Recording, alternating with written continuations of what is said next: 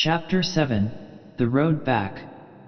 ILEST tard, nous voici dans la forêt, vois-tu comme lest noir? Nous aurons de la peine en nous entirer. Le mercure galant. 1. Was that the cuckoo? No, it must be a gull, and that other sound was the breaking waves. The voice had ceased.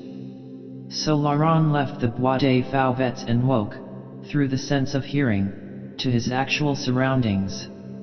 He shivered, and withdrew his hands from his face. Aymar, paler than he had yet seen him since he left his bed, his eyes sunk in their sockets, was staring past him at the wall of the cave.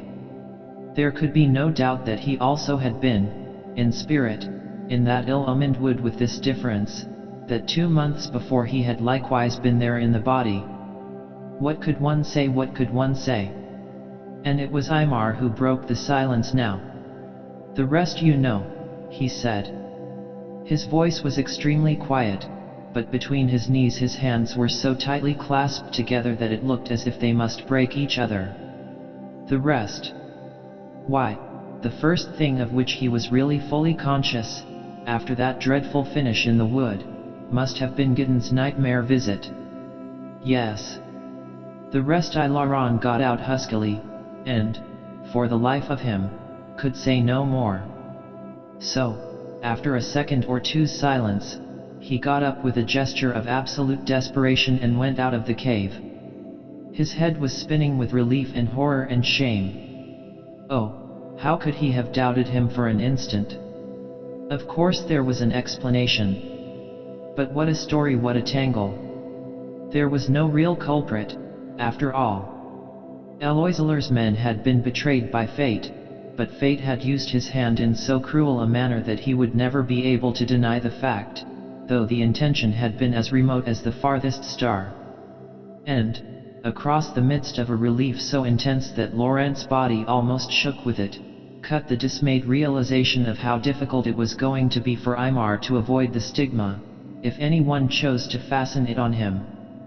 But what, for all his passion of sympathy, he never realized, was that while he stood in the open regaining his composure not more than 3 or 4 minutes, Aymar himself was waiting for his verdict. In Laurent's mind was rather the consciousness of his own need of pardon, and, when the air had steadied him, he went in again with some idea of seeking that forgiveness immediately. But Aymar was no longer sitting on the rough bed. He lay face downwards across the sailcloth and the seaweed, one arm crooked above his head, the other, the injured one, flung out straight and stiffly. The hands of both were tightly clenched, and his attitude held such an utter despair that it took Laurent by the throat. This was what even the telling of that story had cost him. Aymar, he began. There was no sign of movement in the prostrate figure, except that the hands clenched themselves a little tighter still. But a barely recognizable voice came from it. If you are come to take farewell of me, you are excused. Go quickly. And at that Laurent saw what he had done. He threw himself on his knees and bent over him, seizing the rigid, outflung hand in a grip as tense as its own. Aymar. Aymar. Forgive me. How could you think such a thing? I went out imbecile that I was, because I was afraid of making a fool of myself, because I could not say what I felt. Aymar, for God's sake. What have you to reproach yourself with except the most damnable ill luck? Oh, mon Dieu ami, look at me, and you will see that I am speaking the naked truth. But Aymar did not look at him. His shoulders moved suddenly, he brought his bent left arm under his forehead as he lay there, and in a moment more Laurent de Courtommer had the dubious satisfaction of accomplishing what neither physical pain nor prolonged mental torture, neither the catastrophe of the Bois des Fauvets nor the contempt and insults of the Chateau d'Arvels had been able to bring about. Eloiseler had had just one turn of the screw too much, and that from the hand which would least have desired to hurt him. With its relaxation he broke down completely. 2. Occasional glimpses taken over his shoulder, as Michel Royer pulled into shore near the pannier that afternoon, conveyed to him the impression of two forms lying on the beach between the cave and the edge of the water, and when he had clambered out of his boat and pulled it up, he found that his impression was perfectly correct. One of the young men he had guided overnight, the fair-haired one who wore uniform, was half sitting, half lying, against a small rock. The other was lying at full length on the sand with his head propped against him. They seemed so engrossed in conversation that they did not hear his approach. He cleared his throat as he got nearer, and on that the young man sitting against the rock did turn his head. The other made no movement. "Here is our host, if that is the correct term," he heard the former say. "Good afternoon, Monsieur Royer. To what do we owe this pleasure?" "I remembered that there was no wine," said the fisherman, holding up a piece of old fishing net. "I have brought ye a bottle, and a rare good ham, and another loaf or two. And I weren't easy in my mind about your friend there, him that's hurt." He that was hurt said quietly, "I am perfectly well this afternoon, thank you, Monsieur Royer." And Michel saw the other look down at him with a smile.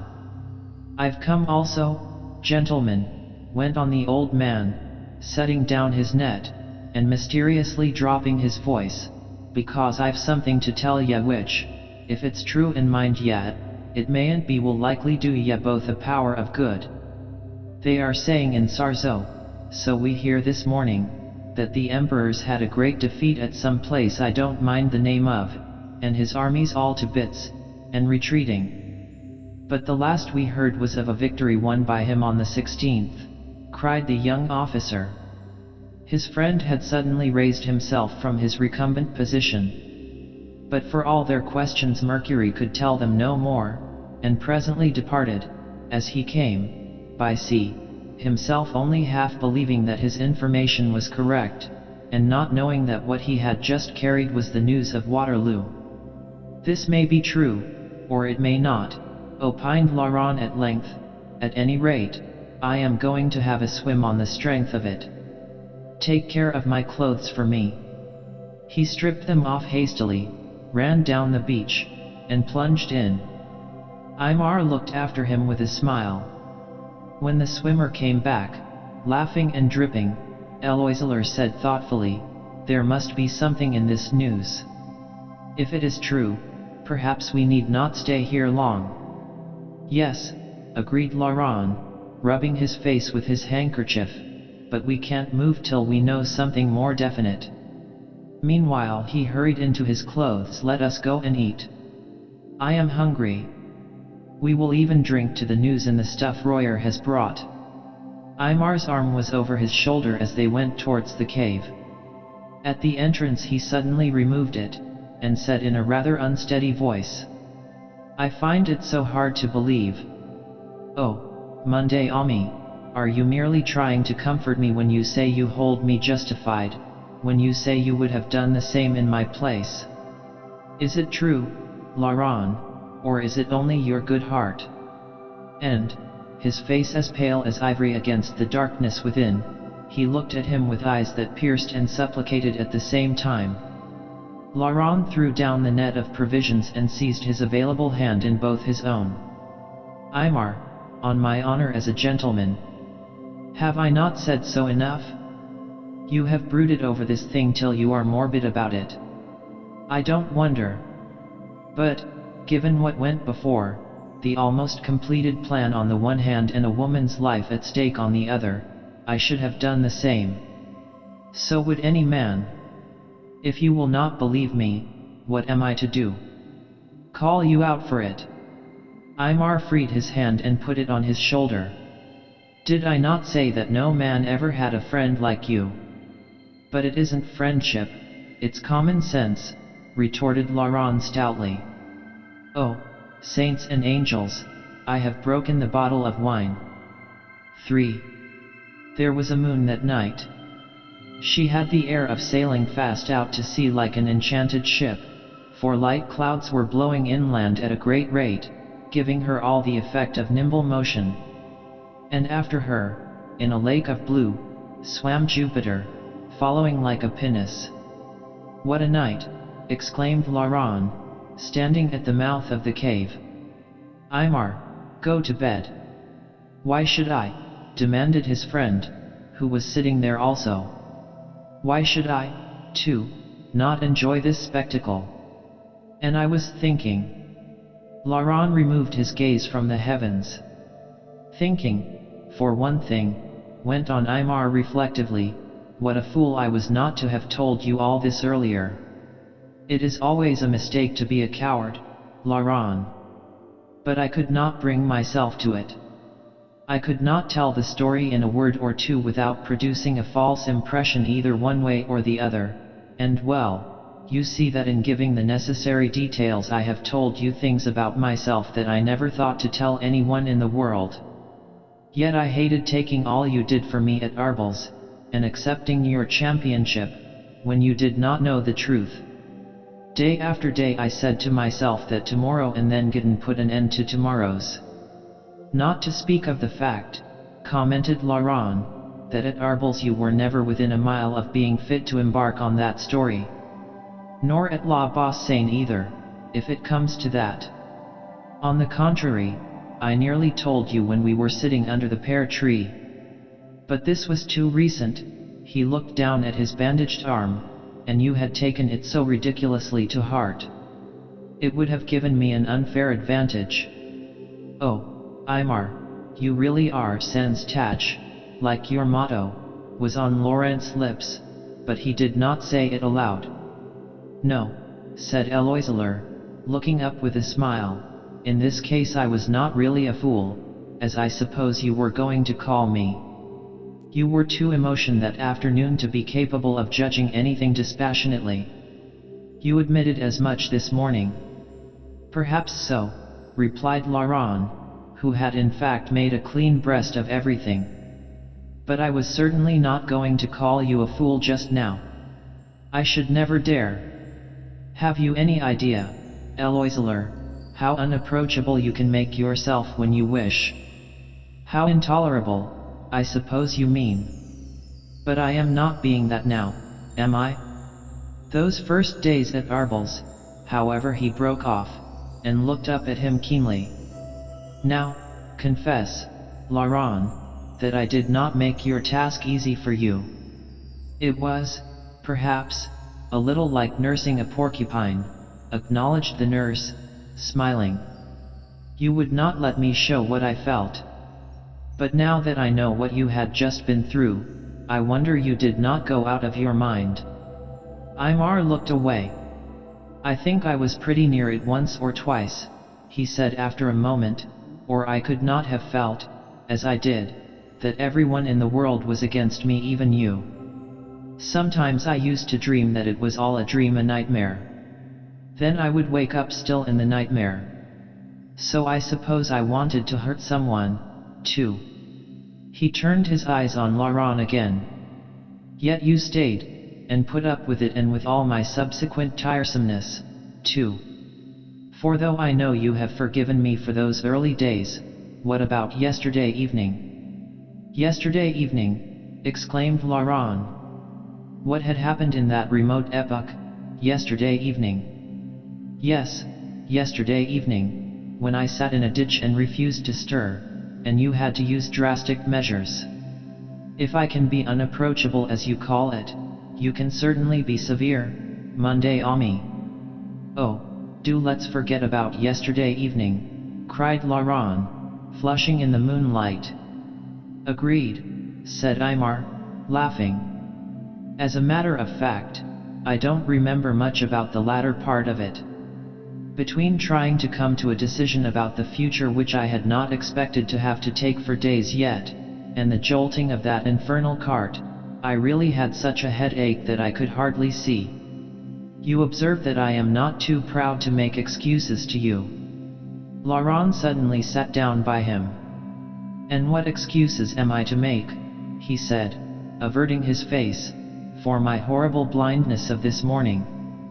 When I saw what I had done, I could have beaten my head against the cave wall." Aymar put his hand over his. "Never mind. It is the only time you have ever failed, and I dare say I should have made it clearer to you that I was absolutely on the rack till I knew what you thought. I don't mind telling you now, only do not let us talk of it again, that in those few minutes, or hours, or whatever they were, when I thought you had thrown me over, I saw a third and much simpler alternative to those of leaving France or staying to face the future. If you had deserted me, I should have done what you did this afternoon, Laurent. I should have gone for a swim. But I should not have come back again. Laurent, hearing the sincerity of that intention in the quiet voice, turned rather pale. Had so much, then, hung on his verdict? He was very far indeed from elation. He had never felt more humble in his life. But that would have seemed like a confession of guilt, he murmured, hardly knowing what he said. Yes, I know. But I am guilty in fact, if not in intention. My dear Aymar, don't let us go over all that again now. I am sleepy, if you are not. He got up and held out his hand. Do you think I had better look at your arm again before we turn in? Aymar got up, too, shaking his head. It is quite comfortable. You are such a confounded liar about yourself, retorted Laurent, confronting him, that I never know when to believe you. That worst burn, when I looked at it this morning.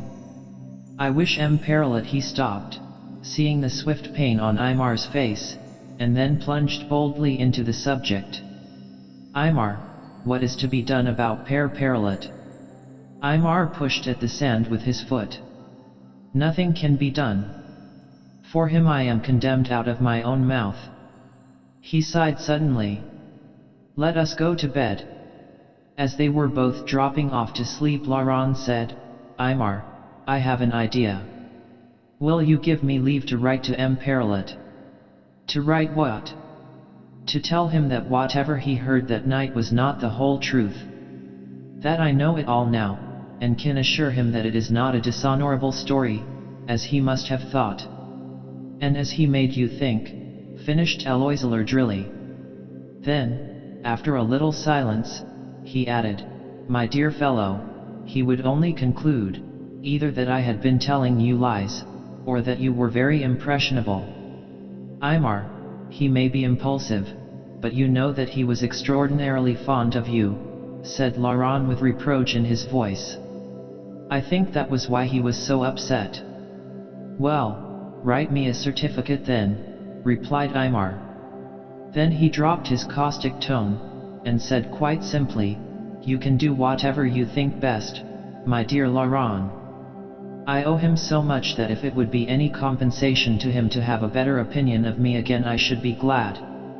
And he added, with a deep sigh, as if to himself, there is a letter that I ought to have written many days ago. Laurent woke about an hour later, when the moon was shining straight into their refuge. He thought of last night, and gave a long sigh of relief and contentment, and the next moment, though he had believed Aymar asleep, a hand stole into his, and he gripped it in return. There was no need of words, and none were spoken, but when Laurent went to sleep again his friend's hand was still in his.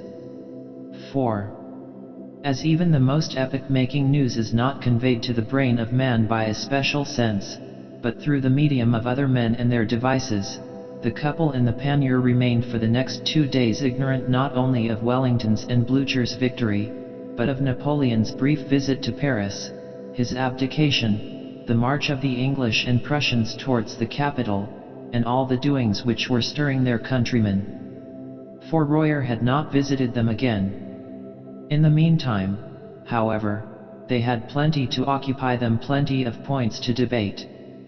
Aymar had quite made up his mind to remain in France, and face whatever the future had to bring. For one thing, he felt that he must set himself to repair, as best he could, the calamity which he had brought on his men, by providing for the welfare of the maimed and assisting the families of the killed. Laurent, whom the very mention of the éperviers roused to fury, soon realized, however, with relief, that his purpose applied only to those actually captured or killed at Pont Auxiliary Rochers or their kindred. Yet to supply their probable needs alone he began rather alarmedly to foresee Aimar's all but ruining himself, for he was not a rich man. As for ruin in the other sense, Laurent contended that it was impossible to imagine that their own side could believe the story about him, Eloiseler, though the Bonapartists had naturally been only too glad to have a handle against a foe. To any royalist who asked for an explanation, Aimar could say, with perfect truth, that the scheme was a ruse which had miscarried. Laurent only wondered that he had never made this retort to his accusers at Arbles.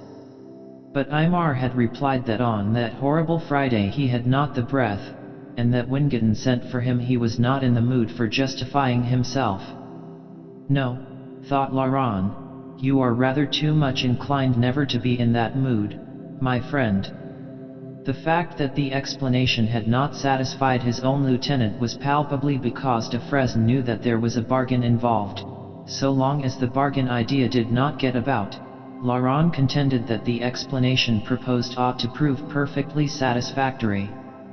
But, as Aimar pointed out, there was no guarantee whatever that it would not get about, that it had not already done so, in fact, and worse, that the real nature of the bargain might not come out. That, objected Laurent stoutly, did not make it, in his opinion, worse. It was not a disreputable compact, it was to save a woman. And on that he elicited from Eloiseler his deep desire to keep from Madame de Villecresne the knowledge that she had been, most unwittingly, the cause of the whole miserable business. That desire the young man could understand, but when his friend asserted that she would further dislike the ethics of the whole affair, and be horror-struck that he could take so great a risk for any woman's life even though it were hers, M. de Courtommer privately disbelieved him. But at any rate there could be no doubt that Aimar was willing to sacrifice almost anything to keep the secret from coming to his cousin's ears. What agitated him was the thought that she might already have learned it.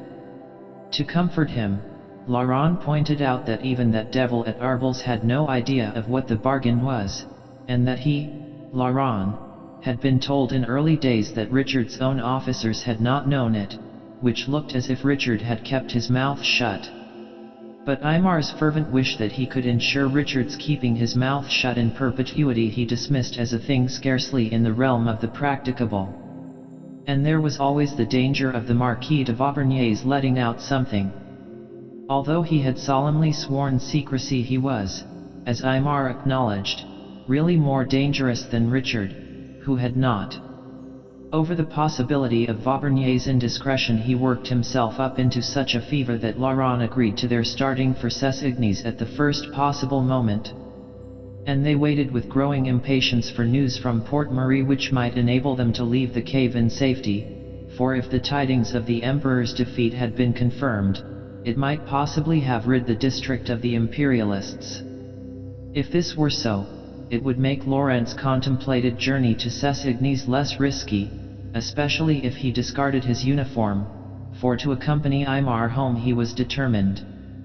No arguments would move him from his resolve, and when Aimar spoke of his military obligations in Vendée, he shamelessly retorted, first, that they could not know the other side of the lawyer, but that he was still a prisoner, secondly, that D'Autichamp had prophesied he should never get back from Brittany, and had given him leave, in that event, to join a Breton leader, and thirdly, that in this respect he had obeyed D'Autichamp to the letter, and was now going to carry out the duties of his position. So when, on the afternoon of the second day, Royer brought them the authentic news of the great victory of the 18th of June, they resolved to start on the morrow, traveling by easy stages. It was true that, though the period which they were afterwards to know as the 100 Days was over, hostilities were not. In the west neither side had disbanded, they were watching each other, and in some districts of Brittany fighting was still going on. But in others the Imperialists were withdrawing, and Arbles was said to have been evacuated already. Royer undertook to procure a vehicle of some kind in Port Marie, but a change of attire such as M. de Courtomer would have consented to wear was not to be had.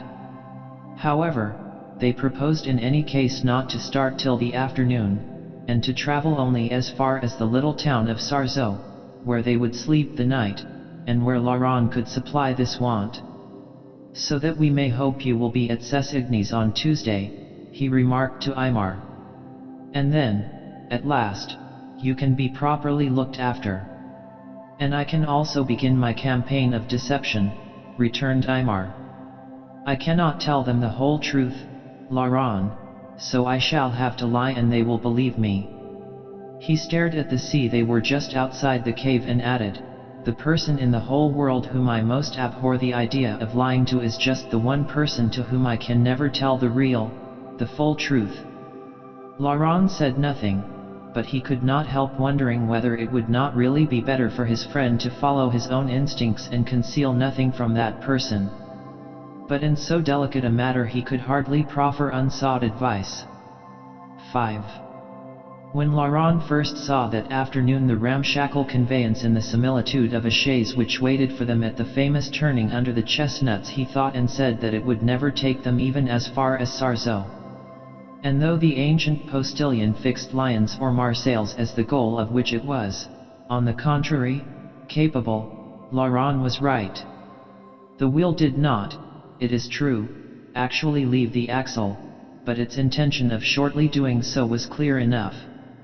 Hence the prophet of disaster found himself, towards dusk, 1.5 miles out from Sarzeau, trying to help the postilion render the last services to the worn-out linchpin, and to prevent Aymar from doing the same, Aymar who would probably now have to walk into Sarzeau before he could sup. "When this happens in romances," observed the amateur wheelwright regretfully, "some kind Samaritan usually appears and offers hospitality." But it was not till a good 20 minutes later, when the wheel was on the point of being pronounced good for the short distance, that an oldish gentleman came walking briskly round the turn of the road, and, to Laurent's surreptitiously manifested joy, did warmly press them to sup with him. It seemed that he had witnessed their plight from an upper window of his house, nearby, and had issued forth with that design, so that, had they wished, it would have been difficult to reject his invitation. So the postilion was dispatched with the chaise to the inn at Sarzeau to order them a room, and, as they walked away together, the old gentleman made himself known to his guests M. de Lenascal.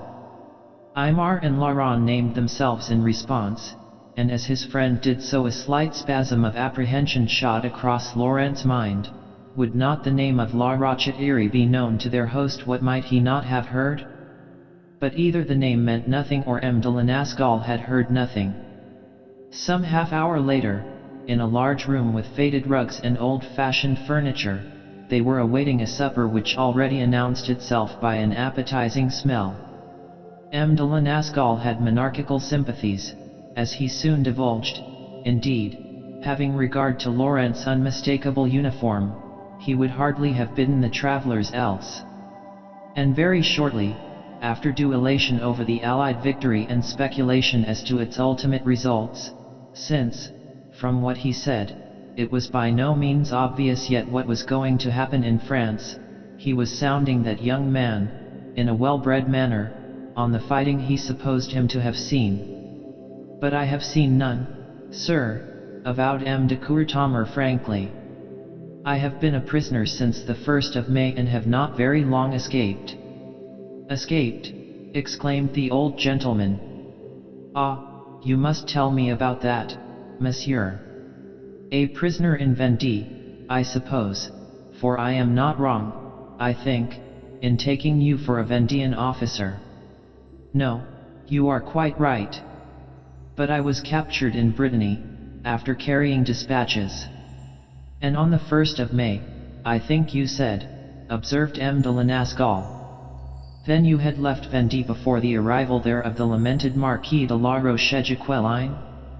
Ah, what a loss! There are rumors also, that since Sunday the Vendéens have lost another fight and another general." "Yes, Vendée has been unfortunate throughout," he finished regretfully. Really, we have done better here in Brittany. Of course there have been setbacks, as for instance Sol de Grisali's defeat at Orai only 5 days ago. Have you heard of that?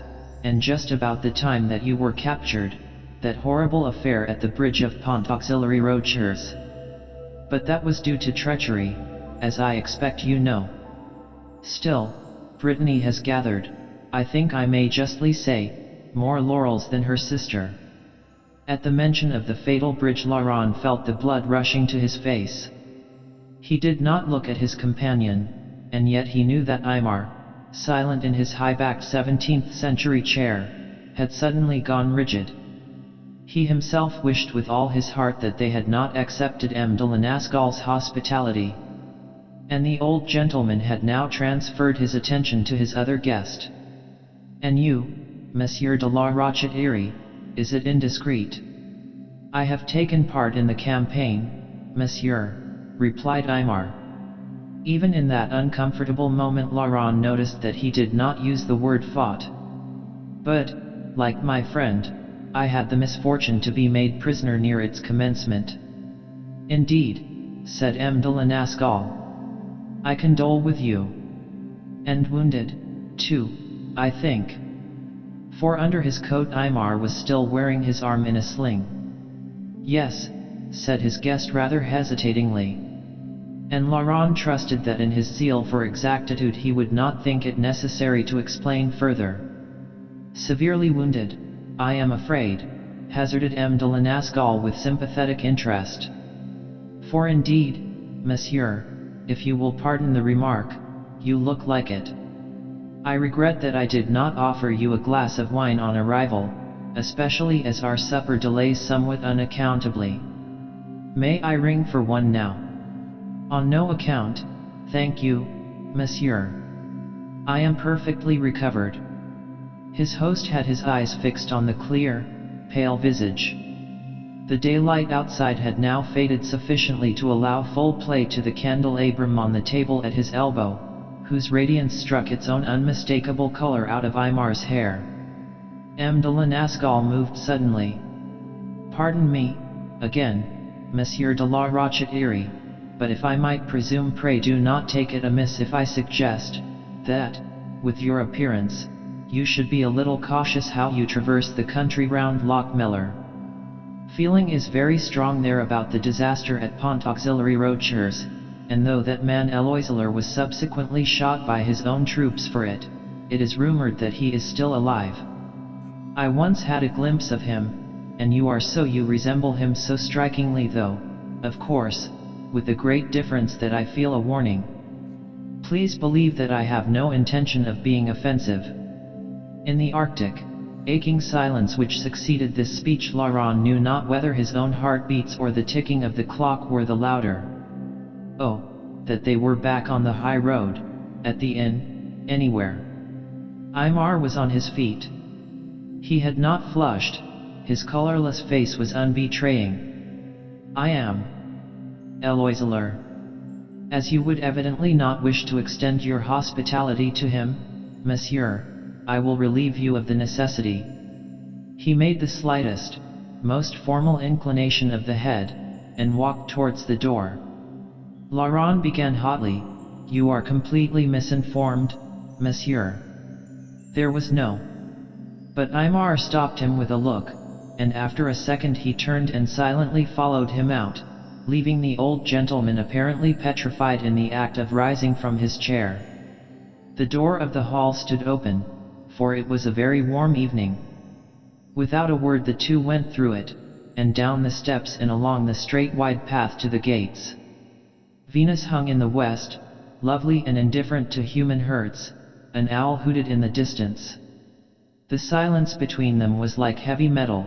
What was there in all the world to say? Desperately Laurent cast about for the phrase that should break it, but they were walking down the avenue before he brought it out.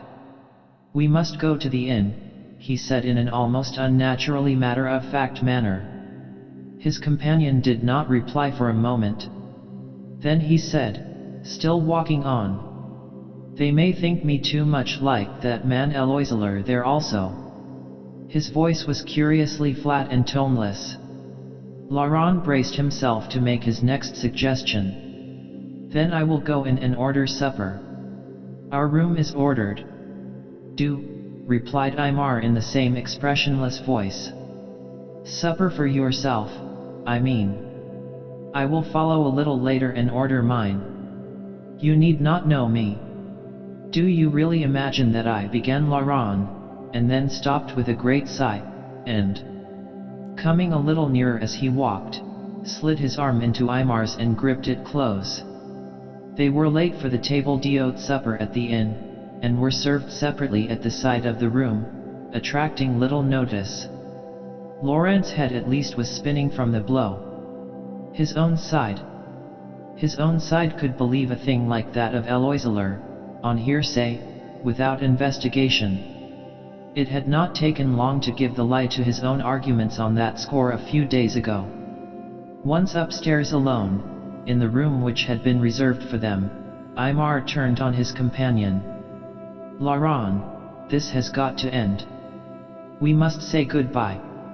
Laurent, already unfastening his uniform, shook his head with a smile. "I am not going to be dismissed like that. You are not going to be exposed again to what happened this evening." "Probably not. It will not happen again. And at any rate I took no harm." "Did you enjoy it, then?"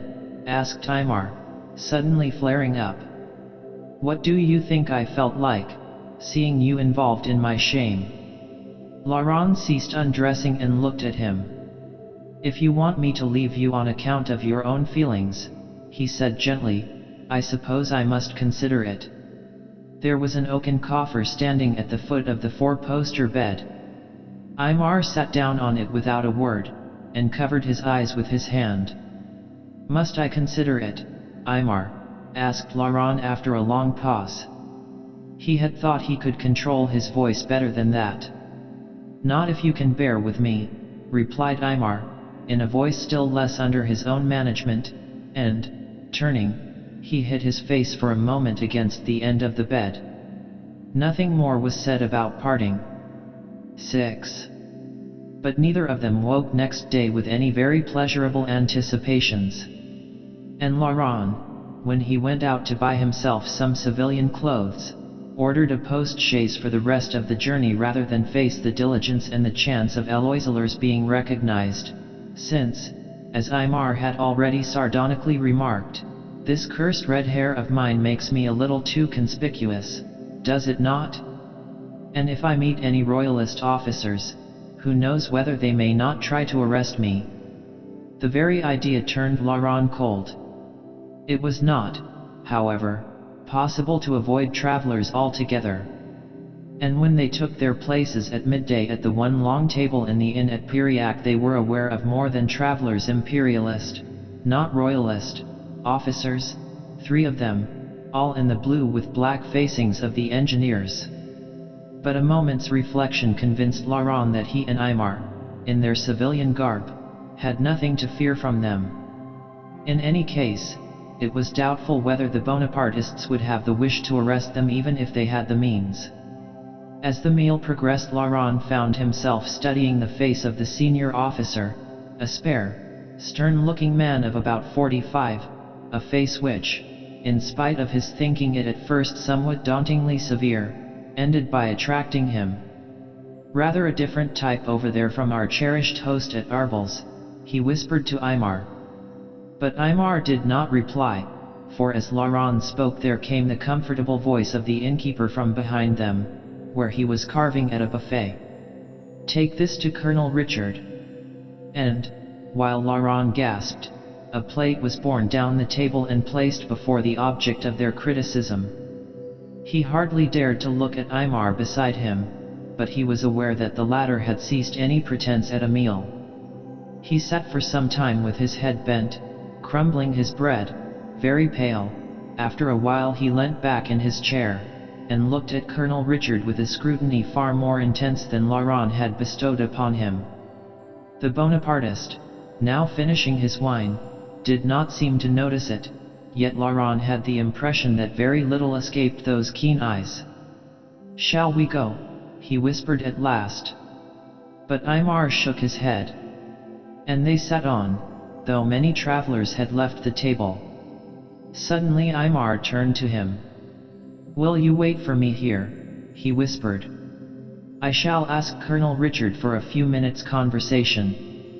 He may refuse, of course, but if not—" "Aymar, are you mad?" exclaimed Laurent. "He might do worse than refuse. For heaven's sake, don't expose yourself to such possibilities." "I must," answered Aymar, but his lips seemed dry as he spoke. "It is an opportunity such as I could not have dreamt of. There he goes." And Laurent, scarcely believing his eyes, saw him get up and intercept the Colonel of Engineers before he got to the door, and say something to him. From the short but courteous assent which Colonel Richard appeared to give, it was plain that, in spite of the cursed red hair, he had no idea of the identity of the young man asking for an interview. They left the room together. How could Aymar do a thing like that in cold blood, even for her? For of course he was going to try to ensure his enemy's silence. The sheer courage of it took Laurent's breath away. What might Colonel Richard not say to him when he learnt who he was? Laurent was certain that no woman, not even Madame de Villecresne, could grasp the depth of self-abnegation involved in such an act to a spirit as proud and sensitive as La Rochetre's. But Aymar was like, what was that line in Shakespeare about the Toledo Blade, about the sword of Spain that had the Icebrook's temper? VIII. The adversaries who had never met went out together into the inn garden. There was in it a tunnel-like arbor, such as is not uncommon in French country hostelries. It was covered with a vine, and contained a rough table with a bench on either side. Colonel Richard threw a glance within, and saying, "We shall be undisturbed here, I think, monsieur," led the way in. The sun came greenly through the beautiful vine leaves behind the imperialist's severe, upright head. Aymar looked him in the face and said, "I must tell you first who I am. You shall think it strange of me to seek you out like this, but I will not keep you long. My name is La Rochette. The dry, rough-edged vine leaves seemed to twitter in the little breeze. There was no other sound for a few seconds. Aymar did not see Colonel Richard's face, it had vanished suddenly in a light green mist. But he heard his voice saying curtly, "We might as well sit down, Monsieur de la Rochette," and in a moment more he saw that the imperialist had done so. But he himself remained on his feet. "It is not worth it, monsieur. I have only to say—" He broke off short. A paralyzing idea had just occurred to him. He was going to ask a favor of this man, who must despise him from his heart, who might not improbably have him thrown out of the place altogether. And surely it would seem to the Bonapartist that he would never dare to do such a thing had he not believed himself to have a claim on his opponent for the victory he had put within his grasp. Even the clear vine leaves vanished this time. He felt some, however, in his left hand. And once more he heard Colonel Richard's voice saying, "I think, Monsieur de la Rochette, that if we are to conduct this interview to any purpose, you had better sit down." And to this, lest the whole conversation should continue in this curious manner, with a person whom one heard but could not see, Aymar's brain assented. He found himself sitting on the opposite bench, the table between them, and in his left hand 2 vine leaves and a portion of a third. He did not know how they had come there. "That is better," said the Bonapartist, looking at him very hard indeed. He had eyes like cold, clear water eyes that would make short work of treachery. "Well, what is it that you were going to say?" The voice, the eyes, steadied Aymar. He began again, and his own voice was as cold as the others. "The letter addressed to me which was brought to you, monsieur, at the Cheval Blanc near Saint Gozec on the night of the 27th of April. "Excuse me," broke in the imperialist, leaning forward, "but if you have come to tell me that that letter never really came from you—" He paused for a second, and Aymar went on quickly, "That was not in the least my intention. If my messenger on that occasion tried to take on himself any responsibility, he was quite unjustified. I alone was responsible for sending the letter." There had been a light in the eyes looking at him. It died down now as Colonel Richard said, "I was going on to remark that I have been hoping, ever since Pont Auxiliary Rochers, that there had been some mistake, and that some day I should hear it. I should not be very hard to convince that there had been. You say the responsibility for that act, monsieur, was yours alone. One has sometimes to shoulder unmerited responsibility, any soldier knows that. I would so much rather think that that had been the case." Aymar met his gaze full. It was not entirely cold, after all. "I am sorry," he answered steadily. "You are very kind. But I sent the letter knowingly. I myself deciphered those passages." He had taken his arm out of the sling, and began to arrange his 3 vine leaves on the table, the broken fragment in the middle. "It is of my motive in sending it that I wish to speak to you, if you will allow it." Colonel Richard had an elbow on the table now. Shading his eyes with his hand, he motioned to him to proceed. And Aymar left his pattern for the moment, gripping the edge of the table instead. "Am I wrong in fancying, monsieur, that you have kept silence on that point, my motive? I have been a prisoner, and scarcely know yet what reports are going about, but I was in the hands of those who would not have scrupled to take full advantage of the knowledge, if they had had it. They did not seem to have it. Might I know that I have not been deluding myself?" For a moment the whole of existence seemed to turn on the answer to that question. And instead of answering it, his enemy might say, and with justification, "Why should I tell you that? Are you trying to drive another bargain with me?" The almost unendurable tension ended at last. "No, you have not been deluding yourself," said Colonel Richard slowly. "I promised your emissary that the lady should know nothing.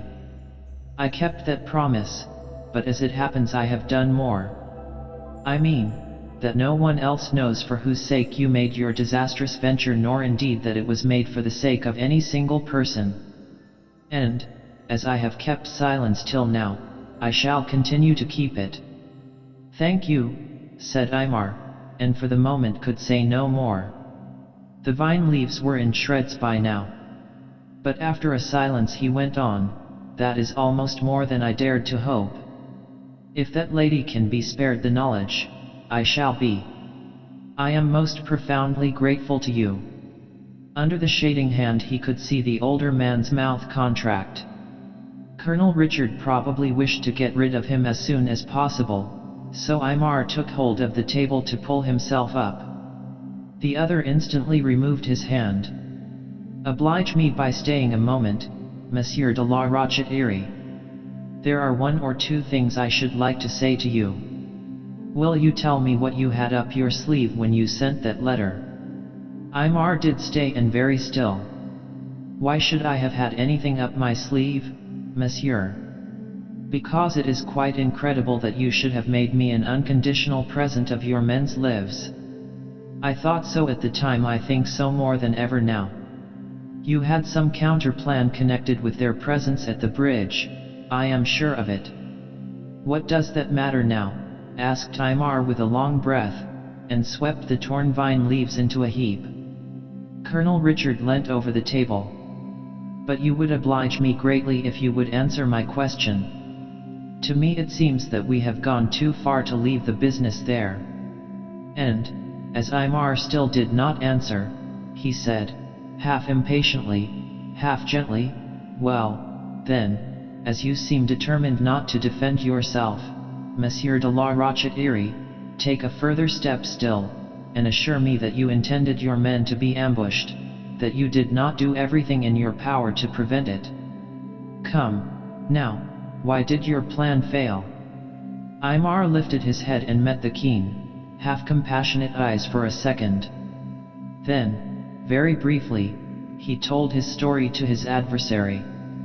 There was a silence in which even the vine leaves did not stir. "Monsieur de la Rochette-Irie," said the man on the other side of the table at last, "will you allow me, as an old soldier with, I suppose, 20 years the disadvantage of you, to give you a piece of advice?" Aymar, who had put his head back against the trellis, nodded, a little bewildered. This was fantastic and yet very real. Ask for a court-martial, or rather, a court of inquiry. But at that the young man moved and flushed.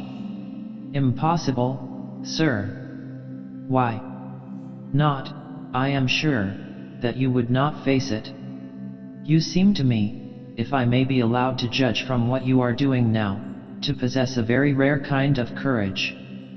Why do you say that a court-martial is impossible?"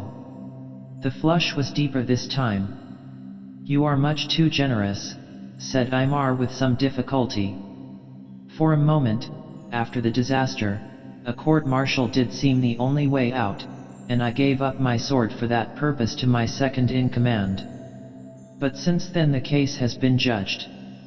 His voice failed him entirely for a second, "and besides, I have had time to reflect. A court-martial would involve telling the whole truth, my motive for sending you the information. It would be absurd and odious to invite an inquiry and then to conceal a vital fact. Yet if I tell the whole truth, I do the thing I most want to avoid, bring that lady's name into the business, so that she cannot fail to learn just what I pray she may never learn. You see that, Colonel, surely?" "Perfectly. But have you reflected that, by concealing your motive for doing what you did, you are laying yourself open to the imputation of its being a far more disgraceful one than it was?" "I have reflected." His mouth set itself. "The imputation has already been made. And you are going on like that? What about other people's feelings? You have a right, perhaps, to immolate your own, but you have kindred, I expect." "I have not forgotten them," answered Aymar, and for a moment he looked out of the green-framed doorway into the sunshine beyond. "I should indeed be selfish if I refused any means, however nearly intolerable, if they would clear me. But it is just my motive, which seems to me to render the case hopeless from the first. If I could go before a court-martial and relate a story of a plan that miscarried, I might hope to be believed and acquitted, even though I have since been shot by my own men. But to admit that the scheme was directed to saving a kinswoman's life, how could I hope, after its disastrous failure, to obtain acquittal on those grounds? Would you acquit me, Colonel Richard?" The imperialist was looking thoughtfully at the table, one thin sinewy hand supporting his head, the fingers of the other drumming lightly on the wood. I don't know. It is a difficult case. Dispassionately considered, I suppose, but hardly any tribunal is really dispassionate. However, I do recognize that you are not condemning yourself to obloquy entirely for the sake of sparing someone else's feelings, which in the end would obviously be the last result you would achieve by such a course. I have seen that done with such fatal results, monsieur, that you must excuse my perhaps unwarrantable interference in your private affairs. I hope you will excuse it in any case." "Excuse it?" exclaimed Aymar rather hoarsely. "I have no words to thank you for your kindness. I shall never forget it. For an instant he put a hand over his eyes, then, removing it, went on, "But I should like to ask you a question in my turn. How was it that in your first interview with my messenger, earlier on that evening, he gained from you the impression that the lady was in serious danger, an impression which was so much strengthened, immediately afterwards, by one of your subalterns to my cost?" Colonel Richard abruptly got up and began to walk up and down the narrow arbor. "I would rather you asked me any question but that, Monsieur de la Rochette-Irie." "But I want to know," said Aymar faintly. "It has been such an enigma to me, how the idea ever arose that you intended to shoot her." If you will be persuaded by me, you will not insist on knowing now. It is my only chance of learning the truth, urged Eloiseler. He was getting quite dazed with strain and fatigue. But when Colonel Richard had finished, it was not fatigue of which he was conscious. His head was propped on his clenched fists, his face invisible, and the elder man was leaning against the table with his back to him. "Now you know why I almost regretted Pont Auxiliary Rochers," said the latter, looking at the floor, "and why I wished I had not let my officers know from whom I had the information which led to it, and most of all did I regret that I had allowed your lieutenant to have that letter back again, when I heard what had happened to me in consequence," supplied Aymar in an almost extinguished voice. He raised a face that matched it. "Yes, I understand. But you are excessively punctilious, Colonel Richard. Others will not judge so mercifully. They cannot, if you refuse to defend yourself. I have already explained to you why I cannot. And what you have just told me will hardly render my defense more easy, will it?" He gave the ghost of a laugh. "My God! It makes me almost a figure in a farce. But I thank you for everything." And this time he got successfully to his feet. "There is no need to thank me," said Colonel Richard almost curtly. "Have I not to end with an apology? But of what use is it to be ashamed when what is done is done?" He seemed to be struggling a trifle for his own self-control, and then abruptly changed the subject. "You are not traveling unaccompanied, I hope?" "By no means. I have a friend with me." "You have just been released, I presume?" "Not precisely. It was 10 days ago, if you can call it release." "So long ago as that? Then I should say it was somewhat premature. But for that very reason I must not keep you standing longer." He held out his hand. "Will you shake hands with me?" And, as Aymar colored and hesitated, he added, "If you feel that you can do so, after the confession I have just made you. Apart from that, there is no reason, is there, why you should not take my hand?" He had gone again into that curious mist. But Aymar felt his grasp, returned it, and heard him say, "I have never been so sorry about anything in my life as about this business. I would offer you my arm to the inn, but it might not, in the future, do you any good if we seem to be on terms of intimacy. But get your friend, I beg you, to give you a glass of wine at once. I wish you your sword again." Then Aymar himself was walking carefully up the inn garden. "It was worth it," he said a few minutes later to Laurent in the deserted dining room, trying to smile. "He has told no one, will tell no one now. And he was kind, wonderfully gave me advice, even shook hands with me. Yes, incredibly kind." Laurent drew a long breath of relief. "But after all, you are Eloiseler. And what was the Moulin Brule to this?" Aymar stared at the wine glass he had just emptied. "But I got more out of the interview than I bargained for, something that I think I would rather not have had, after all." Not Colonel Richard's handshake, surely. No. Colonel Richard's avowal. 8. That evening, as they took their places for supper in the inn at their next stage, two gentlemen sitting at the neighboring table finishing their wine suddenly broke off their conversation, stared, and then, after exchanging glances, got up and left the place altogether.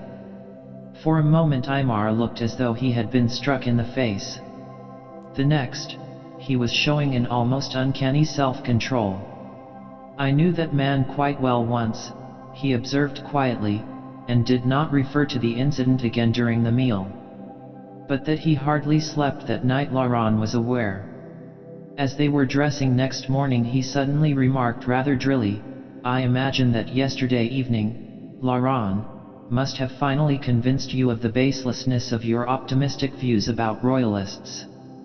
You see that what damns me, what you overlooked, perhaps, is my own men's having shot me. And as Laurent admitted that this rumor had, unfortunately, had 2 months in which to spread uncontradicted, Aymar retorted, "Rumor. It is fact. And how, therefore, can it ever be contradicted?"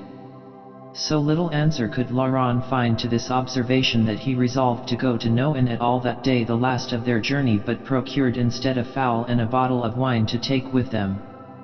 They halted, therefore, at midday on the outskirts of a wood, and, leaving their chaise, turned a little way up a grassy road which penetrated it. Laurent, bearing the provisions, selected a suitable spot for their consumption under a spreading tree. "You can lean your back against this very comfortably," he announced to his friend, who was following with bent head. Aymar looked up and advanced no more. "Don't you like this place?" asked Laurent, surprised at his expression. "It is too much in the shade, don't you think?" replied Eloiseler indistinctly. "If you don't mind, they're more in the open." And, without waiting for consent, he turned and went back towards the grassy road. They ate and drank, and did not hurry to regain their vehicle. Aymar indeed disposed himself on his face, his head on his bent left arm, and Laurent settled himself against a fallen tree trunk, and pulled his hat over his eyes. He was a little sleepy. "I did that man who would not stay in the same room with me a service once," came Aymar's voice suddenly. "He said that he should never forget it. But I suppose the debt is liquidated by my death. For, as I say, Laurent, it was not Pont Auxiliary Rochers which put an end to me, but the Bois des Fauvets. I shall erect a tombstone there one day to Eloiseler, but who, I wonder, am I?" His tone was quiet and reflective. He pulled at a blade of grass as he lay there. And Laurent, nearly as quietly, cursed in French and English the man to whom Aymar had once rendered a service. "That does no good," observed Aymar. "And if you want to swear at anyone, tell me, Laurent, are you at all given to practical joking? If so, let me relate to you the story of a very successful effort of that kind. It is rather instructive." "But I don't," began Laurent. Aymar disregarded him. "There was a young man the other day, a soldier, an officer, I don't know his name, who had a great turn for that sort of thing, and a tolerable gift of playing a part. Happening to be quartered with others one evening at an inn, he was witness of the arrival of a somewhat perturbed old gentleman, come to make inquiries about a lady of his acquaintance, who had been forbidden for a short time to proceed on her journey, as much for her own sake as for any other reason, since the road was required for troops." "Aymar, don't interrupt me, please." The old gentleman came out from his interview with the subaltern's major in a state of panic. He had mistaken the major for the colonel in command. The major had been short with him, bored by the old man's quite needless alarm about the lady, who meanwhile was peaceably sitting in her room upstairs. It occurred to this young officer that it would be excellent fooling to raise this simple old gentleman's fears to an even higher pitch, and utilizing the fact that a woman spy really had been shot by his own side a little before, and making a vague statement about the lady's past which happened to fit the case, he succeeded in so thoroughly terrifying his victim into the belief of her imminent execution that, "But perhaps I need not go on." "Aymar," came at last from Laurent in a tone of horror, "you do not mean to say that this is the whole explanation of the mystery about Madame de Villecrescen's danger, the whole cause of everything?" "Yes," responded Eloiseler unemotionally. "Nothing but that, a successful practical joke, helped out by circumstances, played in the first place on a timid and credulous nature, and then, through him, on one perhaps as credulous, too blind to hazards, too fond of them, it may be." Laurent felt frozen in the sunshine. Was this detestable tale Colonel Richard's avowal of yesterday? Yes. But of course he had no hand whatever in the imposture, and was horrified when he discovered it, which did not happen fully till after the fight. He was not at the Cheval Blanc at all, You see, he was quartered at the presbytere, where Vaubernier found him when he went back with the letter and asked for him by name. But, naturally, when information was offered him he was not going to refuse it. He could well assent to the bargain, promise not to shoot the lady of whose detention at the inn he was not even aware. By sending anyone as stupid and gullible as the old Marquis into this business, the gods may have been looking for amusement. If so, I think they must have found it. His voice ceased, and he lay without moving as before. The sun streamed down on the unprotected bronze head, and Laurent saw the gleam of it all iridescent, for there were tears in his eyes. All that, those terrible and still unfinished consequences of ruin and suffering, and those not to Aymar alone the fruit of nothing more than a moment's heartless jocularity, it was cruel, utterly and sickeningly cruel. If only he had that inhuman young scoundrel here to shoot, steel was too good for him. He would like to stand him up yonder against a tree, and began fiercely selecting one for the purpose, pitching without reflection on that which he had originally chosen for their own resting place. And then, as he looked at it, it came to him why Aymar could not bring himself to approach it. Blunderer that he had been, it was a beech tree. He stared at it with hostility. Would the spring ever mean again to Aymar what the spring ought to mean, or would he never in his life see its green leaves except through a mist of blood and shame? He looked down at him again. His head was still pillowed on his arm, and he seemed to be asleep. And he could do nothing for him. Indeed, it was now clear that, immediately he had got him safely to Cessigny's, he would have to leave him. M. de Lenascal's news of further misfortunes in Vendée was confirmed. They had heard it this morning. And just because all there was in such disarray, Laurent felt it obligatory on him to return, if he could, and Aymar concurred in this feeling. Yes, he must leave him to what? A step on the green track made him look up from his contemplation, and he saw that a man was coming out of the wood, a peasant with a bundle slung on his shoulder, leaning on a long stick. He walked wearily, and he was dusty, his face looked pinched and ill, and his left hand was muffled in a bandage. He seemed about 35. As he came abreast, his pace slackened, and Laurent saw that his left hand was not bandaged, for he had no left hand at all. It was the stump that was wound about. He looked so tired and forlorn that Laurent held out the remains of the fowl and the loaf without speaking, for he did not want to disturb his friend. But the wayfarer took no notice whatever of this proffered charity. His eyes were fixed with an extraordinary eagerness on the prone form beside the giver, and, exactly at the moment when Laurent recognized this, the man let his staff fall, and said hoarsely, pointing down at the russet hair, "Who is that, for the love of the Virgin, monsieur? Who is that?" Into Laurent's mind leaped instantly M. de Lenascal's warning. He jumped up, and got between the inquirer and his quarry. "What do you want with him?" he asked rather roughly. "No," as the man tried to move past him, "not till you tell me your business." And he seized him by the shoulders. But Aymar, behind him, was already on his feet. "Let him go, mon ami, it is a friend, and a friend I thought I had lost. Eveno." He held out his hand, his voice a little breathless.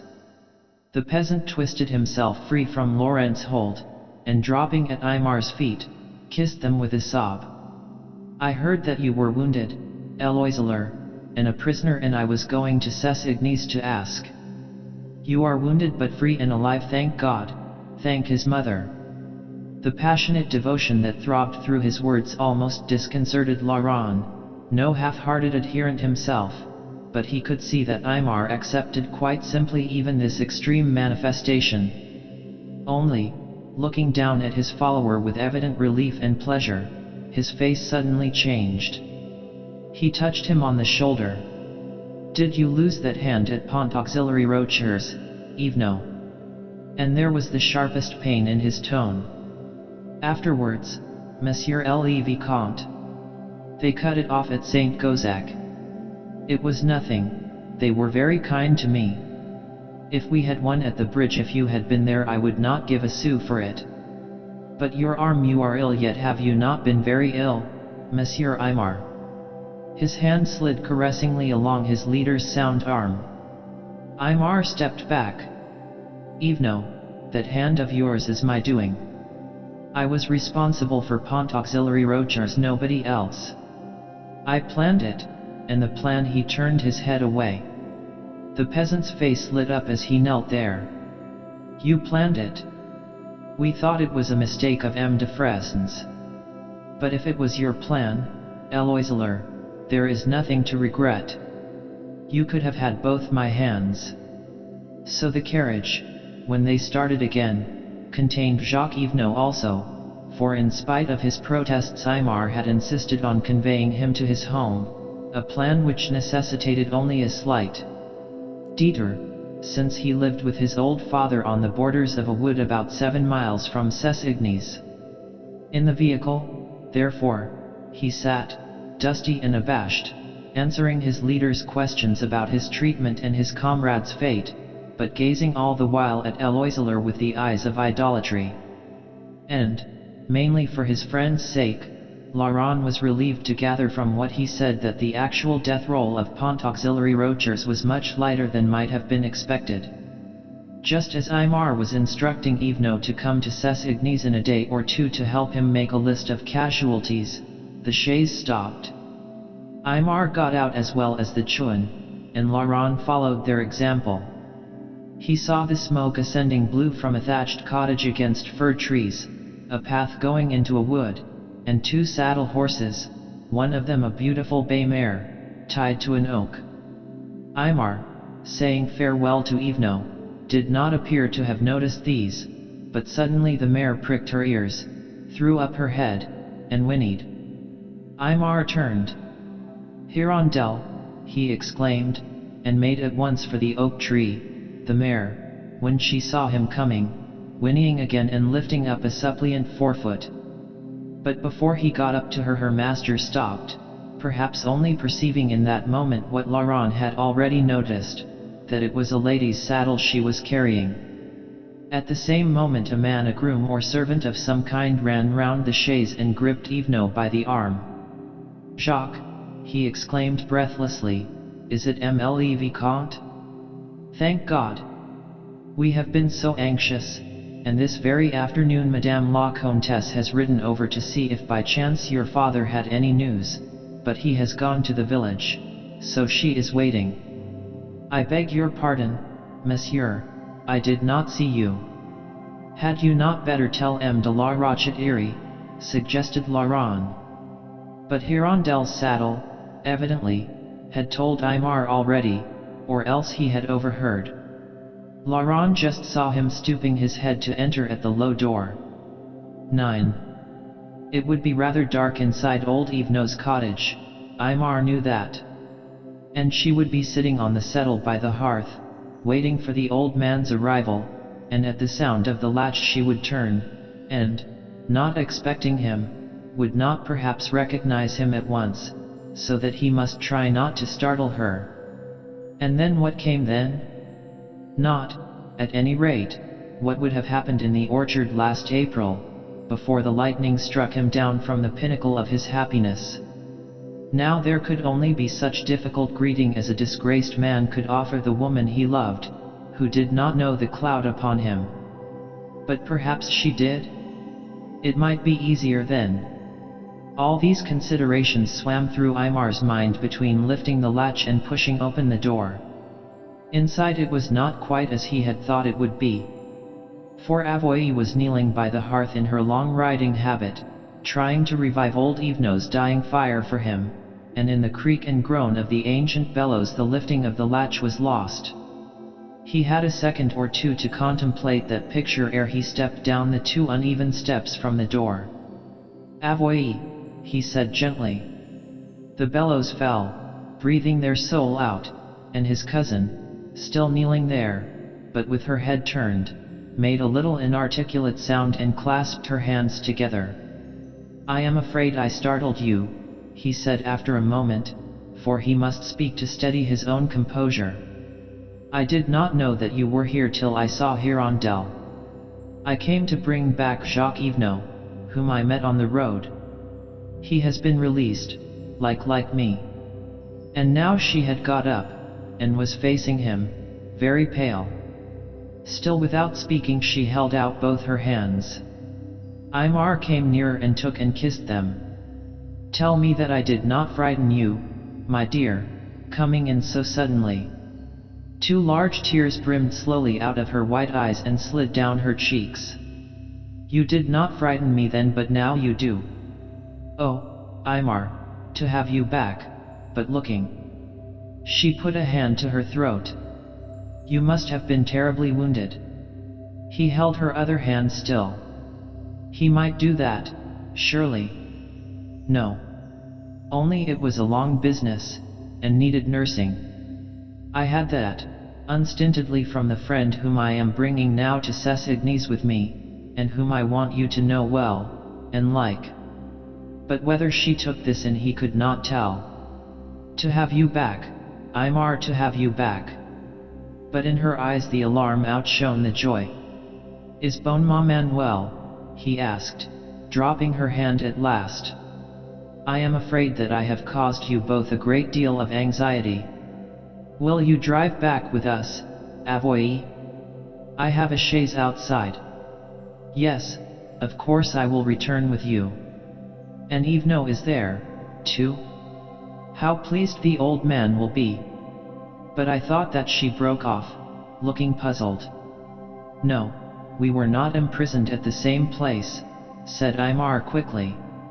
I will explain about that afterwards. But I had better tell you now, before you see him, that Yvenot has lost a hand. Oh, poor Jacques. Was that because of Pont Auxiliary Rochers? He nodded. Poor Jacques, she said again, the tears in her eyes. Still, he might have been killed. And then, moved to it perhaps by what she saw in his sad, changed face, she said, with some of Aymar's own occasional vehemence, and, anyhow, it is 1,000 times worse for you, 1,000 times. He caught his breath. Yes, but for whom was it going to be worst of all in the end? Whom, at least, was he going to hurt most? The way, the desolating way before him, over her tender and faithful heart. She was gazing at him with eyes of such compassion that he could hardly bear it. She was speaking, too. Dearest, will you sit down for a moment, only for a moment? There is something that I must ask you before we start for home, especially if you have a companion, and I cannot have you standing, looking as you do. She indicated the settle. He sat down. God knew what she was going to ask him. There would be so many things. She sat beside him and was about to put her hand on his arm, saw that it was bandaged, touched it instead with the lightest, most impalpable gesture of caress, and said, I only want you to tell me this, if you are free to tell it.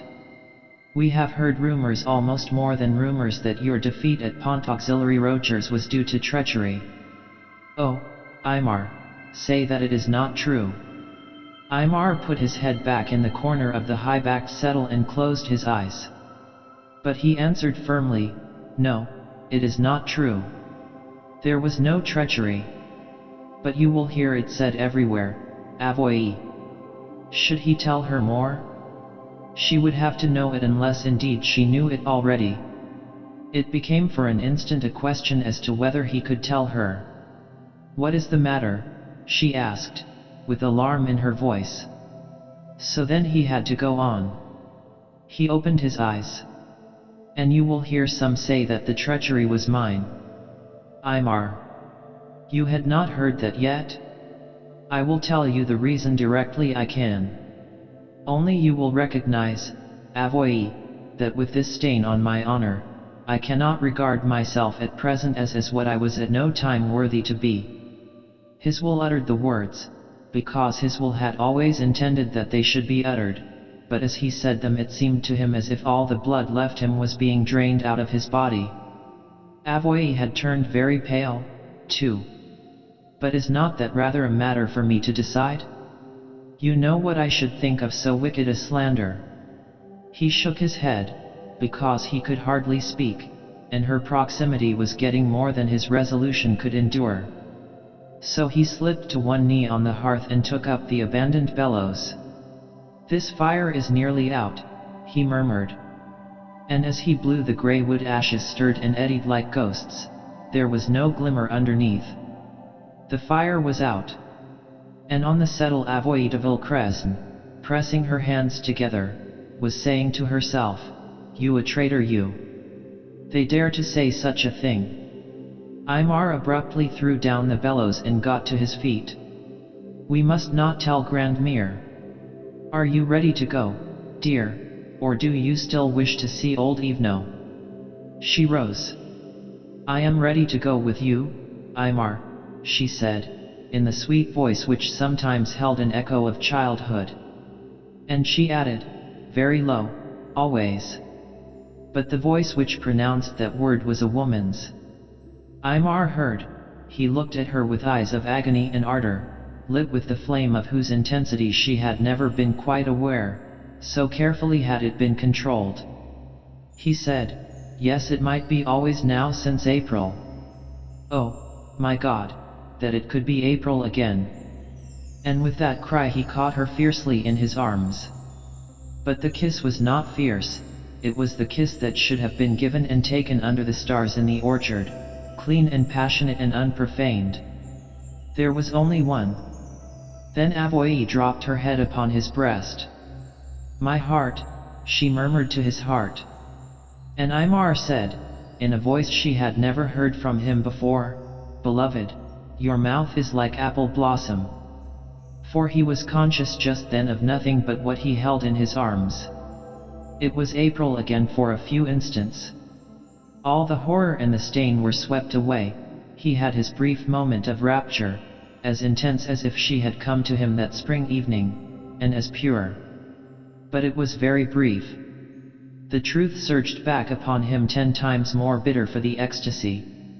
He loosed his hold of her almost as if he were suddenly paralyzed, but her little hands were holding him fast by the lapels of his coat, and all he could see was the top of her head, with its crown of burnished hair.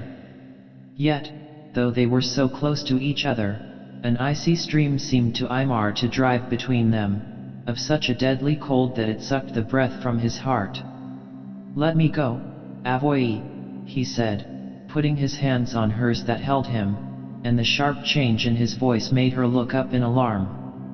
Her arms went about him very quickly, and, before he quite knew what had happened, he was sitting once more at her side on the settle. But his head, this time, was resting on her shoulder. Even this he ought not to permit himself. But it was so paradisially sweet, so unspeakably restful, and he was so tired. "I should not have let you stand," the low voice like the song of a brook was saying in his ear. "Oh, my dearest, now that you are returned, and I can nurse you back to health. I am tiring you," he murmured, and tried to move, but she held him. "No, no, I am as strong as a rock. You have a friend, you say, who nursed you. Aymar, I envy him." Little to envy, he got out, and tried again to move. But he seemed to have neither strength nor will. Avoye's glance fell on his attenuated hand, lying inert and open in her lap. Her own closed on it. "Aymar, what a hand! And cold. Oh, my dear, my dear." She caught it to her breast as if to warm it. "And this bandaged arm?" He said nothing, and for a few moments they both sat in absolute silence by the dead hearth. Then he made a great effort, lifted his head, and drew himself away. It was like leaving the gates of Eden, for he knew that he would never sit like that again with his head on her shoulder, with that heavenly feeling of being cared for by her who had always been his first care. And it was his own act which had shut those gates, betrayed to it by just that care for her. If he had been a really honorable man, he would not have entered Eden now, even for these few blessed moments. And something was stabbing at his mind, so weary now that it was difficult to discover what it was. At last he captured the thorn. "Avoye, I have not yet asked after M. de Vaubernier. Is he well?" She gave a little soft, half-amused laugh, which showed instantly that she had no sinister associations with him. Poor godfather! At the beginning of May he suffered so from sciatica and rheumatism that he went off to Aix-les-Bains, and he has not yet come back. I saw him just before he left. He seemed very gloomy indeed, so I hope that Aix has cheered him up. Aimar's heart resumed beating. He got up slowly from the settle. "You know, my darling, that we must be keeping the Evenos out of their cottage, and there is M. de Courtommer waiting. We ought to go." She seized her hat and riding whip. "And you are tired to death, Aimé." It was an old childish variant of his name. She slipped her hand into his, in childhood's fashion, too, as he went to open the door. Just as he unlatched it, she said, glancing back at the dim interior, "I shall come back here one day on pilgrimage." But he whose kiss had sanctified the place for her was silent. A man did not make a pilgrimage to the spot where he had broken his resolve. 10. Laurent, walking restlessly up and down by the chaise, saw them coming at length, Aimar and the woman who was all the world to him and who must, by virtue of that distinction, be very specially set apart from any of her sex. She was also the cause of all that had come upon him. Laurent could almost wish that she knew it. And, plainly, she was also the lady of the Tuileries garden. As she came nearer, holding up her long habit, Laurent saw that she had a face that a man might die for, a man like Aimar, at all events. Then Aimar himself was saying, "Avoye, this is Monsieur le Comte de Courtommer, to whose care I owe my life," and Laurent had bowed over her hand. She gave him a charming smile, a little grave, and said, "That is too valuable a possession to us, Monsieur de Courtommer, to be paid for in mere thanks. I am glad that you are at least accompanying us to Ses Ignes." And while Laurent was answering rather confusedly that M. de la Rochette owed his life, on the contrary, to their good doctor, Aimar himself went off to give orders about the saddle horses. Directly he was out of earshot, Madame de Villecrescent came much closer. "Monsieur de Courtommer, his appearance has horrified me. For God's sake assure me that there is nothing which care cannot put right, no deadly injury, nothing irreparable." "Nothing, on my honor as a gentleman," replied Laurent earnestly. "He is very weak still, but that is all, save for mental torment," he added to himself, as Aimar, returning, announced that Yvonne had gone off in search of his father, and that they could start. It was soon blessedly plain to Laurent, as they drove along, that Madame de Villecrescent had no intention of asking any awkward questions, either of or in front of Eloiseler. Whatever she had learnt in the cottage, her love, at least, had suffered no hurt there. Despite her visible anxiety, there was a kind of submerged radiance about her which would have told anybody that. As for Aimar, he gave the impression of having been far away and of having incompletely returned. He said very little. But Laurent was not conscious, as he had expected, of being de trop in their company. The atmosphere of care and tenderness which Madame de Villecrescent gradually diffused seemed to include him, too, and the perfectly unwarrantable bias which he cherished against her began to be shaken. He could study her more at his leisure now. She had much the same coloring as Aimar, but otherwise the resemblance between them was not striking. Her hair, where the riding hat showed it, was brighter than his, and her eyes were less unusual, they were gray or violet. It was not till later that he noticed in her, too, that free and noble carriage of the head which was one of Aimar's most striking characteristics. But he did observe, as she talked to him, both the sweetness of her expression and the air of resolution which seemed somehow to reside in her little pointed chin. They were at their journey's end before Laurent realized the fact, or had obtained that distant view of the chateau which he had promised himself. By that time Aimar's extreme fatigue was so impossible to disguise that his cousin decreed he should go straight to his room before seeing his grandmother, and she would present M. de Courtommer.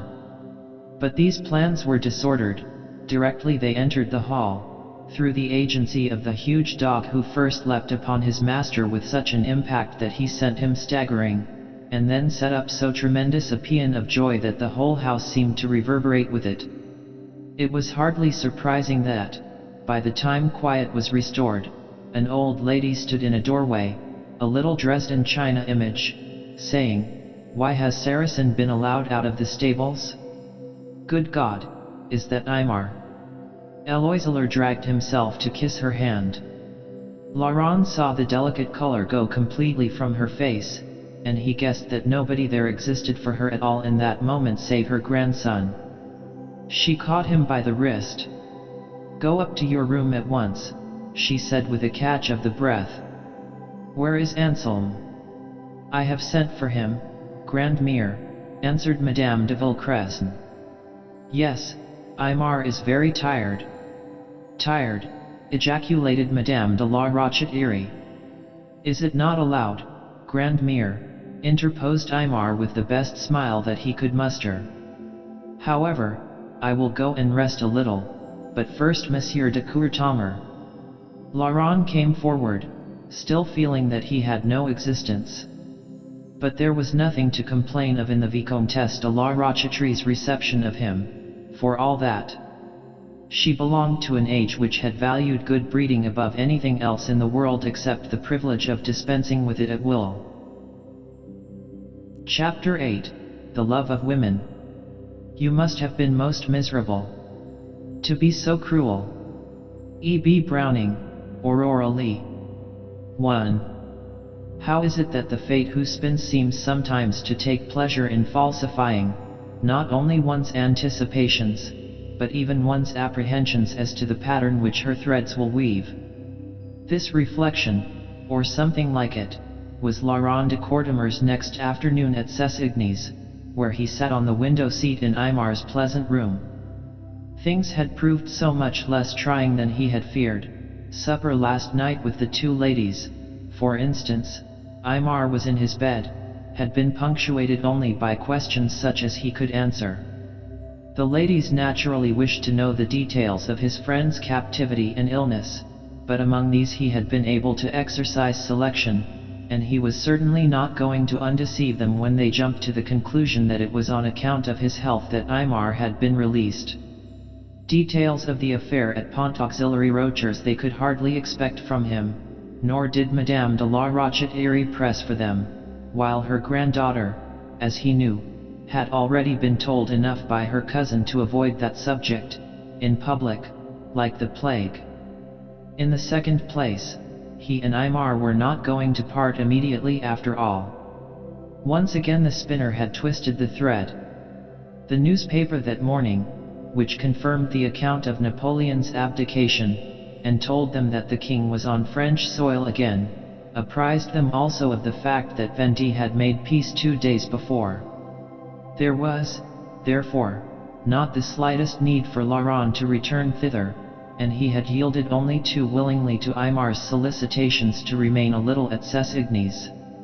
Aimar himself had been examined that morning, considerably against his will, by the doctor whom Madame de la Rochette-Irie had summoned, and as a result, had been confined for the present to his room. Under a promise of secrecy he had also, to Laurent's relief, allowed the doctor to see and prescribe for the burnt arm. He was lying at this moment on a chaise longue, pulling the ears of the enraptured wolfhound, whose head lay on his breast. "When are you going to ride Hirondelle, Laurent?" he asked, looking up. "She is at your disposal any time, you know. There are rods in the hall, and fish, though they are shy, in the stream, and if you want a gun, you have only to ask Celestin. And if this one idea beast will go with you, perhaps you will take him for a walk sometime. The word seemed to be familiar to Saracen, for he beat his tail upon the floor so vigorously that a light knock at the door was scarcely audible. A voice was then heard saying, "May I come in, Aymar?" Laurent jumped up. It was Madame de la Rochette-Irie. Eloiseler also made instinctively to rise. "Do not be foolish, Aymar, stay where you are," said his grandmother in her cold, gentle tones. "And do not let me disturb you, Monsieur de Courtomar. I have brought our invalid some peaches." She had indeed a shallow basket in her hand, and a scarf thrown over her brilliant white hair, as though she had been in the garden. "Ah, that incorrigible dog is up here again." "You mean that I am incorrigible, Grandmère?" said Aymar, good-humoredly, and he ordered Saracen to remove himself to a distance. Meanwhile the Vicomtesse had accepted from Laurent a chair by the couch, and though she again besought the young man not to depart, he thereafter vanished, somewhat regretting that a gentleman could not listen at the keyhole. Sitting there beside the chaise longue, Madame de la Rochette-Irie subjected its occupant to a long, quiet scrutiny. Little, however, of what she really felt or thought was to be seen on her face. "Jealous does not give me a very good account of you, Aymar," she said at last. "But, from the look of you, I hardly expected it." "You know that he is an alarmist, my dear grandmother," replied the invalid. "There is nothing the matter with me now except that I get tired rather easily." "He says that your heart is impaired." "Temporarily, I dare say. I suppose that is why he has condemned me to lie here in this ridiculous fashion. But, my dear boy, you have been very, by which I mean dangerously ill, and you know it. It is of no use to deny it, for M. de Courtomar has admitted the fact." "I hope that you are being very charming to M. de Courtomar," responded her grandson, shifting the ground a little. "If I have been as ill as you say, all the more credit and thanks to him that I am well now. He nursed me with a devotion for which there are no words. You consider, in short, that you owe your life to him."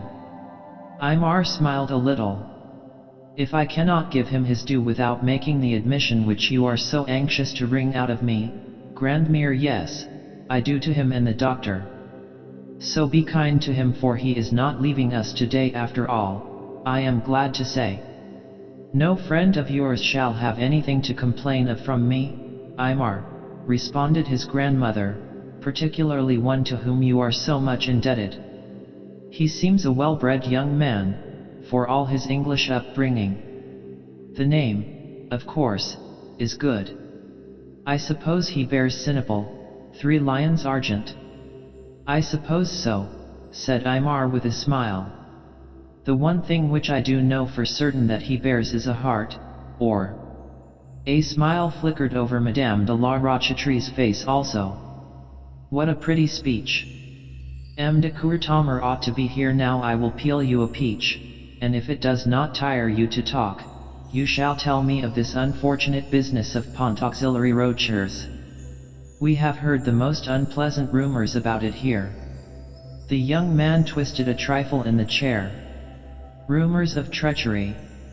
"Yes," continued the Vicomtesse, selecting a peach from the basket. "And from all the details we could gather, from the completeness of the disaster and from the fact that you were not there in person, it seems to me probable that they are true. But I should like to know." However, it was with a very undisturbed air that she began to peel the peach. Aymar watched her for a moment. "I understand that the idea might have arisen," he said at last. "But it is a false one. There was no treachery over the business." His grandmother raised her eyebrows. "My dear boy, what was there, then?" "A miracle, worked for the Bonapartists. A miscalculation, a grave error of judgment." "Ah, I think I can guess whose." "Can you?" "I fancy not." He gave a rather wan, ironic smile. It was my own, grandmere. And at that Madame de la Rochette not only lifted her eyes from her occupation, but looked at him so piercingly that under her gaze the easily raised flush of convalescence ran across Aimar's own face for an instant. Your error in judgment, I suppose you imply, because you chose an incapable man for your subordinate, she remarked. I warn you, Monday Phils, that I have no patience with that kind of quixotry. Our name, your reputation, shall not be used to shield a man who is a bungler, if no worse. The flush came again, and deeper this time, but it left Aimar very pale. If you mean M. de Fresne, he is in no need of shielding, my God, he said under his breath. I committed the mistake myself. But if you have no objection, we will not talk about it. As you please, said the Vicomtesse calmly. She had finished her task, and delicately wiped her fingers. I have you back safe and comparatively sound, which is all I care about. The reputation of Eloiseler is strong enough to take care of itself. All the same, as I do not wish you to be under a misapprehension as to my intelligence, I must tell you that I do not believe you about M. de Fresne. Her grandson gave almost a groan of irritation and anger. You accuse me of lying, then. I accuse you of having a bad memory. The evening that you were here in April, the evening before the ambuscade, you told me casually at supper that M. de Fresne, without awaiting your orders, was moving your men across the river next morning. I could see, though you did not say so, that you were a little annoyed. Late that evening you received news which made you rush off post-haste to them. The next thing we hear is that they have walked into a trap and been cut up. And then you say the blame is yours, and not your thick-headed lieutenant's. You see, my dear boy, that you cannot hoodwink me like that. Aimar, taken aback as he was for the moment, pulled himself higher on the couch. His eyes were bright, his mouth determined.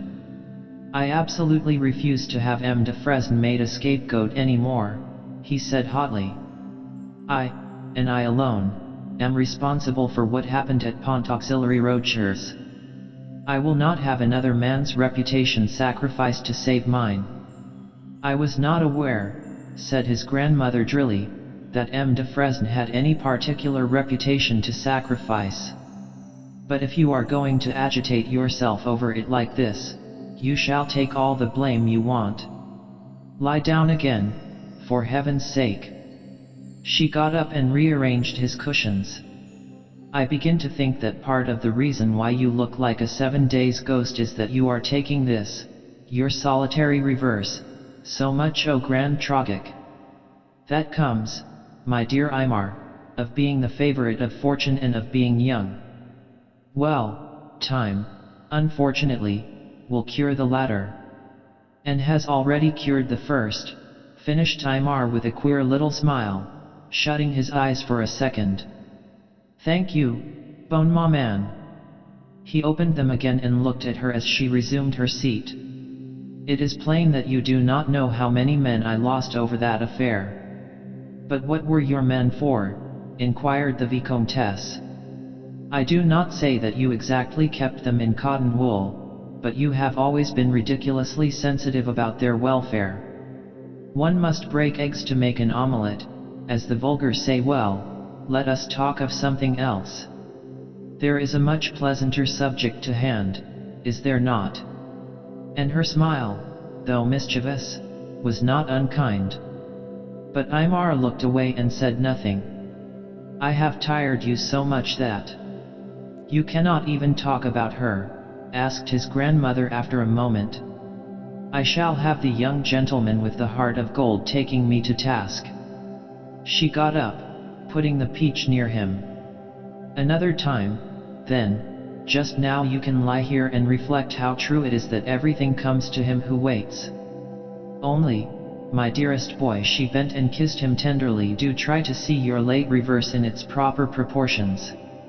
I should like to point out, if you will not take the consolation amiss, that now, owing to the signal victory of mid-June, it is of small consequence what happened to your little force at the end of April. Of small consequence. Oh, if only it were. As the door closed behind her, Aymar turned and lay motionless, his face hidden in one of his cushions. 2. The wolfhound Saracen, who, having a soul above rabbits, usually disdained the investigation of hedges, paced soberly along at Laurent's heels one fine evening, 4 days later, on the return from the walk they had taken together. Their respective master and friend was not yet strong enough to accompany them, for he had only made his first appearance downstairs at déjeuner that day. Moreover, he was closeted with Jacques Yvenot, now become a kind of inquiry agent for him with regard to the victims of Pont Auxiliary Rochers.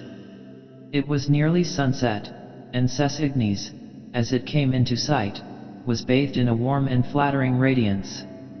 Already Laurent loved the place, which seemed to fit Aymar so well, old and noble and secure and unpretentious.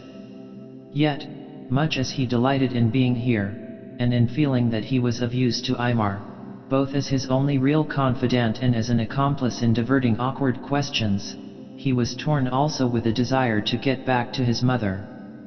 But Paris was probably invested by this time. Though a friend, he was not likely to succeed in getting through the English and Prussian lines. Directly, however, that there seemed to be a chance of penetrating to the capital, he would set off to her. On the whole, these 4 days, like his first supper party at Ses Ignes, had been less agitating than he had feared. There was strain, of course, for Aymar and for him, and, presumably, for Madame de Villecresne up to a point, because of what she knew, but Madame de la Rochette had not added to the inevitable malaise the extra tension which he had anticipated. Her attitude at present was one of half-amused toleration of Aymar's concern for his unfortunate men, and of a disregard of the possibilities of blame which was sublime in its contempt. Laurent's only hope was that sleeping dogs might be left to lie. For, used as he was to the society of old ladies, and versed in the ways that pleased them, Madame de la Rochette inspired in him a latent terror which his own formidable great-aunts had never roused. With her, one felt very much in the presence of an intelligence. When she set that intelligence to finding out anything, he was sure that she would succeed. He could only pray that his might not be the unwary tongue to kindle this desire. About Madame de Villecresne he had now quite made up his mind. More girlish than he had pictured her, the widow, the 6 years nominal wife, no older, indeed, than himself, more beautiful even than he had thought at first, and with a nameless charm of glance and voice, he now found her bewitching. He was forever on the watch for the fleeting, half-tantalizing resemblances to Aymar himself. These, indeed, completed his subjugation. So, except that in his heart of hearts he did not think any woman good enough for his friend, he approved his choice. And, fortunately, there was no shadow of doubt that she loved Aymar deeply. He had seen her with him in the chaise and looking at him today at déjeuner. And now, if it were not for this horrible cloud over him, of whose full proportions she was not aware, their long-delayed happiness was at hand. He did hope that Aymar would have no hesitation about taking it quickly. From something which his friend had let fall the other day he was a little afraid. Being cousins, they would of course have to get a dispensation first. The young man reflected on their cousinship as he swung along. Had they not been lovers they must almost, he thought, feel like brother and sister, brought up together as they had been from so tender an age. And his thoughts flew instantly to a picture in the salon of the chateau which had charmed and delighted him from the first, a pastel wherein a beautiful, serious boy of 10 or thereabouts held by the hand a younger girl child, bright-haired like himself and smiling rather roguishly at the spectator. The little Aymar had a kite on which his other hand rested, somewhat as if on a shield, but his attention, obviously, was concentrated on his companion with an effect of care and protection not usual at the kite-flying age. It came to Laurent, as he neared Ses Ignes, how deeply that same attitude was still Aimar's, and how, to shelter his cousin now from the knowledge of what she, all innocently, had brought upon him, he was running what his friend could not but consider a very grave risk indeed.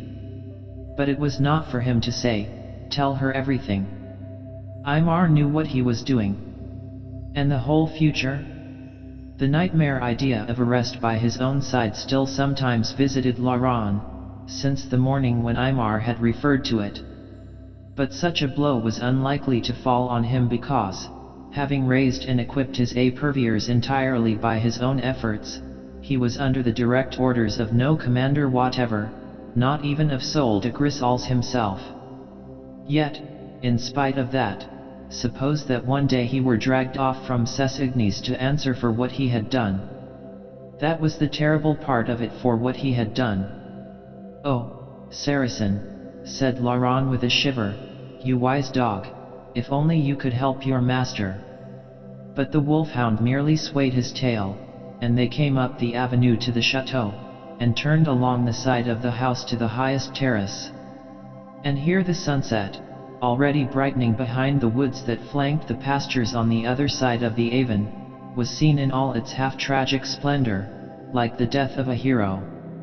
It tinged the river and smote on the bright, uncovered head of her who had been the little girl in the picture, as she stood by the terrace wall gazing out into the distance. Laurent caught sight of her face. It looked so exceedingly grave that he stopped before she had perhaps even heard his step. But Saracen went up to her, so she turned, and Laurent, realizing that she wished to speak to him, approached her. "Monsieur de Courtommer," she began rather abruptly, "I want to consult you about something rather terrible, something which I hope may be kept from my cousin's knowledge." "I am at your service, madame," replied Laurent. This was indeed turning the tables in the matter of concealment. Madame de Villecresne moved a trifle away, and, looking down, fingered the warm lichened stone of the terrace wall for a moment. The little curls at the back of her neck glowed like burnished gold. "It is about Pont Auxiliary Rochers. My cousin warned me himself that I might hear it said that the supposed treachery there was his own. I had not heard it. Until this afternoon I could have sworn that it was impossible so atrocious a slander should even be breathed in Brittany of Eloiseler. Yet this very afternoon I have just heard worse, if it were possible, and I do not know what to do about it." Her breath seemed to fail her for an instant. Laurent looked at her in mute uneasiness. "I pray that Aimar himself does not know. I hardly like even to repeat it, but my maid tells me that she heard a man in the village saying he had heard a report that it was Aimar's own men who shot him, on account of the disaster at the bridge. If only he has not heard it himself, if only we can keep it from him." She raised her eyes at the last words. But what she saw on the candid visage of her cousin's confidant caused her to put a hand quickly to her heart. "Merciful heavens, it is not true." Laurent lowered his head. Madame de Villecresne gripped his arm, breathlessly repeating, "It is not true, it cannot be." "Unfortunately it is true," responded the young man, more than unwillingly. His fair head and the sunset all reeled together, obviously, before the girl's eyes. She loosed his arm and sank down on the broad wall beside him, her face drained of color.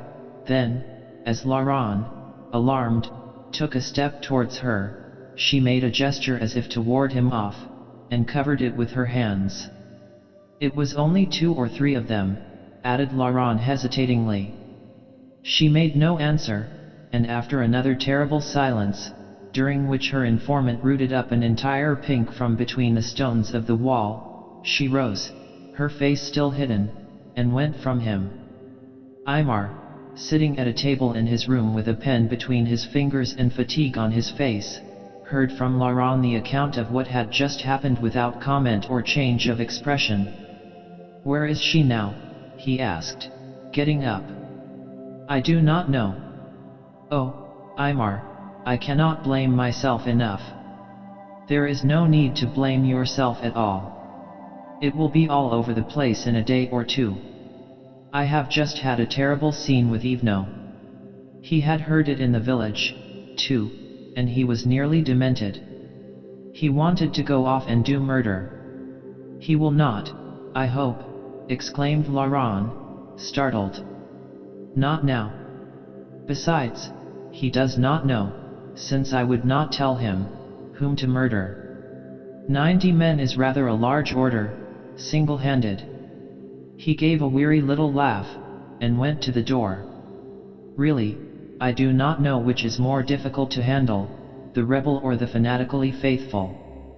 For his friend's sake at least Laurent could not but be glad when he learnt later that he had not succeeded in getting speech with his cousin.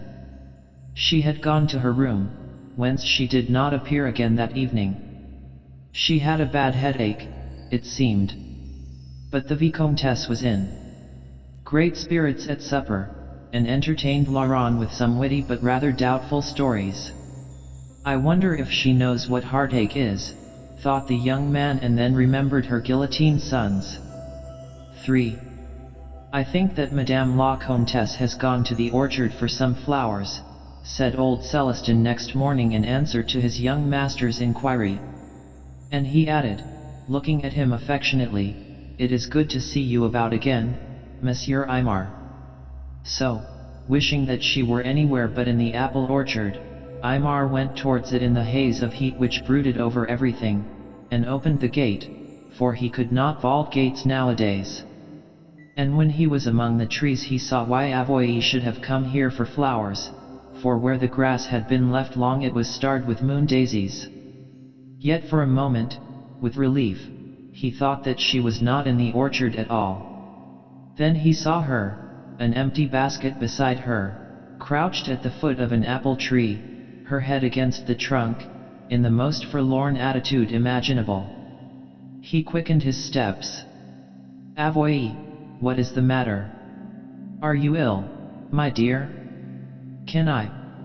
On that he saw that she was crying as if her heart would break. He went down on one knee beside her. "Avoye, my darling."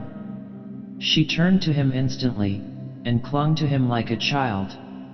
"It is what M. de Courtommer told me yesterday. I cried nearly all night now again. Aymar, Aymar, I can't bear it for you." Holding her to him, he soothed her as one soothes a child, and indeed she seemed very small. "My little heart, it is not worth crying over. It all happened in a hurry, the blues were on us. It was really one man's doing only, and he had a grudge against me. My darling, you never expected me always to come off scot-free." A long sob, shaking her there against his breast, seemed to say that that was very different. He held her closer, and gradually comforted by his presence, she grew calmer, and finally ceased to sob. And here he was, holding her in his arms again, he who had come out into the orchard to tell her why he could not marry her yet. And that had got to be done.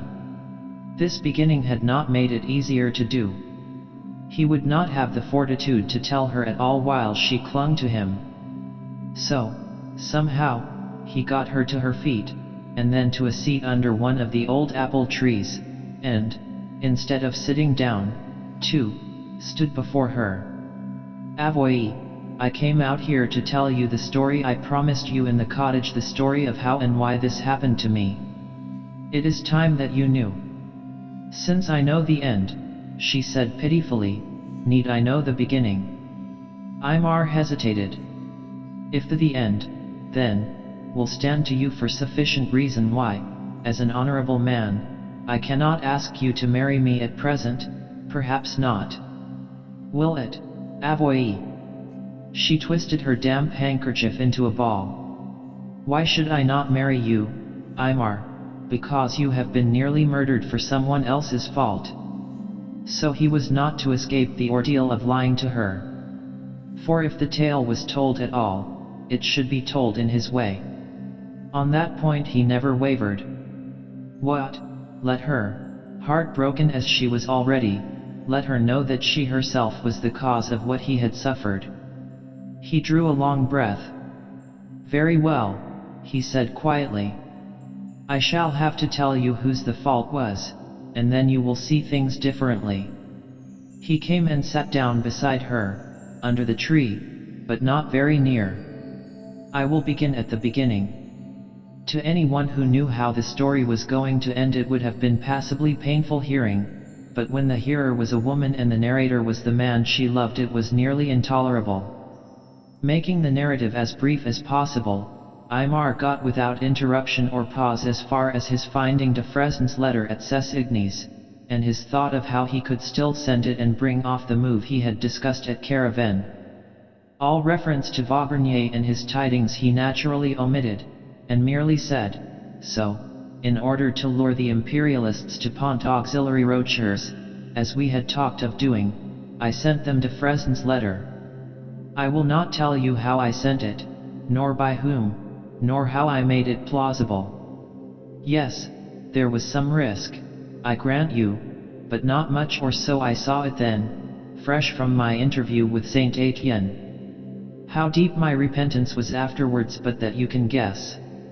Avoy's gaze was on him, smitten, horrified. "You actually sent it, you yourself? It was really your doing, Pont Auxiliary Rochers?" "Yes," he returned, meeting the gaze. "But it was not treachery." Aymar, as if I needed that saying to me. But it was hazardous beyond words, surely, and strange. Yes, he could see that there was something repugnant to her, even as there had been to him, in the act, not in the risk, but in the act itself. It was a ruse de guerre, Avoy defensible, I think, from that standpoint. One cannot, unfortunately, be too particular sometimes as to the means one uses. And I, too, did not overmuch relish doing it. I see that it was a ruse. And no one, of course, would have blamed you for it if your real intention had been obvious. But, as it did not succeed, your men thought that you had sent information of their movements to the enemy, meaning to betray them. Oh, Aymar, I see it all. How terrible, how unspeakably terrible. But go on, my darling, what happened next? Some dreadful misfortune, I know it. He went on, his hand shading his face lest it should betray him. But the agony point of the narrative was past, he hoped he need lie no more. Avoy did not interrupt again. Indeed, when she heard of Caravan reached at dawn and empty, she put her hands over her face.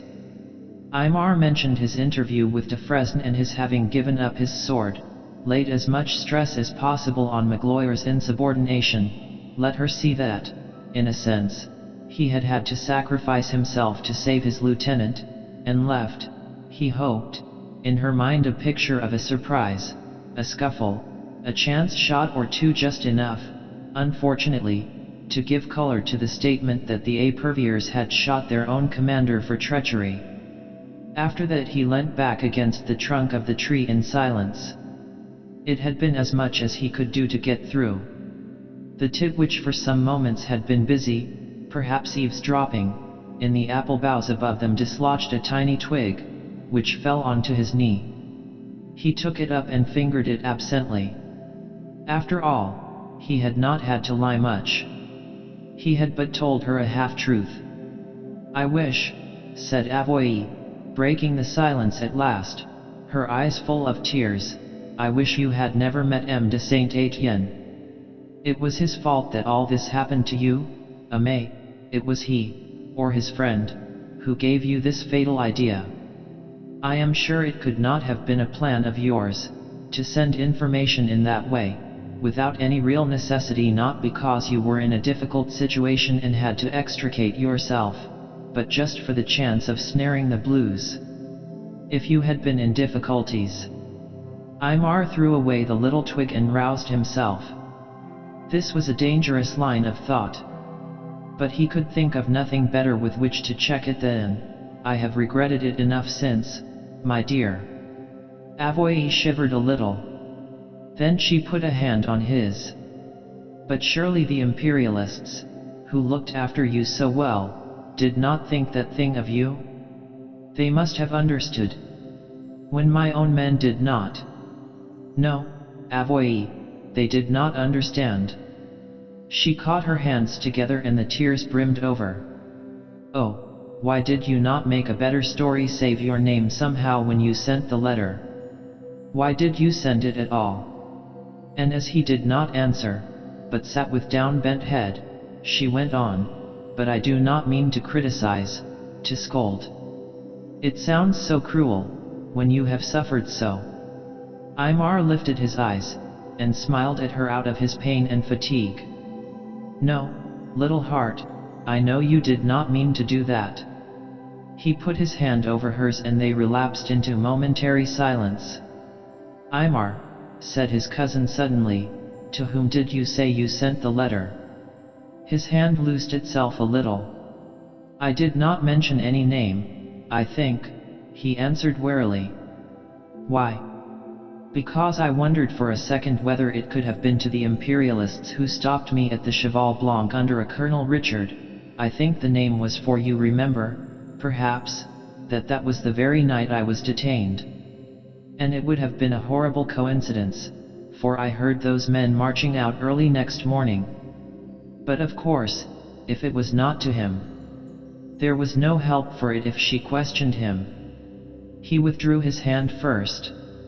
No, he answered, sick at heart and quite composed, I sent it to the commandant at Arzon. There was a sigh of relief beside him. I am so glad, said Avoye. And I am so glad, too, that you did not know at the time that I was a sort of prisoner, because it would have distressed you unnecessarily. You did not know, did you? She asked, in a slightly different voice. He shook his head. Hell must be like this. I learnt of it first when I got your letter. Yes, I am glad I did not know. As for that letter, he went on after a second or two, I hope you understood, my darling. Why, as a prisoner, I could not answer it as I should have done had I been free, and why, now, I must not ask you yet to take our name again. I see why you think you must not, she said gently. But, Aymar, with a reputation like yours, you have only to tell the story as you have told it to me to clear yourself. Other royalists might perhaps criticize you for taking too much risk, but as for thinking that you deliberately betrayed your own men. No, Avoye, he broke in quickly, other royalists do think that, at least some of them. And as she stared at him incredulously, he told her the story of M. de la Nascalle, and of the acquaintance who had walked out of the inn at his entry. But, Aymar, she said indignantly, they must be mad. You, with your past, you, Eloiseler. Darling, you must face it, I have a different past now, a present, rather. You see, the very fact of what happened to me in the Bois des Fauvets condemns me unheard. Royalists, even one's own acquaintances, are saying unwillingly, in many cases, perhaps, and shocked as much as you like it must be true, because his own men shot him for it. A quiver ran through her. Then it rests with you and with M. de Saint Etienne to show that it is not true. And, looking at him with all her heart in her eyes, she put her hand in his. If only we had the dispensation, I would marry you tomorrow to show how little I care for such evil tongues. He bent his head over the hand. You must leave me some pride, Avoye. No one will ever succeed in robbing you entirely of that, my dear. But I have not left myself much, have I, to say such a thing? Somehow she was in his arms again. He kissed her hair, and they were both silent. Aymar, am I hurting you? She asked suddenly. Was it this shoulder? Hurting me, he answered in a low voice.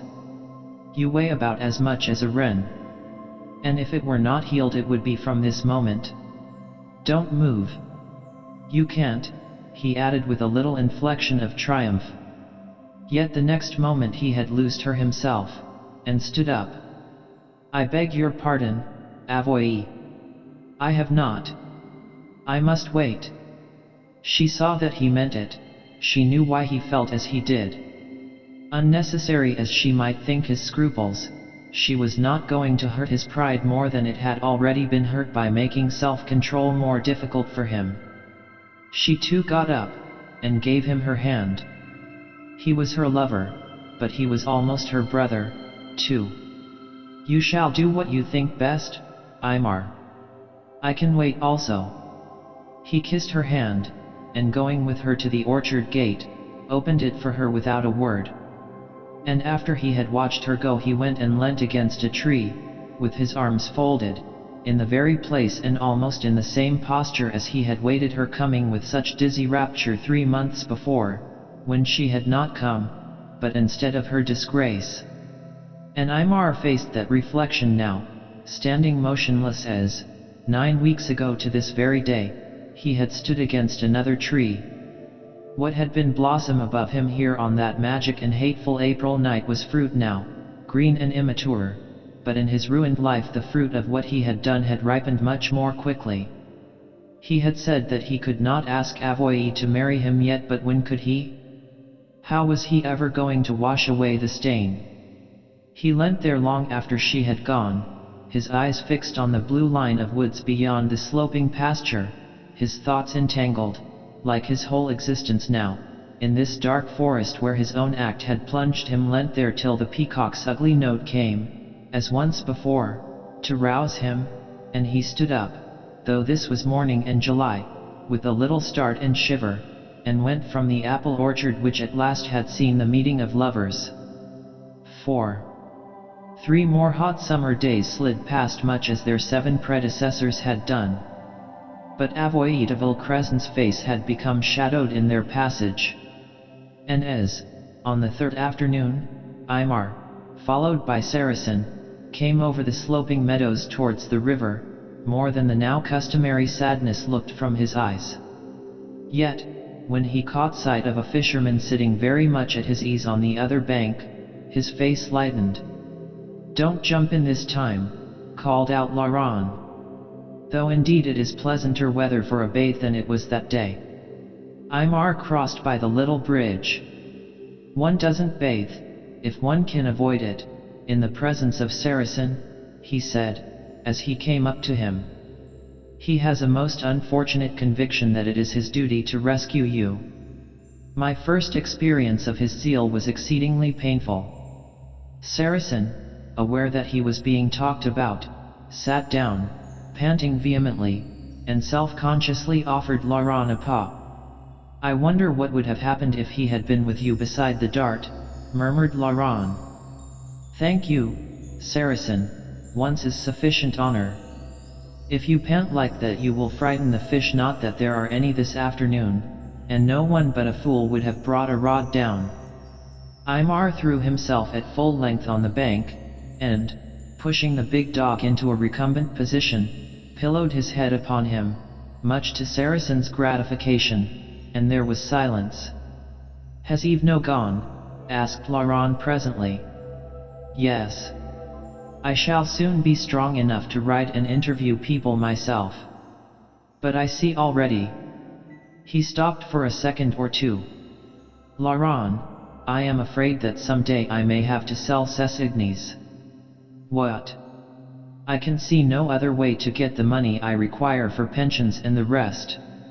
I can no doubt raise it by loan or mortgage on the place, and I should not dream of selling the estate while my grandmother lived, but as I am at a loss to know how I should repay the borrowed money otherwise." Laurent looked across the river at the fair domain, at the towers for which he himself had developed such a feeling. "Aymar, that would be a terrible thing to do." "Yes, it would," agreed the Vicomte de la Rochette-Iry in a hard, unnatural voice. 700 years has it sheltered us. But then the thing I have already done, unfortunately, is terrible." There was another silence.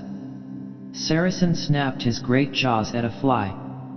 Laurent, thunderstruck, began to turn over with fresh hope a resolve which these last few days had been taking shape in his mind. "May I say something?" he inquired at last in a somewhat stifled voice. "You know that you can say anything you like," responded Aymar without moving. "Even something that you will not like?" "Even that." Laurent fixed his eyes on a point across the river. "Have you ever thought of digging for treasure in the old part of Ses-Ignes?" he asked. He was aware that Aymar smiled. "My dear Laurent, if you did," went on Laurent, unperturbed, "you might find a hoard which you could devote to those families. You might. Or I might find one for you.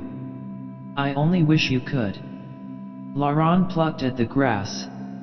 "You would not be very particular as to its date, in that case, would you, Aymar?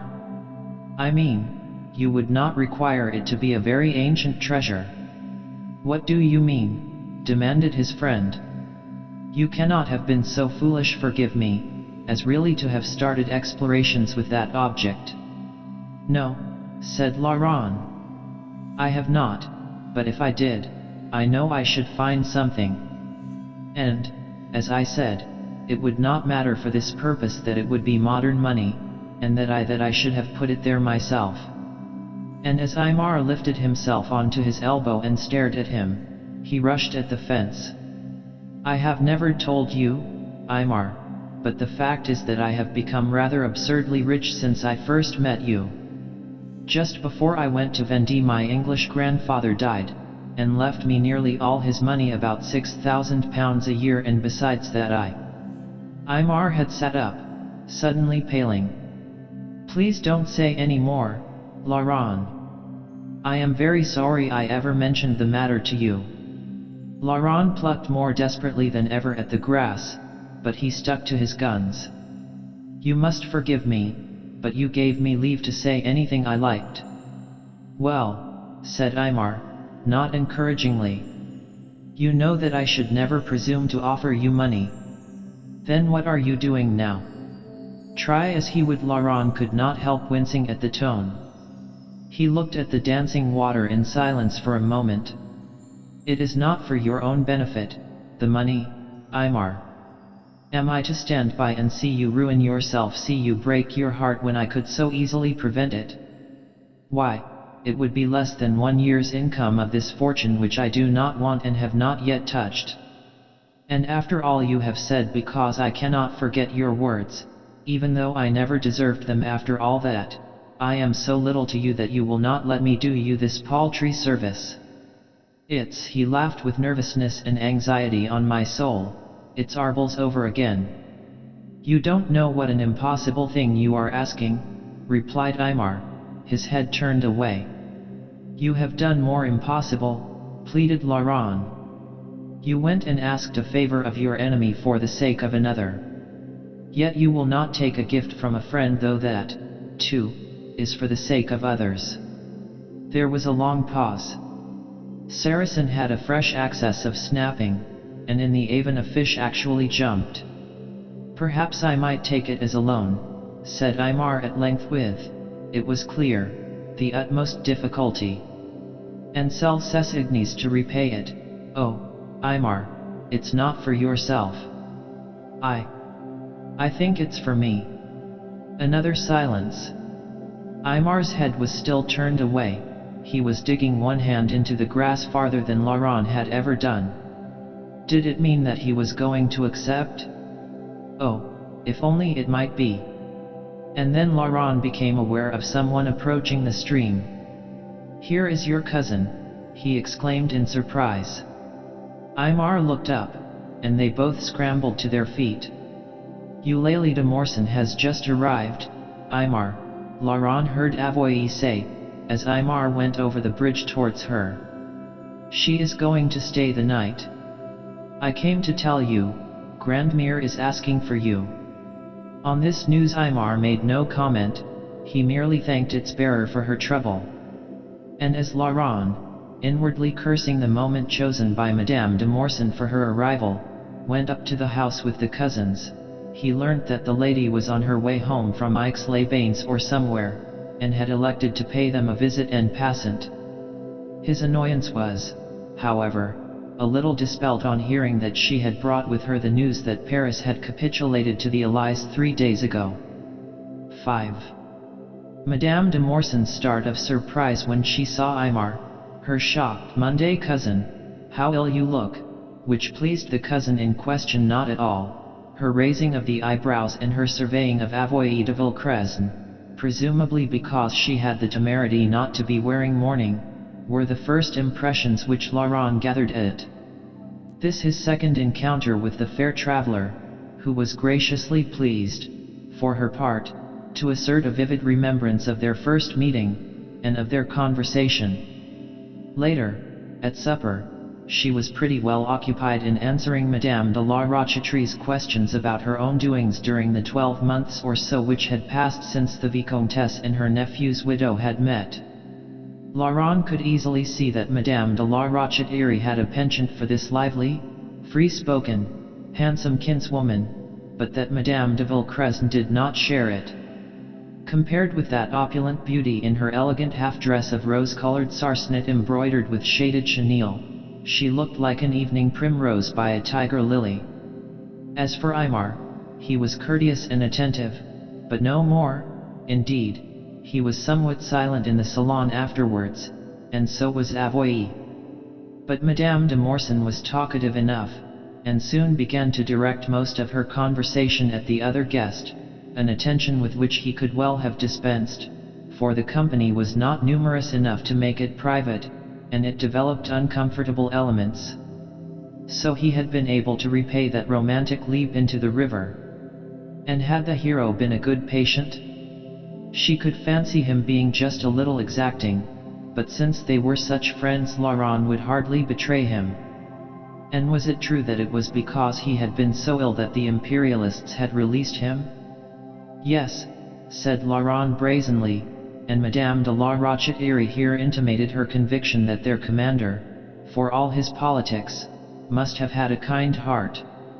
On this the visitor introduced into the conversation a topic equally thorny and unforeseen, for she declared that she could not imagine how this kitten, Aymar, had been obliged to supply her with the detested name, whatever his humanity, could ever have allowed such a capture as Eloiseler to leave his hands without giving his parole.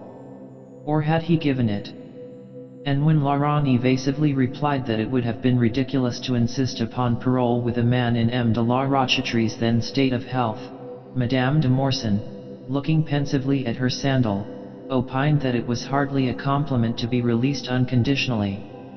When she further added, even though with a smile at Aymar and the air of uttering a pleasantry, that it was obvious the imperialists must have had some reason for wanting to get rid of him, a cold and curious suspicion was already worming its way into Laurent's mind that behind this rather subacid banter there was knowledge of some kind. Yet it was half dispelled by the way in which she then said, laughing outright, "I will again hazard the guess that he was a trying patient." "Well," put in Madame de la Rochette with the tiniest shade of impatience, perhaps even of displeasure, "we shall never find that out from M. de Courtommer, so we can abandon the subject. Tell us, Eulalie, more of the news about Paris." But it appeared that their visitor knew no more than the bare fact of the capitulation. As she remarked, she did not come from the neighborhood of the capital, quite the reverse. "I think you said you had been at Aix, did you not?" asked Avoye, speaking for almost the first time since supper. "Did you chance to meet M. de Vaubernier there?" Aymar's and Laurent's looks met for a second. "The Marquis de Vaubernier," repeated Madame de Morsin, in evident surprise. "Has he been at Aix?" "No, I did not meet him there." "When did he go, and why?" It was the Vicomtesse who supplied this information, adding that, if he had returned home, she would have invited the old gentleman over that evening, he was so fond of a game of whist. And she thereupon suggested that the four young people should play a rubber. Two of these, probably three, were profoundly grateful for the suggestion, and they played cards in peace till bedtime, Laurent only suffering one spasm of probably needless apprehension and dismay when he thought he discerned Madame de Morsen looking very fixedly at Aimar's wrists as he dealt. But he could see nothing there now. By tacit consent he went with Aimar into his room when they were upstairs.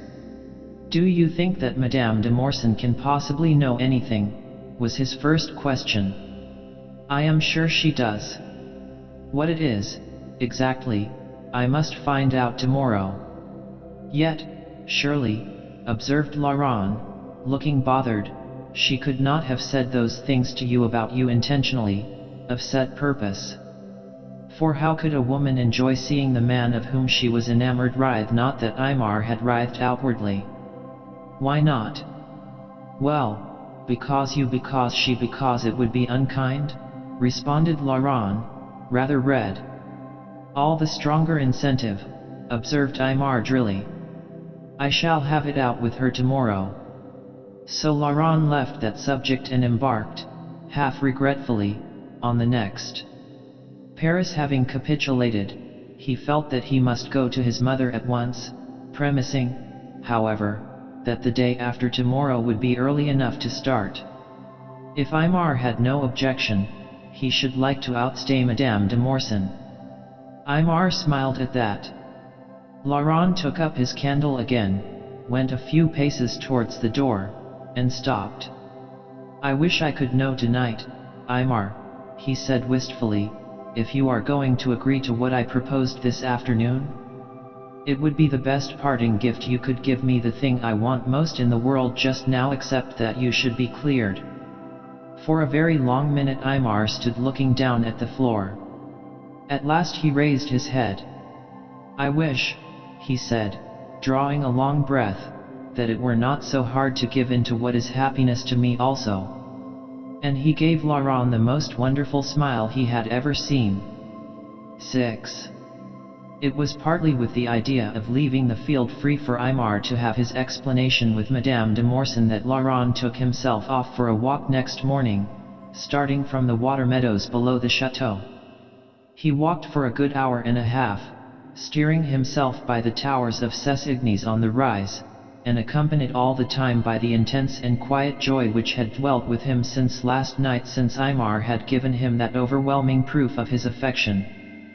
For that acceptance of his was a greater happiness to Laurent than even the happiness of having something to offer him.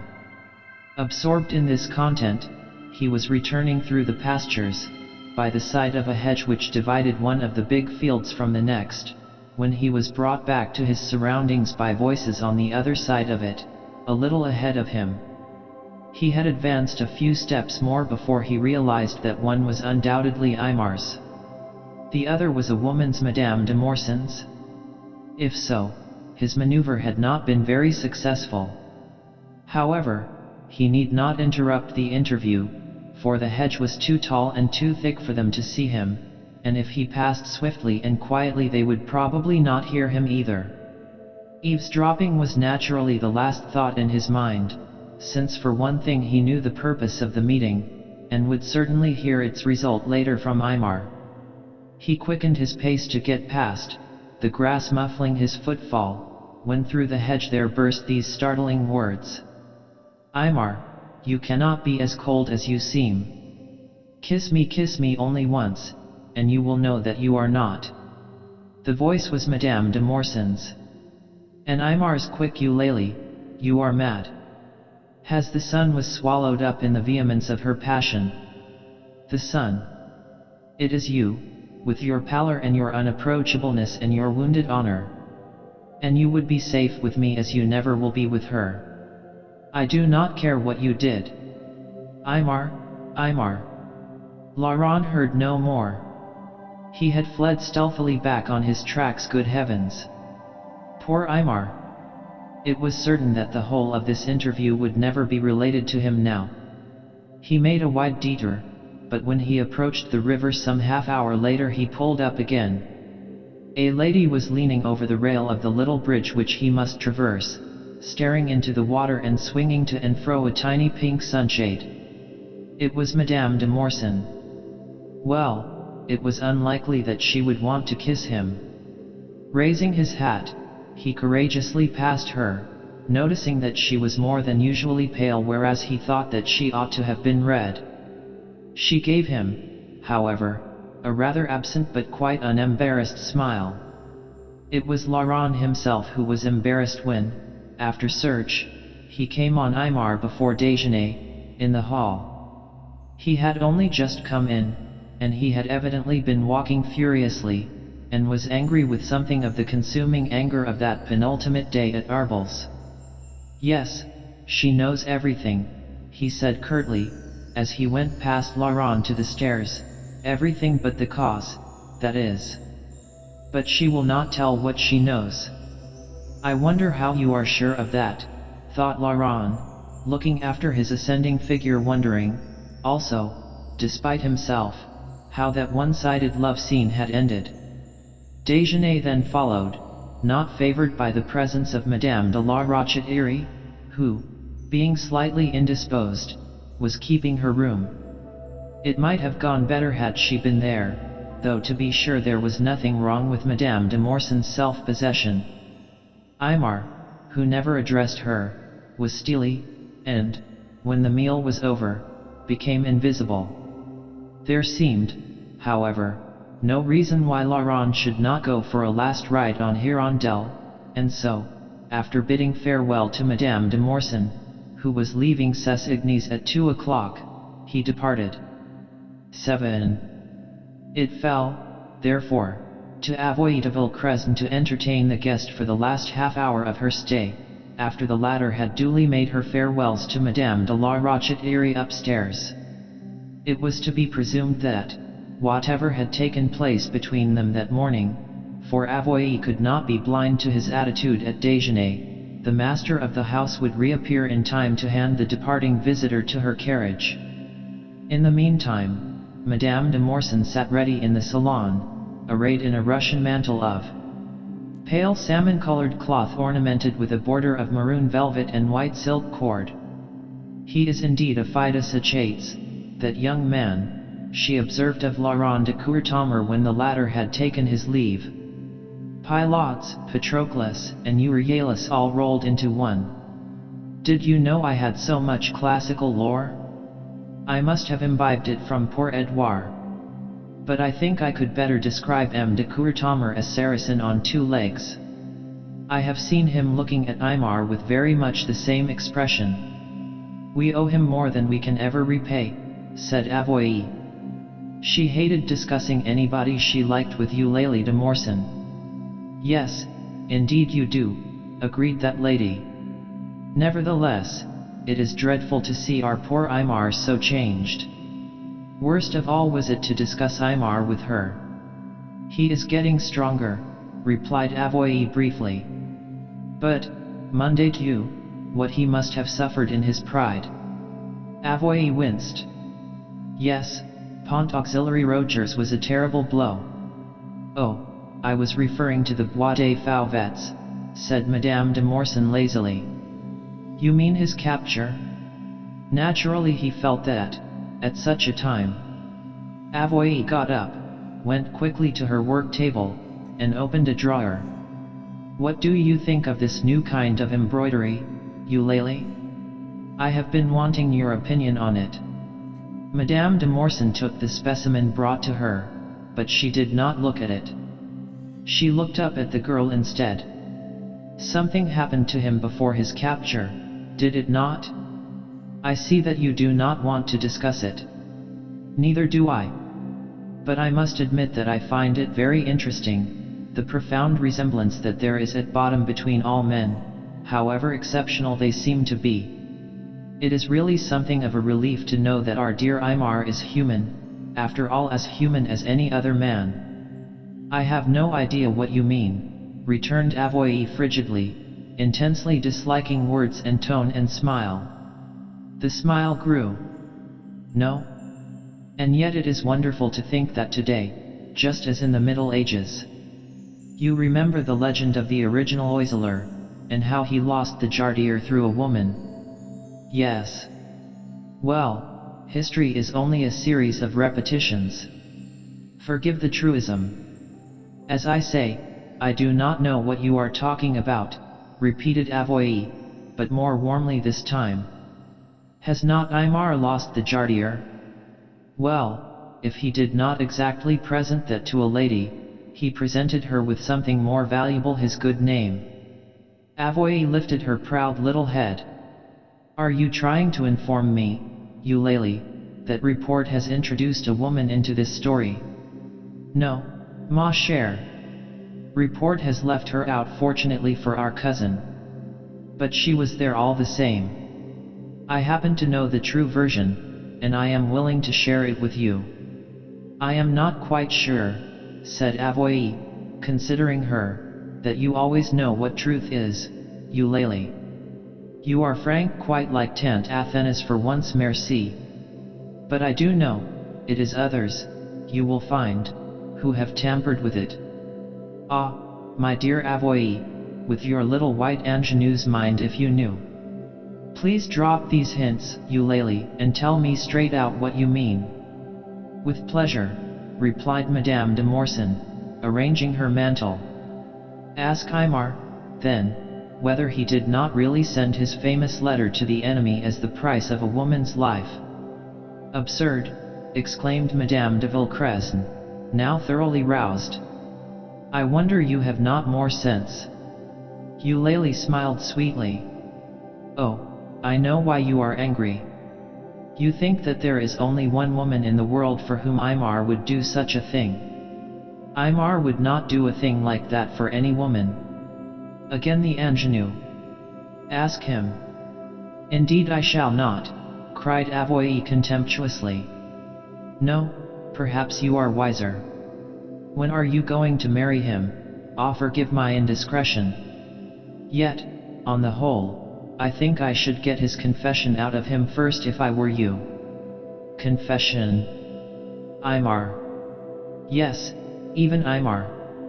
Have I not said that he has proved himself human, after all? Listen, the Bonapartists had in their hands at the end of April a woman whom they were, apparently, going to shoot as a spy, because they suspected her of carrying information as she had done, before the Restoration.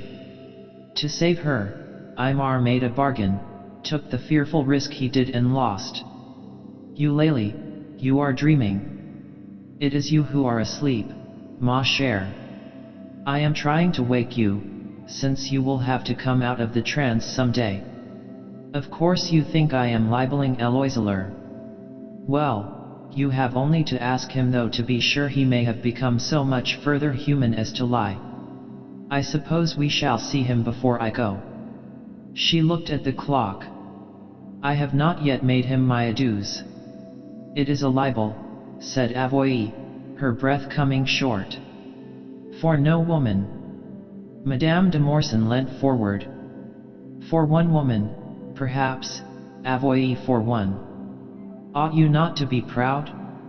Such a hecatomb in his good name. You see it, do you not? For surely you remember in whose hands you were on the night of April the 27th. But I faltered, Avoye, staring at her. I was in no danger, there was no talk of shooting. Is that so? I can well believe it. But M. de Vaubernier, who brought the news to Aymar here, and acted as his intermediary, was crazed with fear for you.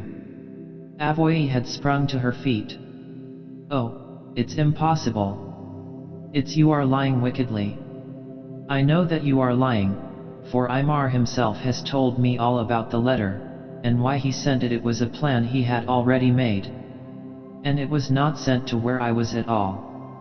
He would have known that I would rather 1,000 times, but no, it is too absurd to pretend that I was in danger of being shot when I was treated with such courtesy, and more than absurd, wicked, she added, as a fresh aspect dawned upon her, to make out that I was the cause of Pont Auxiliary Rochers. Eulalie shrugged her shoulders in the salmon-colored mantle. Well, I think I hear Aymar's step, so you can easily have me proved a liar, or rather, perhaps, learn that the Marquis de Vaubernier, from whom I had the story, is a romancer of the first order. It was Imar's step. In a moment more he came in through the long window. "Your carriage is at the door, madam," he said coldly to Eulalie. "May I have the honor of conducting you to it?" But Madame de Morsan was looking down, smiling and silent, contemplating her toe on the edge of the hearth. Avoy's eyes were fixed on her cousin, then she suddenly sat down as if her limbs would no longer sustain her. But it was she who broke the silence. "Eulalie has been telling me something about you which I do not believe." "Something," completed Madame de Morsan in measured tones, "which I elicited from M. de Vaubernier, no, not at Aix. As I told you, I did not see him there. It was at Chambéry. You must not blame the old gentleman, in his horror at what had happened to you, Aymar, which he knew, and told me, he let out why it had happened. And now I have incautiously mentioned it to Avoy, since she is so deeply concerned in it, and find that you had decided wisely, I dare say, to keep her in the dark. Need I say how much I regret?" "No," broke in Aymar, standing before her very tall and straight. "No, you need not add a lie to what you have done. Your carriage, as I said, is at the door," and he made a gesture towards the hall. His eyes were blazing. Eulalie de Morsan looked up at him easily, admiringly. "What I have done, my dear Aymar, how well you look in a rage, is merely to tell the truth of which you have been sparing." "But it is not the truth," repeated Avoy, in the voice of one who, having been mortally stabbed, denies the wound. Madame de Morsan rose in an unconcerned manner, and gathered together her possessions. "Well, as Aymar does not seem anxious to have a witness of his answer to that statement, I will leave you together. Au revoir, ma chère." Avoy took no notice. Aymar was already at the door, holding it open. Eulalie went slowly past him, and, looking him in the face as she did so, said, very low, "You would have done better to strike the bargain. And now you will see the quality of her love." Yet suddenly her own face was convulsed, and she turned it aside. He did not vouchsafe a word or a look, but, standing on the threshold, said to Celestin, who, with her maid, was waiting in the hall, "Hand Madame de Morsan to her carriage," and went into the salon again, shutting the door behind him. 8. Avoy was standing before the great hearth, her back to him, her face buried in her hands. He stood a moment at the door, looking at her, then he crossed the room towards her. At his step she dropped her hands, and, clasping them hard in front of her, without turning towards him, without even glancing at him, said in an almost inaudible voice, "Aymar, say that it is not true." No, to pile more lies on those the orchard had drawn from him, he could not do it. He had come to that hour which he had sacrificed so much to avert, when he must tell her of her innocent share in his ruin. He set his teeth for a moment as he took out the knife. If only it were destined for his breast and not hers. "Will you tell me exactly what she said to you?" Still not looking at him, very briefly, as one half stunned, she told him. The brutal manner in which she had herself been enlightened was clear enough. But Aymar had hardly a thought to spare for Eulalie, her perfidy, her bitter revenge. What mattered was this stricken, pitifully bewildered little Avoy, so pale in her grey gown, who would not look at him while she waited for the denial which he could not give, but only repeated again and again, in a voice that made his heart ache, "Aymar, say it is not true, say it is not true," and then, "How can it be true? How could you have done it to save me? You did not know that I had been stopped, you said so." "I wanted to spare you all I could," he answered very sadly. "To spare me? Why, what had I done?" "Nothing, nothing. That was why. But I was in no danger, you did not even know that I was detained." And she says that Godfather was mixed up in it, yet you never said a word of it. And now she was looking at him indeed. Is it possible that down there in the orchard, when my heart was breaking about you, you took me in your arms and comforted me with lies? The hated word stung him a little in the midst of everything else. How could I tell you the truth, my darling, when, as you say, your heart was breaking like that? And, although I sent the letter to save you, it was part of a ruse, a plan I had made beforehand. Can't you believe me, Avoye? But it is all so crazy, she exclaimed. I in danger of being shot, I to whom they apologized. And Godfather, what was he doing in it? He never came there. And you really thought, you... Poor child, poor lamb, so bewildered under the touch of the knife. Oh, to get through this barbarity quickly. Dearest, I will tell you exactly what happened. But sit down, for pity's sake. He seized and swung forward a little gilt chair. If only I had never given that woman the chance of springing it on you like this, if only I had guessed that she knew. But she recoiled from him. She would none of the chair. She went back as far as the carved stone of the hearth and put a hand to that. And then she faced him. Be quick, Aymar, be quick. I'm frightened. So, standing in front of her, and in front of the proud, indifferent swans of their blazon, he told her shortly the true, complete story. But it had a strange sound in his own ears now. There was fear indeed in her eyes when he had finished. And when he said, Do you see, my dear, a little, why I wanted you never to know, and tried to take her hand, she drew it away and shook her head.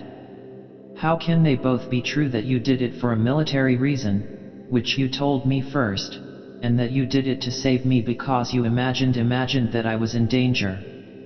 Aymar looked down at her, full of a great pity. Do you not see, he said again, the plan was there, ready, and I used it, that was all. Trembling visibly, and twisting her hands a little, she said, No, I cannot. I cannot help feeling, which story am I to believe, or perhaps you have another. Avoye, he exclaimed, flushing scarlet. I wish you had. I wish you had.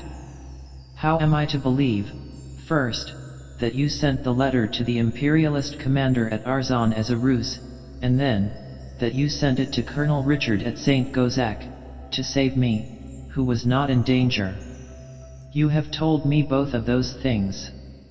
Aymar, you seem somebody I have never known. You to do a disgraceful thing, to do it for me, and then, not daring to tell me, to lie about it. For a moment he knew dizziness. They were both drowning in a sea too strong for either of them. Yet surely there must be some raft to which one might cling. The love of years could not fail like this. Avoye, I swear to you that the two stories are not incompatible. The plan was a ruse, it remained a ruse, even though I used it as I did. But how am I to know that you did not make up the whole of what you told me in the orchard? So much of it was untrue, you admit that. What portions of it can I really feel safe in believing? She suppressed a sob.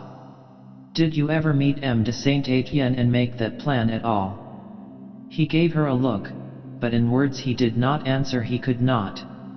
Who had the knife now? I cannot help hurting you, cried Avoye desperately. Do you think that it does not hurt me, too? For you never sent that letter to Arzon, that was a lie, and you did know that I was detained. Aymar had found his voice again. Yes, unfortunately. He turned away for a moment. The waves had grown mountains high, yet there was but one thing he would appeal to.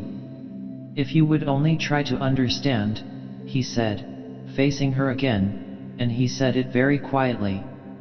She was trembling and very pale. Her eyes were full of tears as she answered, I do understand, I do begin to. I understand now why you have taken no steps to clear yourself. The story that was good enough to dupe me with, in the orchard, is not good enough for the world. Yes, I do understand. You are not, as I had always dreamed, the living embodiment of our motto, the very soul of honor. He made a faint gesture. Then nothing that I can say is of any use. But she went on in her blind anguish, if a saint, yes, if our Blessed Lady herself had come to tell me that you could do this and then lie about it to me, I would not have believed it, Imar. I could not. And yet, you have done it. Yes, I have done it. He looked at her steadily. And you are not going to try to understand or to pardon. It is not a thing one could ever pardon, she flashed out. You have sold your honor. With that the blade was full in his own heart, so keen that its stab was partly physical, and involuntarily he put his hand to his side. But he took it instantly away, and gripped the back of the little gilt chair near him. He was the color of ashes. Yet his head was high. No, that I have not done. And there is only one part of it which needs pardon, he said firmly, and that is, that to save you needless pain, I told you some things which were not true. For what I did I do not ask your pardon. You can say that after Pont Auxiliary Rochers. I can say that after Pont Auxiliary Rochers. What I deliberately slew, in the hope of saving you, was not my men, but my own instincts. It is not in your power or anyone's to pardon me for that sacrifice. The very look he gave her, at once proud, tender, unyielding, and hurt to death, the very yearning of her heart for him, only met that other tide of horrified dismay in fiercer tumult and foam. Avoid de Villecrescent burst into tears, and crying incoherently, I cannot understand you. I never shall. This will kill me, I think, but I cannot bear to see you as you are now, turned and went quickly out of the open window, leaving him alone. And Imar stood quite still, looking, not after her disappearing figure, but at the old Spanish leather screen, with its embossed border of pomegranates and its faded gold, which had for some minutes been to him the background to her slim body in its narrow gown, her aureole of burnished hair even, in a sense, to her passionate and bewildered voice looking at it almost as if he did not realize that she was gone. Then he, too, went from the room. 9. Oh, my dear fellow, cried Laurent, bursting rather unceremoniously into his friend's bedroom, what a divine creature your mare is. Today's was the best gallop I have ever had. It is 1,000 shames that you yourself, what on earth are you doing, Imar? For in the middle of the room, with his back to him, Imar was on his knees before a little portmanteau. He did not look up, and for a moment did not answer, but folded and refolded a coat which had previously been lying in a huddle in the valise. I am going away, he said at length. Going away, repeated Laurent, stupefied. Now? Not today, surely. And where? Imar. He came towards him with the intention of putting a hand on his shoulder, but before he reached him Imar had risen and was at the window.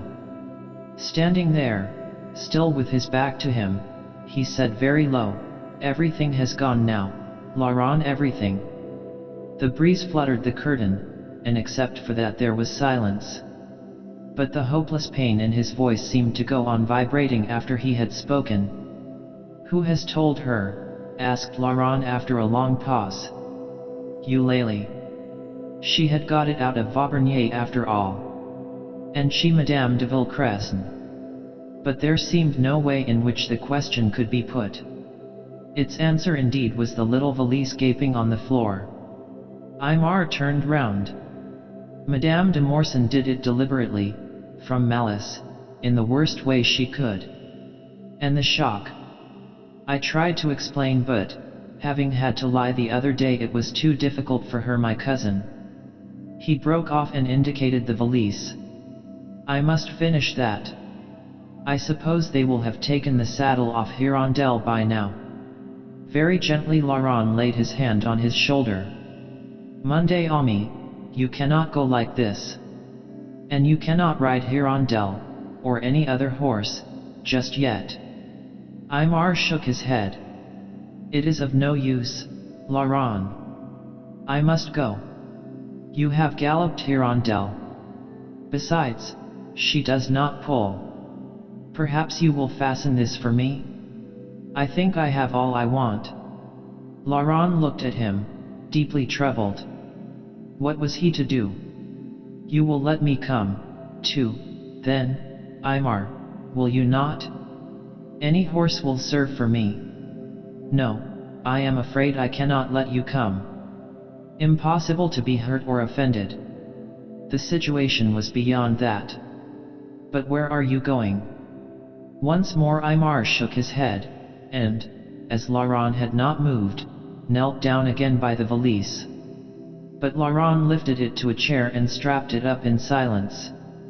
As he finished there came the earthquake quiver of the door which testified that Saracen had let himself down against it outside. When he looked round Aymar was standing motionless, gazing at something in his hand. It was on the floor. It must have been in the pocket of that coat, which I was wearing the night it broke. And I come on it again now. Laurent came to look. It was the lost jardier, symbol now of so much that was lost.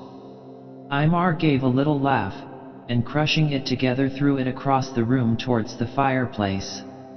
Laurent had an impulse, soon gone, to protest, but what did it matter now? You will at least write to me, to Paris, he said pleadingly. Aymar, do consider. Yes, I will write. He had pulled down a cloak. It is only that I must get away to think things over. I have written a note to my grandmother. I dare not see her, she would guess. An idea struck Laurent. He went up to him and put a hand on his shoulder once more. Aymar, unless you will give me your word of honor that you are not going away to do what you spoke of in the cave, I shall accompany you. The faintest trace of a smile came.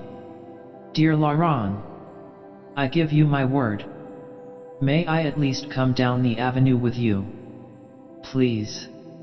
And forgive my leaving you your last night. I am ashamed, but I cannot stay till tomorrow. Laurent made a gesture. As if you ever needed to apologize to me. When they got to the door of the room he said suddenly, Has Madame de Morsan left the house? Yes, about an hour ago. Thank heaven. Because I suppose men have shot women before now. Again there was an almost imperceptible flicker of amusement. Who do you propose should do it, Laurent, you or I? I, by God. Don't tell me which way she has gone. Long ago, said Aymar de la Rochette reflectively, his hand on the doorknob, his eyes, wide and dark with pain, fixed on him. Long ago I found, Laurent, that there never was a partisan like you. Nor a friend. Nor one who understood so well. You do understand why I must go alone now? Yes, said Laurent. And he added, with a miserable little laugh, there is another partisan on the other side of the door who will not, however. You had better take him with you. No, answered Aymar, opening the door. Saracen was up in a second, his eyes on the cloak over his arm. Go in and lie down, Saracen, said his master. You cannot come with me. The great dog gave him a long, melancholy look, licked his hand, and went in like a puzzled but obedient child. There happened to be nobody in the stable yard when they got there. Hirondelle was still bridled. Laurent slipped her saddle on again and helped Aymar into it. He walked down the avenue by him in a dream. Nothing seemed to be true. He had never seen his friend on a horse before, and thought he should never henceforward see him, in memory, anywhere else. Save for his face, he looked so supremely himself there. But how long would he be able to stay in the saddle? At the gates Aymar spoke at last. "I think, perhaps, that I will go to Yvno for a little. That is instead of taking Saracen with me." He had reined up. "I will not sleep in a ditch, Laurent. I will not throw away all the care, the unspeakable care you have lavished on this very useless body, and I will write to you soon. And for this going forgive me again." He bent from the saddle and kissed him on either cheek, then Hirondelle carried him between the stone-balled gate posts. The sunlight struck across him. After that he was engulfed in the green gloom of the chestnuts. He did not turn round. Laurent watched him for a little, then he suddenly leant against the post with his arm over his eyes. When he removed it, the road was empty. 10. "Perhaps we had better not wait any longer for my cousin," said Madame de Villecresne at last to the guest. "He must be out, I think." The two of them were alone in the salon. Supper had been announced 5 minutes ago, since which event Laurent had been grimly waiting to cast his bombshell, as, obviously, it had not already been cast. "He is out," he replied briefly. "I would have told you before, madam, had I realized that it was for him that you were waiting." For until that moment he had forgotten that Madame de la Rochette-Iry was not going to make her appearance at the meal. The news discomposed his companion, he could see. Did she then expect Aymar to come and sup with them as if nothing had happened? "How strange," she murmured. "Did he say, Monsieur de Courtomar, at what time he intended to return?" "No, madam. He has gone away, I fear, if not for good, at least for some time. So, if you will allow me." He held out his arm. But Avoye de Villecresne stood perfectly still. She had gone white, then red, and was now white again. Oh, how was it possible that with such eyes as hers she could have done it? "Gone away," she whispered. But at that moment the door suddenly opened, and admitted Madame de la Rochette-Iry, on the arm of her elderly maid, color in her delicate cheeks and a sparkle in her eyes. She might be indisposed, but she was clearly very angry. In her hand was a letter. "That will do, Rose." And when the door had closed she stood in the middle of the room, extremely erect, and said to Laurent, "As my grandson has so little idea of the courtesy due to a guest, to a departing guest, and one to whom he is under such an obligation, I am constrained to take his place. If you will accept my apologies for his extraordinary behavior, Monsieur de Courtomar, be good enough to give me your arm to the dining room." Laurent, petrified, offered it. The discomfort of the meal was intense. For one thing only was Laurent grateful that Madame de la Rochette-Iry was so wroth that, after announcing that the culprit had said he had gone off on business connected with the late Éperviers, she left the subject of Aymar's defection alone, and kept the conversation going on other subjects. Madame de Villecresne, on the contrary, seemed almost dazed. After supper, half to Laurent's relief, the Vicomtesse withdrew again, leaving her granddaughter to give him coffee in the salon. Laurent was in reality quite unwilling to accept even this conventional office from the hands of Madame de Villecresne. That he had come to think her charming only made this evening's revulsion fiercer. She, a worthy mate for Aymar, whom she had forsaken in his bitterest need, stabbed when nay, because he had endured so much for her. But, though he was brimming with anger against her, he would probably have held his hand if she, too, had not murmured, as she gave him his cup, something not very coherent about an apology. How was he to guess that she was so torn with misery and dismay that she hardly knew what she was saying, and caught at any banality lest she should weep before him? He drank off the coffee and cleared his decks for action. "There is no need for apology, madam," he observed. "The situation is not unfamiliar to me. It reminds me of the evening I spent when M. de la Rochette was turned out of Arbles. Madame de Villecresin looked faintly startled. You mean the evening after he was released? No, madam. He never was released in the sense commonly attached to that term. He was turned out into the road, weak and ill, at a quarter of an hour's notice, turned out before the eyes of the whole garrison. The blood began to ebb from Avoy's face. But why? Why? To humiliate him, and because, weeks earlier, he would not betray M. du Tremblay's plans. The attempt to wring information out of him then, when he was barely able to speak, nearly killed him as it was. Tried to wring information out of him, out of Aymar, repeated Avoy in a horrified voice. And turned out of Arbles. But, Monsieur de Courtommer, why have I not been told these things before? Why have they been kept from me, and I allowed to think? Laurent, who had been standing, sat down heavily. Yes, it might have been better not. But he would do it anything to spare you a moment's pain. She stiffened. I do not like being spared, Monsieur de Courtommer. No, madam. And I know that you are brave, your cousin knows it, too. But it is difficult for a man, for some men, that is, he did not at the moment feel himself to be of their number, to hurt a woman when by keeping the hurt to themselves they can spare her. I know they think that. They do not realize what some women feel about it. And need sparing a woman involve lying to her. There was a passion of abhorrence in her tone then. With extreme suddenness, she caught herself up. I do not mean, of course, that my cousin lied to me. And there was almost defiance in the gaze with which she met Lawrence. But as that young man was speechless, trying to digest this remarkable statement, she was able to hurry on to say, then I was misled when I thought he was well treated at Arbles. I verily believe that she is trying to prove me the liar, Aymar having suddenly become so immaculate, thought Laurent. He replied soberly, you must pardon me, madam, but that was not a thing on which anybody consciously misled you. You assumed it, because he had excellent medical attention and was released.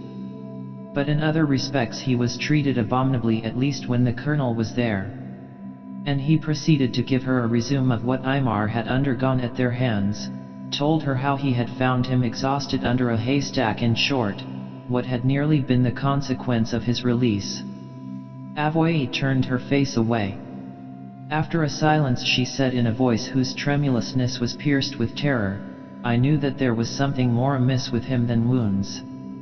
Monsieur de Courtommer, you swore to me. She became inaudible, all he could catch was the word decline. No, no, madam, he said quickly, anxious to reassure her, for it was plain that in spite of what she had done she did care. No, his condition is merely the result of the blood he has lost. The doctor said so clearly, and that it would perhaps be as much as a year before he was strong again. How did he come to lose so much blood? She asked faintly. Was it then so long before the enemy found him after what happened in the Bois des Fauvets? Not so very long, not more than an hour perhaps, but you see he struggled hard to get free, and being fastened like that, upright. He broke off before the uncomprehending horror of the face she had raised. Was it possible that she did not know that essence of what had happened in the Bois des Fauvets? Don't you know? He jerked out almost mechanically. Know what? Struggled to get free, fastened. Monsieur de Courtommer, what awful thing are you talking about? And Laurent cursed himself. Aymar had not told her the worst. Equally, of course, he did not wish her to know it. Oh, nothing, madam, he stammered. I would not for worlds have mentioned it had I not thought that you knew already. Oh God, cried the girl rather hysterically, more things kept from me.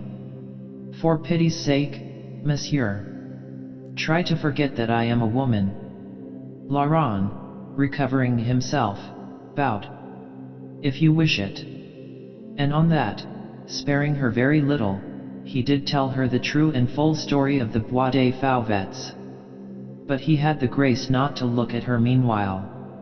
Aymar made out that it was all over very quickly done in the surprise, almost a mistake, she said faintly at the end. On the contrary, replied Laurent remorselessly, it was as protracted and deliberate as I have told you. You can imagine that the imperialists, finding him in the situation they did, were not likely to show him more consideration than some of his friends have done since. He was taken to Arles, senseless, in a farm cart. How he was looked on there I have told you. One would have thought he had paid enough. He was very brutal, he knew it. He was going very far, he did not care. He was so worked up that a very little more would have brought out the story of the ramrod. But there was also a limit to what his hearer could endure. He saw her now get up, and ask him to excuse her for a few minutes. As he shut the door which he had held open for her, he was almost sure that he heard a stifled sob on the other side. Then he paced up and down the room thinking, I have done it now. What would Aymar say if he knew? I don't care, I don't care. It was time she heard these things.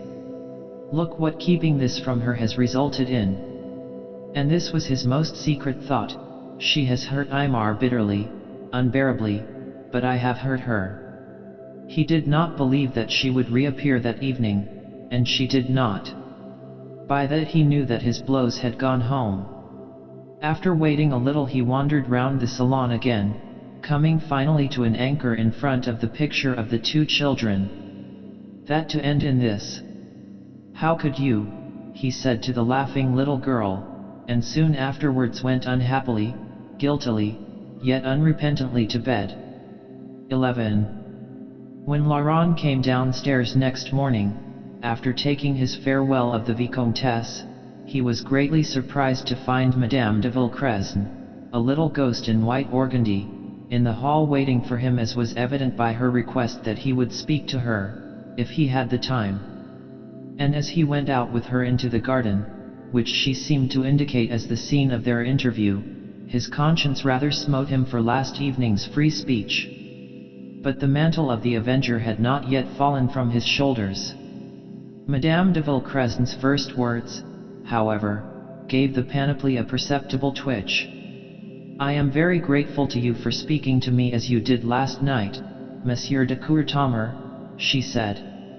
I am sure you cannot have liked doing it. Laurent surveyed the grass at his feet. I want, while I still have the chance, to ask you something more.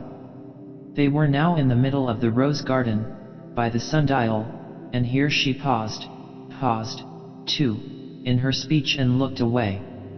Whatever she was going to ask him was not easy to bring out. He supposed he must give her time, even if he had to hurry for the diligence. So he looked down in silence at the sundial, which assured him in its antiquated French, I see ne verras que les heures sans nuages, though a later hand had scrawled on the copper of the dial the cynical proviso, si de telles heures existent. Suddenly it came out, in a voice that shook. Is it really true that it was all done for me? Yes, madam, said Laurent. Then it is the other story that is not true, said the voice still more tremblingly. At that the young man looked at her. Do you mean the sending of the letter as part of a plan already made? They are both true. Madame de Villecresne did not exclaim that that could not be, nor did she ask him how it was possible. She went very slowly to the nearest rose hedge and picked a rose or two. Then she came back. That was what Aymar said, she murmured as if to herself. If I could only see how the two stories are compatible, if I could only see it. And the roses were clutched in her two hands as if they wore no thorns. Shall I try to explain it to you? Suggested Laurent gently. She seemed so young suddenly, only a girl, only his own age. She was amazingly free from rancor, too, considering what his explanations of last night had been like, for she said, with a really touching gratitude, "Oh, if only you would, Monsieur de Courtomer." Over the sundial then, Laurent explained to the very best of his ability, and found himself, like Aymar before him, tracing out the figures there meanwhile. "But I cannot understand how Aymar could be so deluded," broke out Madame de Villecresne at the end. "M. de Vaubernier, perhaps, but Aymar." The advocate reminded her that she had once obtained military information for her cousin, as he well knew, reminded her also of the known fate of Marie Lasserre. Before the cruel story of the practical joke he hesitated a moment in his newfound consideration, but for Aymar's sake she must hear it. Only, since she was so pale already, he suggested a move to the stone bench in the corner, and she complied. Then, in the very place where the lying information had, all innocently, been passed on to Aymar, he showed her how convincing it had been. "And, madam," he concluded, "put yourself in your cousin's place. Suppose yourself waiting for his arrival here in this very garden, and suppose yourself receiving instead news of his desperate peril. And suppose further that you had in your pocket a plan for the destruction of the enemy which you had been on the point already of putting into practice, which indeed only needed the pretext of a bargain to make it plausible. Do you mean to say that you would have gone peaceably to bed and said nothing can be done?" "No," she said with a strangled sob. "No, indeed, I would not." And so he was tricked. All this misery.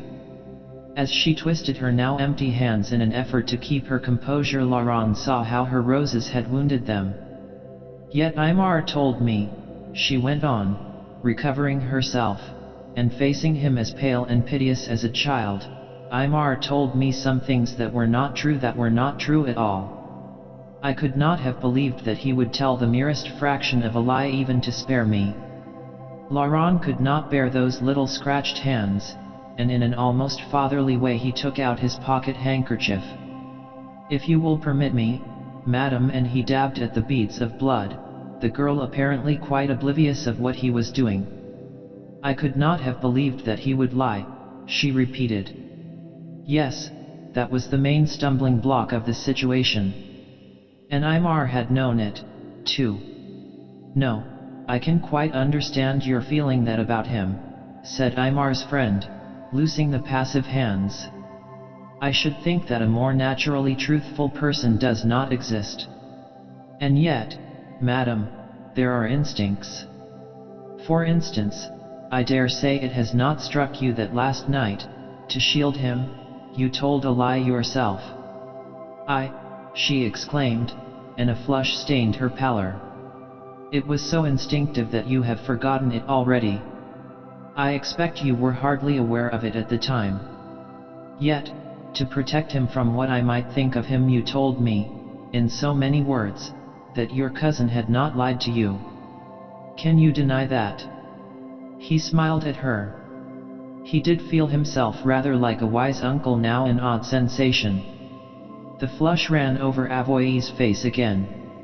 She dropped her eyes to a tiny red spot on her muslin gown. "That is quite true," she murmured. "Do you think he would ever lie to save himself?" went on Laurent, pursuing his advantage, "any more than you would?" She shook her head mutely. "But, Monsieur de Courtomer, if he had not kept me so much in the dark, let me think that I knew it all, left me to be enlightened by Madame de Morsan, it is that which hurts so." "Yes, I dare say that was a mistake," assented Laurent, feeling about 60 by this time. "It was a risk, but only his consideration for you prompted him to take it.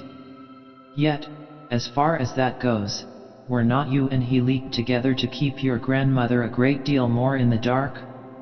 Did that trouble you, the thought of what was being kept from her?" Avoy raised her eyes and looked at him. "No," she said. "It seemed the right thing to do. One does those things instinctively, you see, with those one cares for," the sagacious young man pointed out to her. She pondered this, her eyes downcast. Never could the mentor beside her have imagined himself admitted into so much intimacy. Heaven sent he had made good use of it. He sat quite motionless, for it was 1,000 times better to miss the diligence altogether than to cut short this wonderful chance she had given him. Aymar could not have explained fully to her yesterday, or else she had been in no state to comprehend the explanation. As he revolved this conclusion, Avoye herself said suddenly, "But I am forgetting, you will miss the coach if I keep you longer." She rose, growing less the child. "I can never thank you properly, Monsieur de Courtommer, for what you have done. At least now I understand." Her lips suddenly trembled. "I have really heard everything now, have I not?" "Everything that matters," replied Laurent after a second's hesitation. The Ramrod story had so thin a connection with her, and it would horrify her so, and his last night's desire to do this was now as dead as last night's dreams. "No," he exclaimed abruptly, "there is one fact more I should like you to know. Your cousin has done many brave things in his career, but you have never heard the bravest. And it was done for you." Therewith he sat down again and told her the story of the interview with Colonel Richard. 12. There did not seem to be any place remote enough to shelter her grief and her remorse. Not the house, where Grandmere might at any time find or summon her, not the rose garden, where she, the faithless lover, had just said farewell to the faithful friend, not the orchard, where she had once been comforted with lies, as she had said to Aymar yesterday. They were lies, but he was not a liar.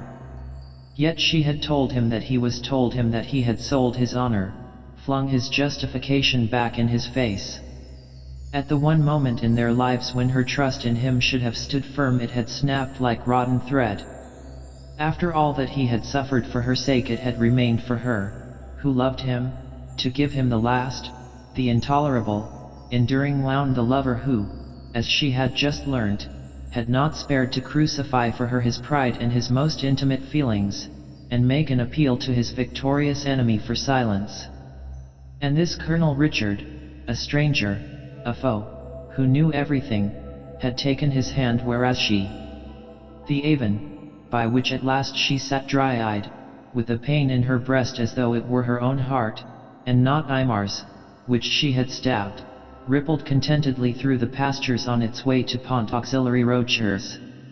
Yes, and despite the strain, the unfulfillment, it seemed to her now that these past years at Cessigny's had been like this placid and contented stream, compared with the torment into which 1 hour had hurried her life.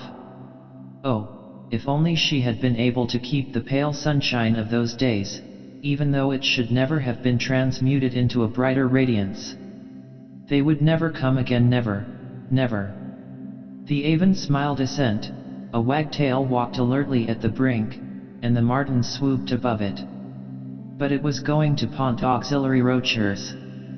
That afternoon Anselm, Aymar's man, came to her and apologetically asked her if she had enough influence to get Saracen out of Mlle Vicomte's room, as he refused to stir or to let any of the servants enter. She went in to try. She might have hesitated had she realized how full the empty room would be of Aymar's presence, and how poignantly the traces of his hasty departure would smite at her the disorder which no one had repaired because Saracen would not admit even Anselm into the sanctuary which he was guarding. She could not bear to look at them, and turned her attention instead on the guardian himself who, having risen at her entrance with a soberly wagging tail, was now thrusting his nose into her hand. But even as she looked at him he stalked back to his post by the bed, and lay down in his former attitude, his nose on his paws. Avoye walked to the door calling him, telling him he must come out of the room. But he only looked at her, he did not stir. The childish thought then came to her that, wise as he was, he knew that his master was soon coming back, and that his refusing to move was a sign of this. But she must put his knowledge to a genuine test, for if he consented to come away, it would show that Aymar was not returning. So she took a coat lying on a chair and showed it to him, and while he sniffed at it she told him that he must take care of it downstairs. Then, going to the door, she held it out to him and called him. He lifted his head and gazed at her earnestly with his wonderful, inscrutable eyes, and she looked back at him and said in her heart, "Oh, don't come, Saracen." Then with a sigh he got up and came to the door. So she knew that Aymar was not coming back. She stood with the coat pressed closely to her and eyes that were beginning to swim. Then she opened the door, called to a passing servant, told her to take the coat and the dog downstairs, and going back turned the key in the lock. "I cannot bear to see you." Well, she had her wish. She could not see him. She would never see him at Sessigny's again. There was no danger of his finding her here in his room, any more than there was a chance of unsaying what she had said, of begging him to listen, to believe that she had spoken in the confusion of shock and fear. He was gone. He was gone, and on the hearthstone, broken and thrown aside, lay the useless jardier. Had it been thrown there because he felt that all it represented was over for him now? Oh no, no, no. He might not be her lover anymore, but he should not, he could not cease to be Eloiseler, and he should not throw away the talisman. She had not now the right to keep it for him herself, and she looked round the deserted room for a safe place in which to bestow it. Out of a half-open drawer there trailed the sleeve of a uniform. The jardier seemed to have more affinity with that than with anything else. She put it for a moment to her lips, and, taking out the coat, slipped the amulet into the breast pocket. Then she gave a miserable little laugh. "I always said I should end by being superstitious about that thing." She was on the point of leaving the room, when, passing by the bed, she perceived something she had not noticed before. By the impress on the coverlet it was clear that at some point yesterday Aymar must have thrown himself there, worn out, he who had never before in his life known other than reasonable fatigue. Probably he had dragged himself from this refuge to come down to that interview with her. Avoye bent over the pillow as though his head were really resting there, and broke suddenly into bitter sobbing. How she got through the next 3 empty heartsick days she could hardly tell. On the third she became desperate. For if Aymar really were not returning, the precious hours were slipping away, and she was doing nothing to make a last effort to retrieve her shattered happiness, or even to tell him how deeply she sorrowed for what she had done to him. He must be thinking, if he thought of her at all, that she was still of the same mind. But what could she do? She had no idea where he was, and unfortunately she had never asked M. de Courtommer if he knew. But Yvenot might know, because Aymar had spoken in his note to Madame de la Rochetière of having gone on business connected with the Éperviers. Then it suddenly occurred to her that Aymar might actually be found in person at Yvenot's cottage, conferring with him. What if she, too, went there in person? And, though the thought of that meeting was not easy to face, she set out that afternoon on horseback, a groom following her, for the cottage in the wood to which she had once declared that she would make pilgrimage. But she had not ridden half the distance when she saw, between the chestnut boles, another horse and rider coming slowly towards her. The horse she knew in a moment. The rider, her heart stood still. No, certainly not Aymar. She moved forward again, and soon saw, with an indescribable sinking, that it was Yvenot himself, riding the mare very softly, the reins in his right hand. He had to shift them to his teeth before he could uncover, and remove the reins again before he could speak. But Avoye guessed. "M.L.E. Vicomte?" "Yes, madam, he has been with us these 3 days. But he left this morning early, and I do not know where he has gone. A long distance, I think, for he went to catch the diligence. I am bringing Hirondelle back to Sessigny's as he ordered me. Perhaps madam would wish to ride her now, if I changed the saddles? No, said Avoye with a catch in her breath, as she turned her horse's head homewards. No, stay where you are, Yves. I think Mle Vicomte would prefer it. 13. And meanwhile the Vicomtesse de la Rochette had come to the end of her patience. The relations of Avoye and Aymar for the last 5 or 6 years, as with a shrug of the shoulders she would admit, had been frankly beyond her comprehension. Mid-18th century in her outlook as she was to the marrow, she had often told herself that in her young days such a situation as continued year after year at Cessigny's would have been impossible. No Frenchman who prided himself upon being a gallant homme would have endured it for more than a month or 2. The cold northern strain in his blood, inherited from his and Avoye's paternal great-grandmother, presumably accounted for, though it hardly excused, Aymar's patience. A man might have a mistress, and he might have a wife, but for a young man to live for years under the same roof with the woman he loved, who was neither, really struck Madame de la Rochette at times as improper. But now the arrangement, which one would have thought just about to issue in a more satisfactory relation, had received a shrewd blow of some kind. Of the hand that had dealt it there could be no doubt, it only remained to discover the weapon which had been used. To this end she had just summoned her granddaughter to her boudoir, and as she sat there, beautifully attired as usual, there was that in her air which told the girl at once what the subject of the interview was likely to be. There was indeed not time for doubt. Madame de la Rochette, motioning her to a chair, said coldly, I should like to know, Avoye, for what reason you have driven Aymar out of his own house. The fact that the phrase embodied her own self-reproach did not prevent Avoye from resenting it. Her color rose. She could not possibly give the reason.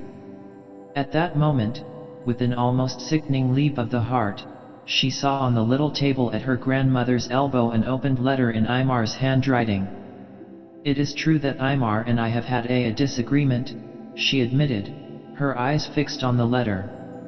But I assure you, Grandmere, that I had not the slightest idea that he was going to leave the house like this, and I hope he is coming back. Her grandmother's very ring seemed to flash hostility at her as she stretched out her hand and deliberately dropped the letter into the little fire which, despite the summer weather, burned on the hearth beside her. No, he is not, she replied curtly, and therefore I think I have a right to know why you are, as I say, keeping him out of his own house just when he most needs a home and the care he can get there. The thrust told. Avoye dropped her head. I never meant to drive him away, she repeated. Nonsense, said Madame de la Rochette. Do not pretend that. You are ignorant of what you are doing where Aymar is concerned. You know only too well.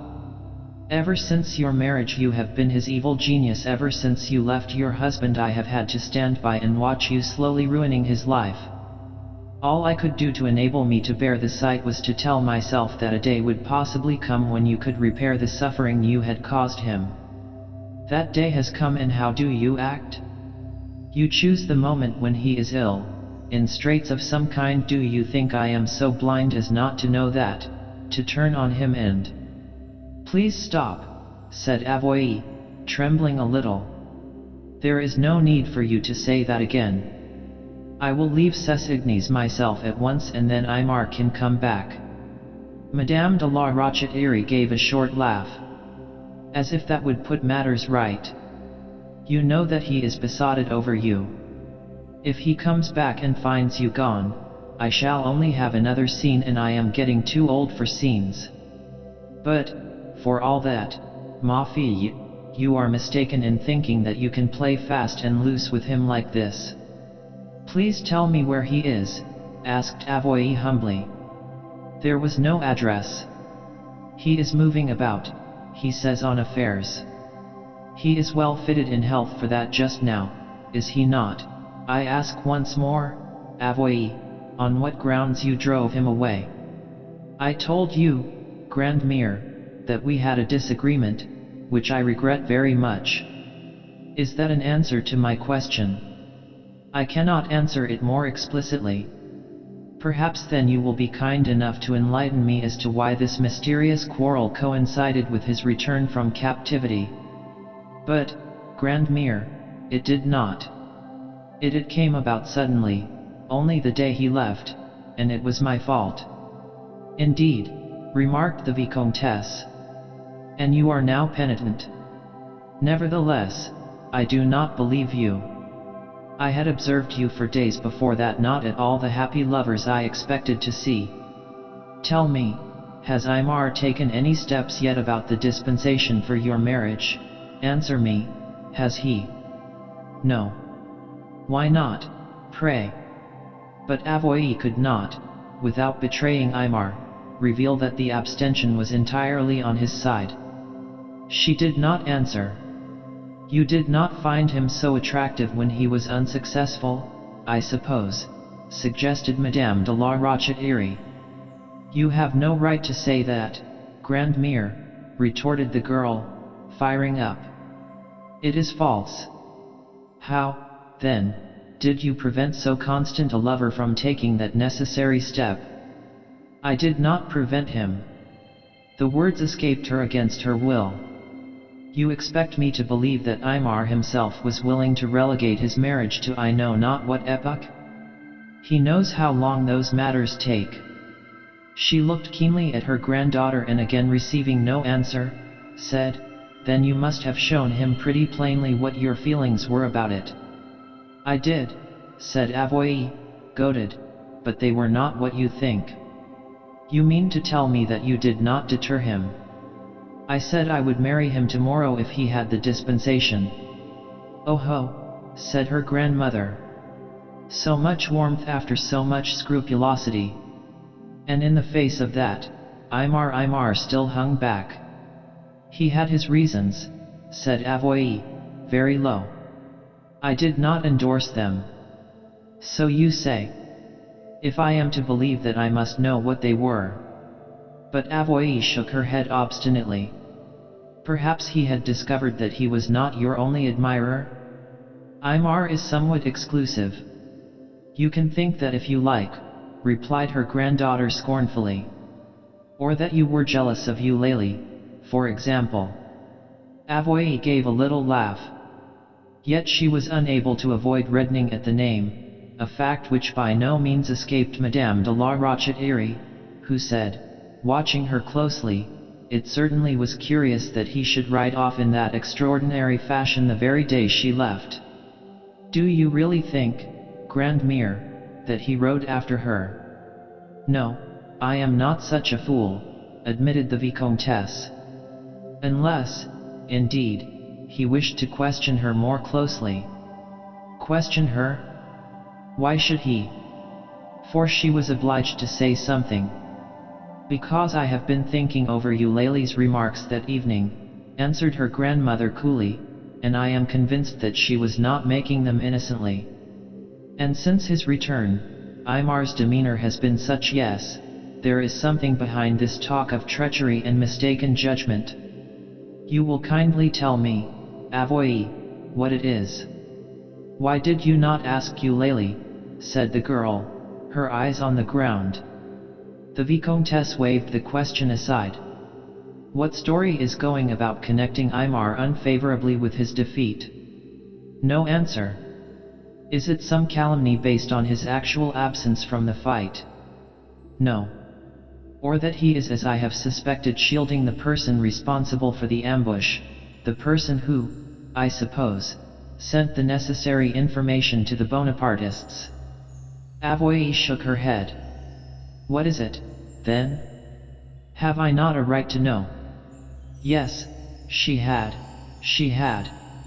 Was she a woman who needed to be spared any more than she, Avoye, herself? Madame de Villecrescen lifted her head. People are saying that it was Aymar himself who sent the information. Madame de la Rochette-Iry drew a long breath. Her hands clenched themselves on the arms of her chair, her eyes sparkled. Instead of being withered by the blow, she actually looked younger, rising to meet it. She laughed. As people were about it, they might have invented a more likely slander. This one is somewhat ludicrously wanting in plausibility. Imar betray his cherished perviers. But I thank you for telling me, since the imbecility of human nature has always delighted me. She stooped to replace a piece of wood fallen from the fire, and, raising herself rather suddenly, caught sight of Avoy's expression. Her own changed with startling rapidity. Avoy. Is it possible? Am I to take you for one of the imbeciles? Of course, he sent it as a ruse, murmured Avoy out of her stiffened lips. Madame de la Rochette took no notice. You believed it, you believe it, my God, no wonder Imar would not stay under the same roof with you.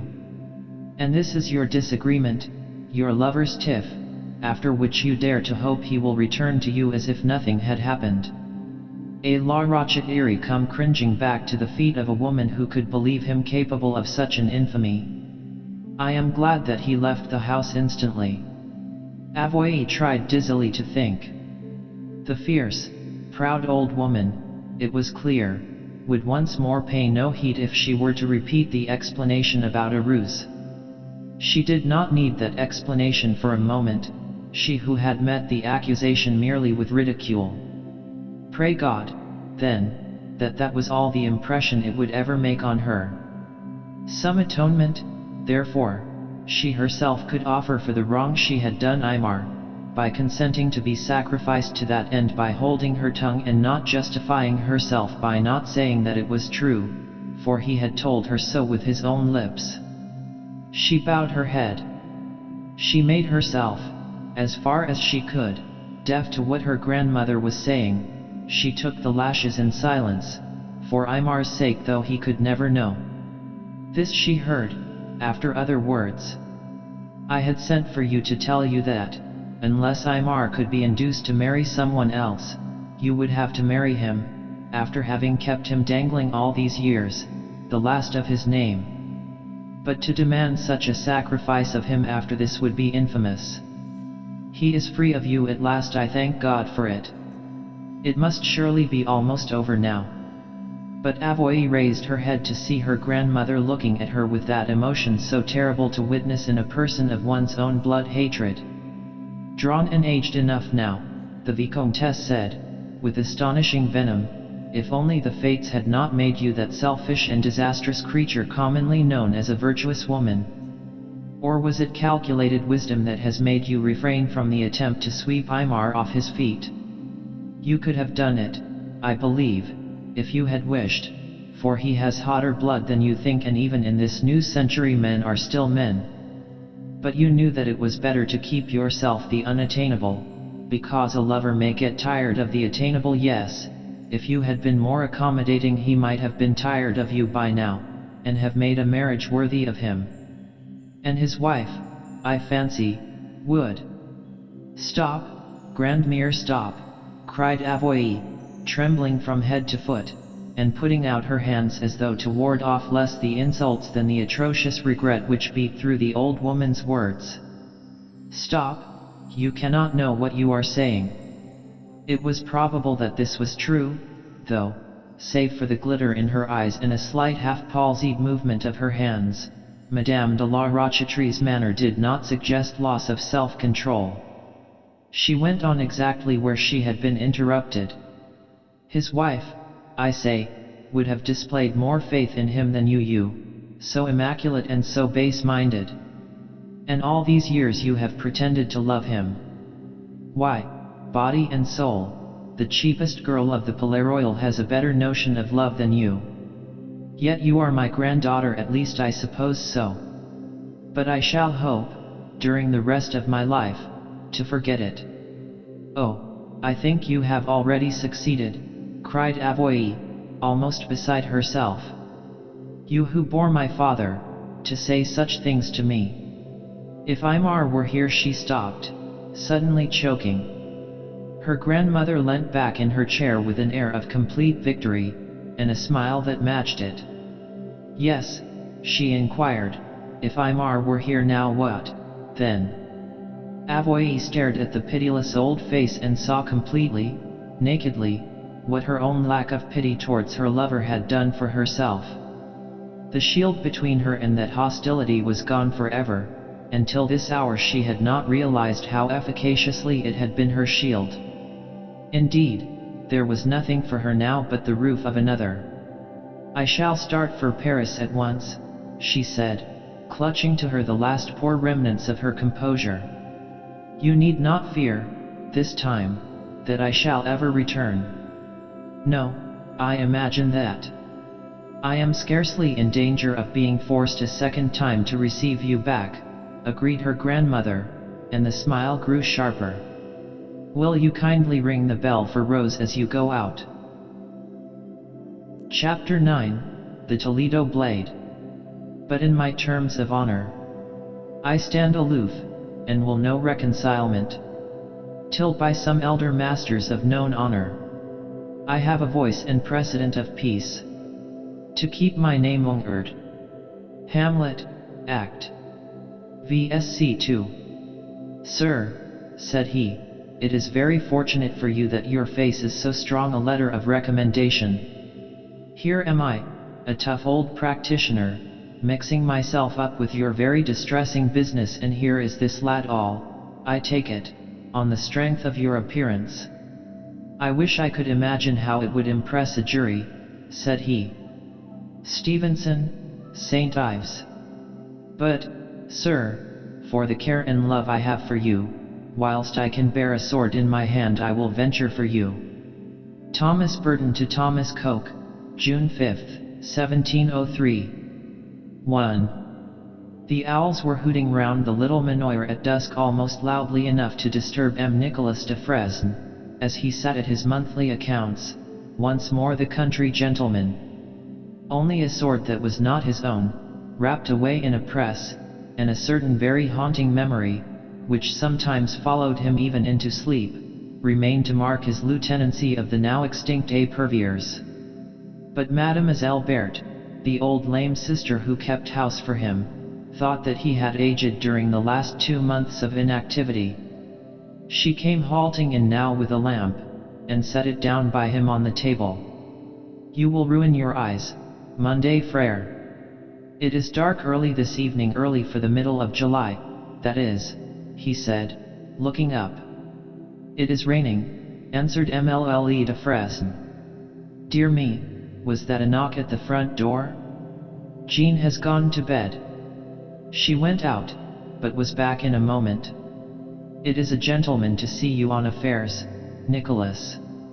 He did not give his name. Ask him to come in, then, said her brother, and, shuffling his papers together, went to put them in his desk. He had his back turned, the door was already ajar, and the lid of his desk, escaping at that moment from his hold with a bang, prevented his hearing it close. De Fresne, said a well-known voice. He jumped round as if he had been struck.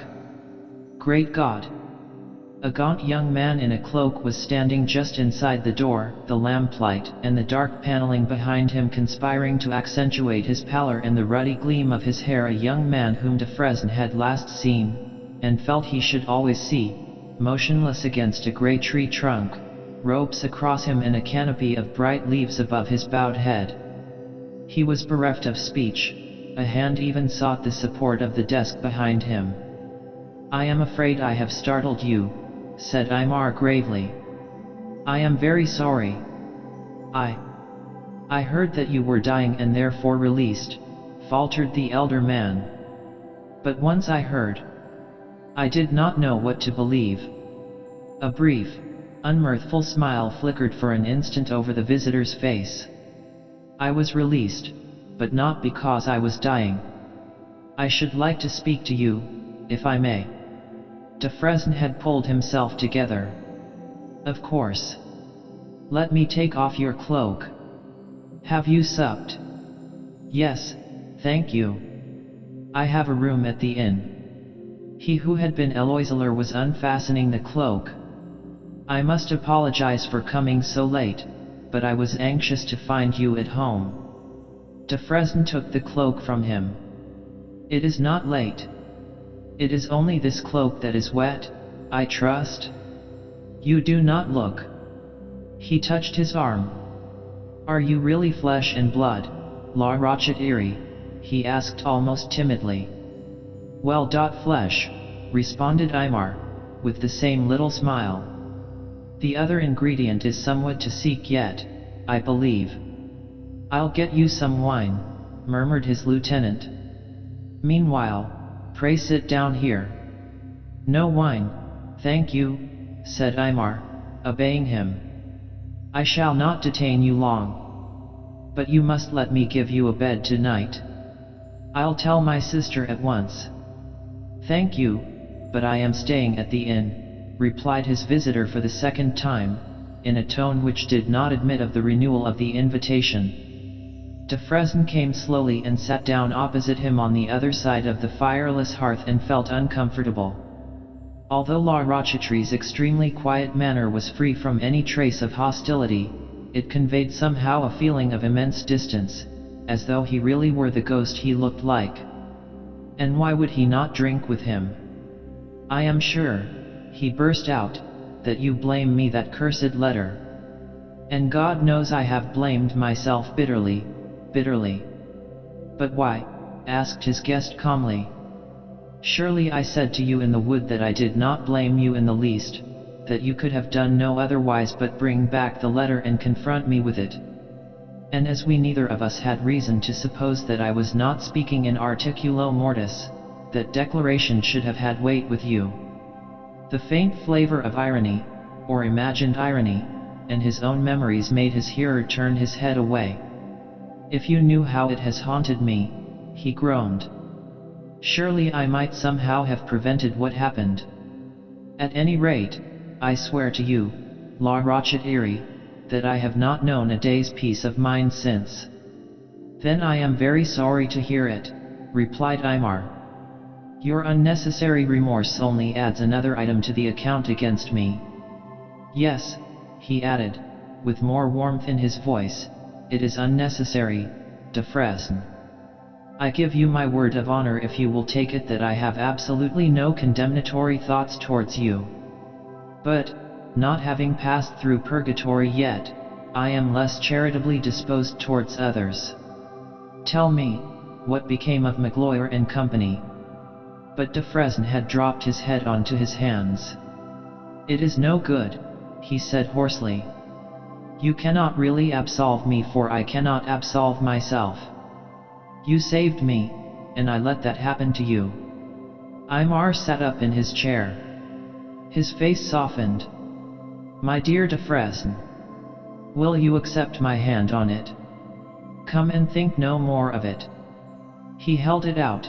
No handshake had passed between them as yet. De Fresne looked up and saw it, outstretched so far that a dull red wheal was visible above the wrist. He took the hand. Now please let there be no more talk of haunting, said Eloiseler with a smile. And tell me what you did with the remnants. I disbanded them. There was nothing else to be done. After the Bois des Fauvets they turned against Magloire and Hervé, but they would not follow me. I debated a long time, La Rochette-Erie, about having those two brought to justice, but at the moment the report was that you had died in the hands of the Imperialists. I may have been wrong, but it seemed to me that to rake up a scandal when you were not alive to defend yourself, and when, with the best will in the world, I could not properly defend you because I did not know the nature of your bargain with Colonel Richard, was not the happiest thing for your memory. I dare say you were right not to press for justice, said Aymar. Indeed, as it happens, I am glad that you did not. For I have come to ask you a favor. De Fresne got up. I think I can guess what it is, and I shall do it with all my heart, and at once. He went to the black oak press, deeply carved with figures of saints, that stood against the wall, and returned with a long object wrapped in a strip of brocade. You want this back again? I have kept it carefully, you see. It is yours, Eloiseler. And across his guest's knees he laid his surrendered sword. But Aymar shook his head and held it out to him again. Not in that way, my friend. And what has happened that you should now restore it to me? The day I gave it up you said you could not serve under me if I retained it. De Fresne flushed. But since that interview? Since that interview what? Aymar took him up. I am further from being cleared than ever. You told me then, most truly, that I stood in a terrible situation. Do I stand in one less terrible now, with the scars of my own men's bullets on me? And, seeing that de Fresne had nothing to answer, he got up, laid the sword on the table, and went on. Only one hand can give that back to me, and it must first be delivered to that hand. Yes, I am going to press for an inquiry, as you advised me. In a sense, therefore, you were right in thinking that I had come for my sword. I am here to ask you if you will assist me in the endeavor to regain it, but if I ask too much, I am entirely at your service. You mean that? Thank you.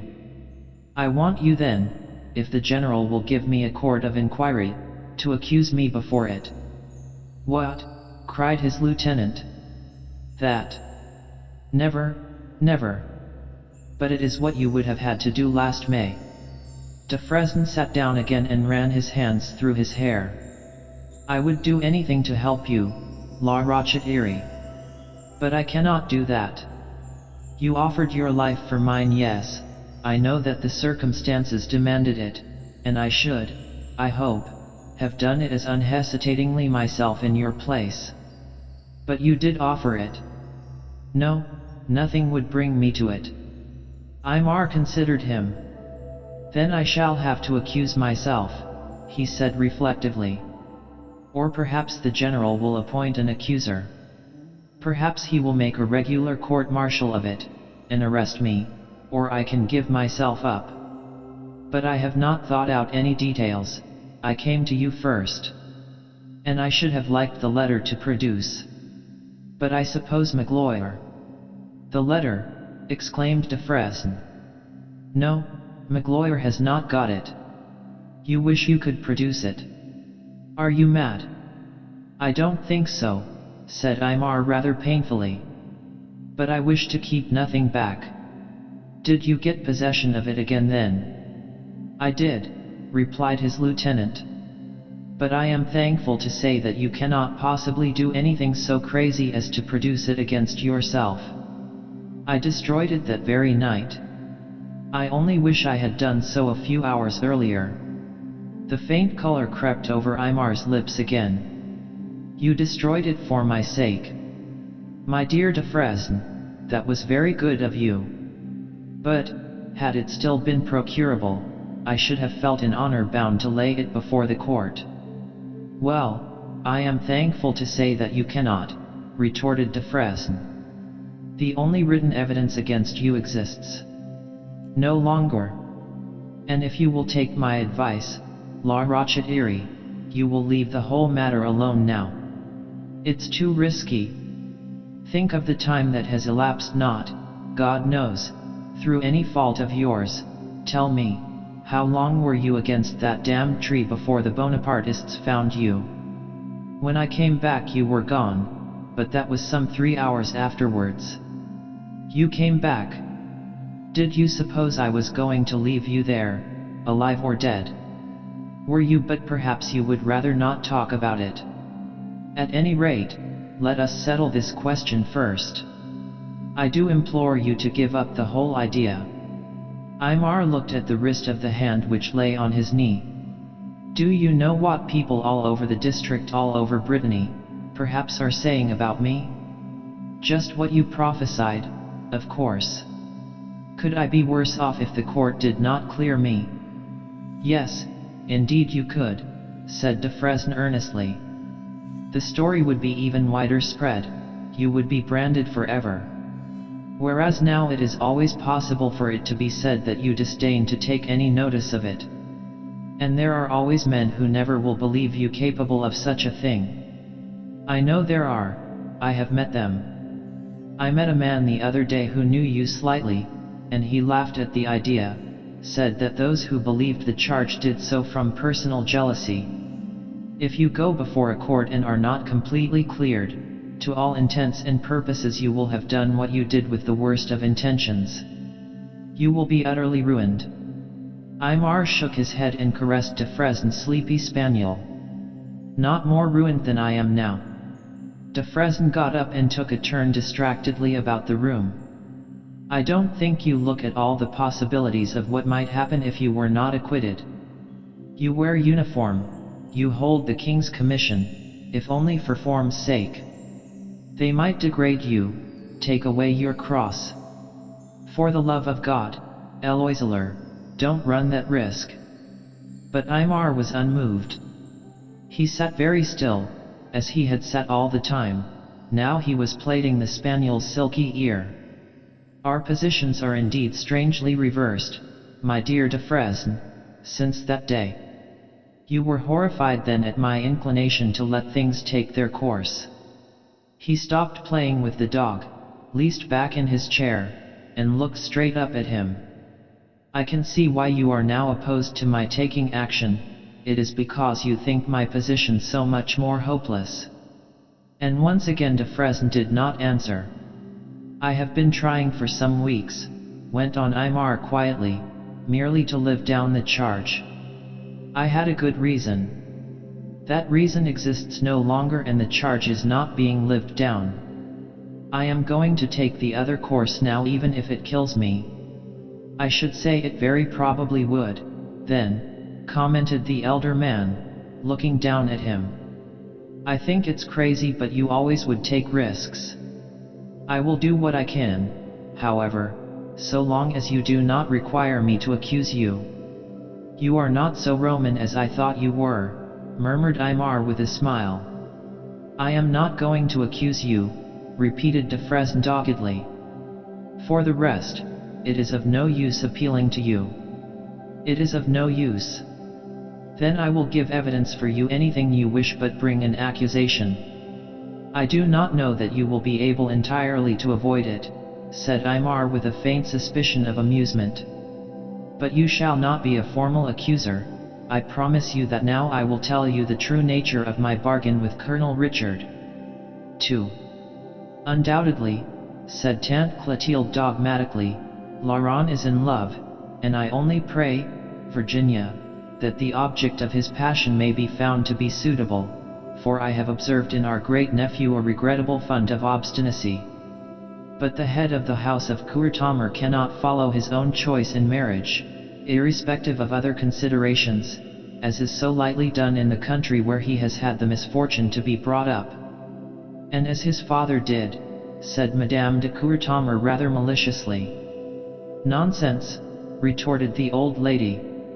As a Seymour, you were a perfectly suitable match for Henri. You are too good, ma tante, replied Virginia de Courtomar.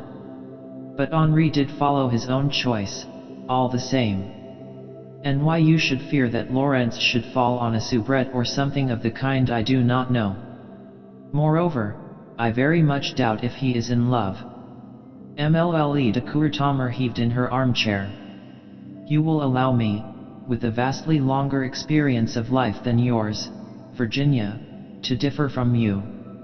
A young man who has fought and endured captivity for his king comes back to find that king replaced on the throne by a glorious victory, Paris in festive humor, himself not uncongratulated for having drawn the sword, and what is he like?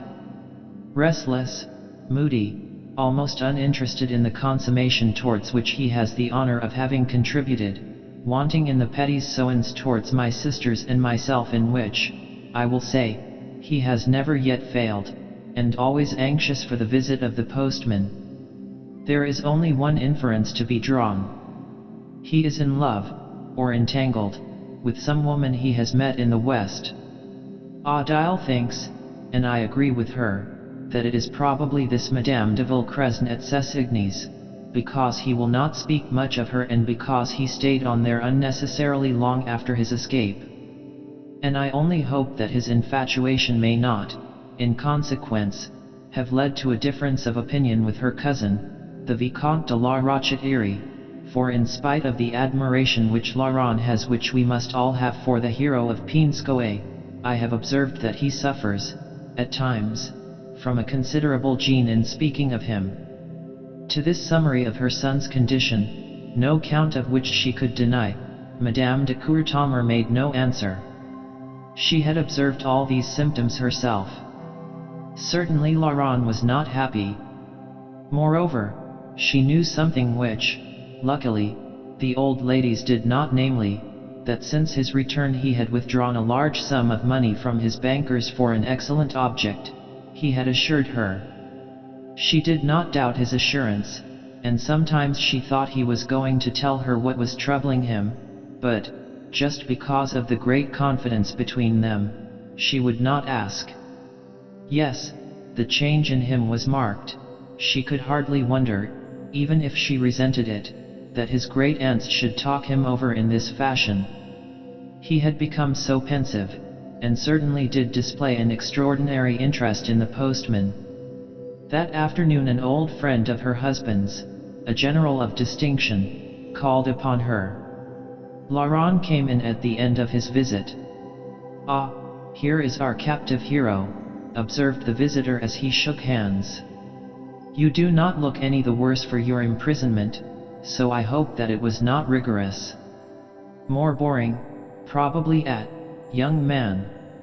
"I do not fancy that Laurent found it exactly boring, General," said his mother, smiling. "He had a wounded companion whom he helped to nurse, that gave him employment. He has the happiness of having contributed to the Vicomte de la Rochette-Iry's restoration to health Eloiseler, you know." The old soldier stiffened curiously. "Oh really?" he remarked, and looked hard at Laurent for a moment. Then he changed the subject. But as he was taking his leave he held Madame de Courtommer's hand and said gravely, "My dear lady, if a very old friend may venture on a word of advice, I think it would be as well if you kept silence as to your son's charity in imprisonment." "Mon Dieu, why?" exclaimed the Comtesse in astonishment. "Because," said the General still more gravely, "I grieve to say that it was mistaken charity." "Monsieur," began Laurent hotly, but the guest went on, unheeding. "Since it was bestowed on an unworthy object. And, in point of fact, it was no charity at all. It would have been 1,000 times better to have allowed that incredibly treacherous young man to die. But your son, no doubt, did not know what he was doing." "I did know," said Laurent, white, his head flung back. "I knew all the time of the abominable slander on a man as honorable as you or I. My God! My God! And now it is going about Paris." The distinguished soldier looked at him and was perhaps a little moved by his distress. But he spoke no less sternly. "Can you wonder, Monsieur de Courtommer? What steps have been taken to check it? An innocent man must have cleared himself by now of a charge so infamous. La Rochette-Iry betrayed, sold his own men to the enemy," he explained to his hostess. "You did not know, of course. I am sorry to have shocked you, but you see why I counsel you, madam, in your son's best interests, to be discreet." He looked once more towards that son, who had turned his back and laid his head against the mantelshelf, and he forbore to utter a farewell which would obviously have gone unreciprocated. And when Madame de Courtommer came back across the great salon, Laurent had flung himself down in an armchair and buried his head at the side. Herself rather pale, she put her arms about him. "My dearest boy, this is what has been troubling you, then? Tell me, my darling, if you can." But all that Laurent could get out for a long time was, "It's not true, it's not true." And later the cry changed to, "If only he could do something, if only I knew where he was now. His last letter said so little and there were such difficulties." It was therefore quite in accordance with probability that there was borne into Laurent next morning, with his coffee and roll, a letter sealed with a swan. He tore it open, and read, in the handwriting which he hardly yet knew, these words. My dear Laurent, since I last wrote, the difficulties which Sol de Grisol saw in the way of granting my request for a court of inquiry have disappeared, and the court will sit to investigate my case at Oronay on August 12th. I shall have de Fresne, Colonel Richard, and Saint Etienne to give evidence on my behalf, and through the latter I have hopes of getting that M. du Parc who was present, as you may remember, at my meeting with him at Caravan.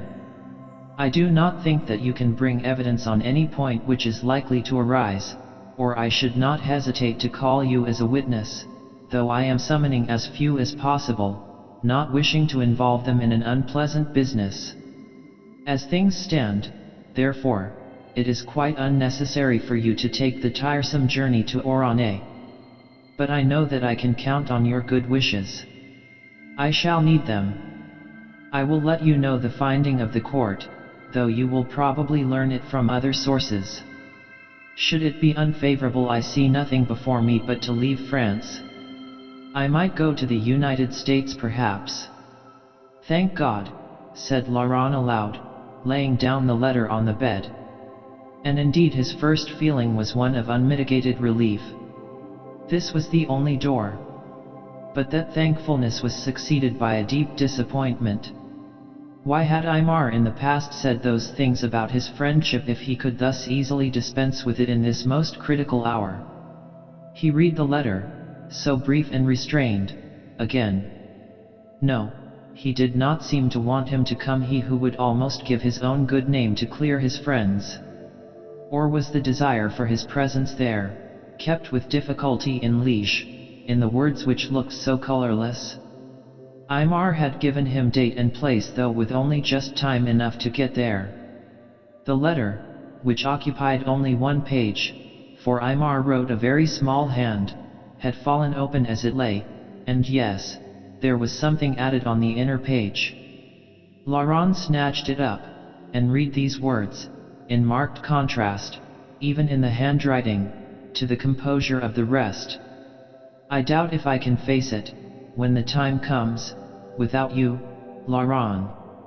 2 minutes later, gulping his coffee, he was thus addressing his hastily summoned valet. I want my valise packed immediately, put my uniform in and find out the Brittany diligences and get hold of Madame la Comtesse's maid, and ask her how soon my mother can receive me.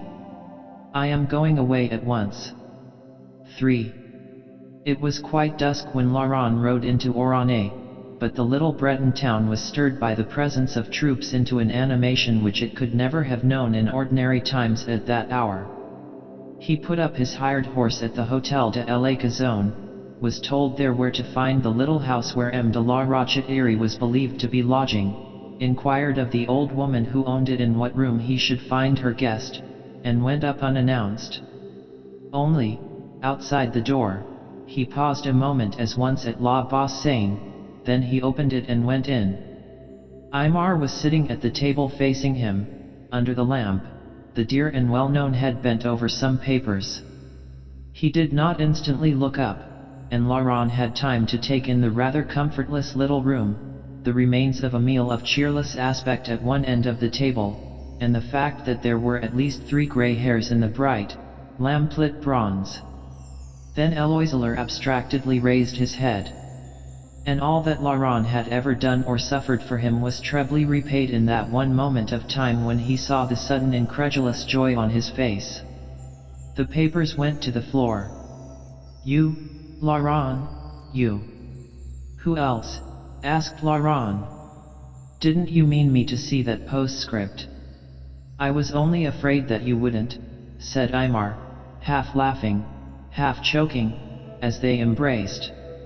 Have you really forgiven me, then, for leaving you in that abominable fashion at Cessigny's? I forgive you nothing, responded Laurent ambiguously, and, holding him at arm's length, surveyed him with critical eyes. Aymar was very thin, but there was a trace of color in his lips if nowhere else. He was in uniform, the very uniform in which Laurent had so admired him in Paris, and once more he was wearing the cross of St. Louis on his breast. But he had no sword. "I do not think much of your choice of lodging," observed the newcomer after a little, looking round the room. "Could you not have found something more comfortable?" "Very likely," responded Aymar, unperturbed. "But the first consideration was to find someone who would take me in without demur. And I knew that Madame Leblanc would do that." Laurent opened his lips to say something, and thought better of it. But it seemed horrible that Eloiseler should make this statement without a shadow of his old bitterness, as if it were the most natural thing in the world for his presence to be objected to. "I did not, however, propose to condemn you to Madame Leblanc's cooking if you did come," went on his friend. "De Fresne tells me that there is still a room or two at the Hotel de la Gazon." Laurent shrugged his shoulders. "I shall stay here if there is a corner anywhere." "You won't say, if you do, I shall not sleep under this roof, will you?" Aymar gave him a strange, sweet little smile, and put his hand for a moment over his. "I know better now than to argue with you, mon ami, but I would like to make one appeal to you, on the score of your own reputation. It will not do you any good, and it might do you untold harm, to be seen with me, to lodge with me. You know. Is that why M. de Fresne has so carefully installed himself at the Hotel de la Gazon?" broke in Laurent hotly. "And your friend Saint Etienne, where is he? Has he been equally prudent?" Aymar looked at him rather oddly. "Saint Etienne is much further away," he said, with what seemed an effort. "And I implore you, Laurent, not to harbor a grudge against the excellent de Fresne. He does so hate this whole affair, it is against his better judgment, he puts himself in rather an unpleasant position, and yet he is giving evidence at my request." "It is the least he can do," retorted the implacable Laurent. "But what about Saint Etienne, your most important witness? It seems to me unless you have secured that M. du Parc. Why do you say he is far away? I hope you have both of them." Aymar looked down at the floor. "Laurent, I ought not to have allowed you to come here, I ought not, indeed. I did try in my letter not to let you see how much I wanted you, but it was too strong for me. Yet at least I did not know the worst when I wrote. I have neither of those two as witnesses. Saint Etienne I can never have." "Good God! Why not?" "Aymar, your whole case." "Saint Etienne is dead," answered Aymar gravely. And he told his stunned hearer how, when he made up his mind to court inquiry, he had written to Saint Etienne to ask him if he would give evidence on his behalf, and where M. du Parc could be found. No answer came. Meanwhile, Saul de Grisals made arrangements and fixed the date. Then came a letter from Saint Etienne's relatives telling Aymar of his death from wounds received in a skirmish in July. Of M. du Parc they knew nothing whatever, and the name was so little uncommon that to trace him Aymar had already tried was hopeless. "But, Laurent," he concluded, "I could not draw back now. Think of inviting an inquiry and then, on the eve, withdrawing from it. Saul de Grisals could not give me any longer because he is disbanding. And in any case I think the result was doubtful. Only, for the sake of the name I bear, I felt that I must face it. I came to that resolve at Evenos, but it was a struggle, it took 3 days to bring me to it." He smiled. "And now it seems hopeless. But I shall make a fight for it, though, as far as direct testimony goes, I am now empty-handed. My only chance is that what testimony I can bring will produce a favorable general impression. Several people here have personally assured me that they would believe me on my bare word. Perhaps the court also may have an inclination to believe me because of my former reputation. I had one once." Again he spoke without bitterness, but Laurent shivered. The new Aymar discomposed, a little frightened him. He asked of whom the court consisted. Aymar told him. And when he came to one name, Laurent gave a joyful exclamation. Du Tremblay! Du Tremblay himself! Oh, luck at last! I overheard him speak so warmly of you in Paris, and when he learns what he owes you. Owes me? Oh, you mean that cipher business. But he will not hear anything about that, my dear Laurent. The only evidence which I might call on you to give would be why I was unable to court inquiry earlier, if the point were brought up against me. My story, as I shall give it, will end with the last bullet. I am afraid that they are sure to want to hear something about that affair, and I should prefer to tell them details rather than to have them dragged out. But you need not fear that I shall dilate upon it. How, feeling about it as he did, he could face the prospect of having that horrible business in the wood gone into at all, Laurent could not conceive. If he were of less sensitive fibre, but then, perhaps, he would not have also the Icebrook's temper.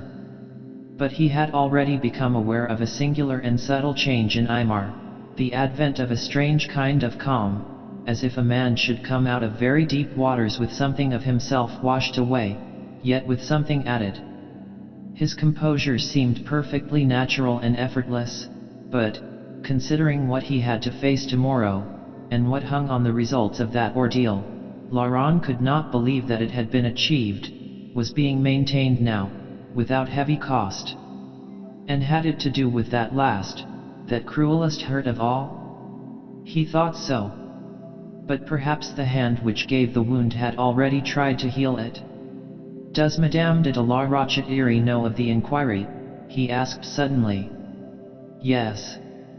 But she does not realize how serious it is for me, because when I wrote a few days ago I merely told her that I had asked for an investigation into the rumors of treachery at Pont Auxiliary Rochers. I have had a line in return, approving of my action. He smiled, a little ironically. And I hope that, whatever the verdict, she may never learn the details of the evidence. Laurent knew what he meant by that phrase. After a moment Aymar added, I wrote to my cousin also, saying that I hoped at least to keep her name out. That is my hope. But had he heard from her? Presumably not, since he immediately changed the conversation, and began to talk about the way in which he was laying out the first installment of Laurent's money on the disabled and widows. After which he got up and took something off the mantelpiece. Such an extraordinary coincidence, Laurent. I threw this away, as you know. When I put on my uniform, for which I had sent to Cessigny's, there was the jardiere in a pocket. Well, don't throw it away again, said Laurent. It must mean that the luck has turned Aymar. Wear it tomorrow. To please me, let me see if I cannot somehow fasten it onto your arm again. It's nonsense, I know, but just to please me. And, to please him, his friend consented. Moreover, so thin was his arm now that, with the aid of needle and thread from Madame Leblanc, Laurent did succeed in fastening the ruche bracelet in its place once more. I have only recently learnt from Yvenot, said Aymar as Laurent put in the last stitch, of another legend which seems much truer than the story about running water. If you are fortunate and if you have obtained or are about to obtain your heart's desire, the jardiere will leave you. He pulled down his sleeve. And apparently, he added, trying to smile, when that is lost forever the jardiere comes back. It has already found me, remember when? An immense pity for him invaded Laurent. He was rather staggered, too. But this return must mean that you have your luck again, that you are going to come through tomorrow. Perhaps. I admit that I need something to counteract come in. Ah, de Fresne, let me make known to you my friend Monsieur de Courtomer, of whom I have told you. The two men bowed, a little stiffly. Well, Monsieur de Courtomer," said the newcomer starkly, "if you have heard the last piece of news, I think you will admit that we are here on a fool's errand." Laurent fired up. "As M. de la Rochette-Eyrie is now irrevocably committed to this enterprise, monsieur," he retorted, "that is hardly an encouraging view of the situation to put before him." "M. de la Rochette-Eyrie does not need that view to be put before him," interposed Aymar. "It is already his own sit-down, de Fresne." Laurent moved away. That was the man who with his own eyes had seen the outrage wrought on Aymar, who in addition to his own indirect share in bringing it about had not even got himself scratched in trying to prevent it. And yet he surprised on this man's face, as he spoke in low tones with Eloiseler, an anxiety much more selfless and acute than his rough and untactful words had suggested. It was late when de Fresne left. Laurent's sleep was heavy but broken, and he spent a large portion of it in giving evidence of the most ridiculous and disconnected order. He was glad, therefore, when morning came, for he had yet to realize how its hours were going to drag since the inquiry did not begin till 2 o'clock in the afternoon. The only event of importance was the arrival of Colonel Richard for consultation with Aymar. His dismay when he heard of the disastrous gap in the evidence was obvious, though not so nakedly displayed as de Fresne's, but he dismissed the idea of turning back, which, indeed, Aymar had never seriously contemplated. "When a man has courage of your type," were his parting words, "circumstances themselves crumble before him. In any case, you have taken the right course."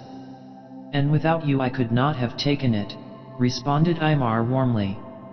"I only hope that you will have no cause to regret your great generosity in coming here on my account."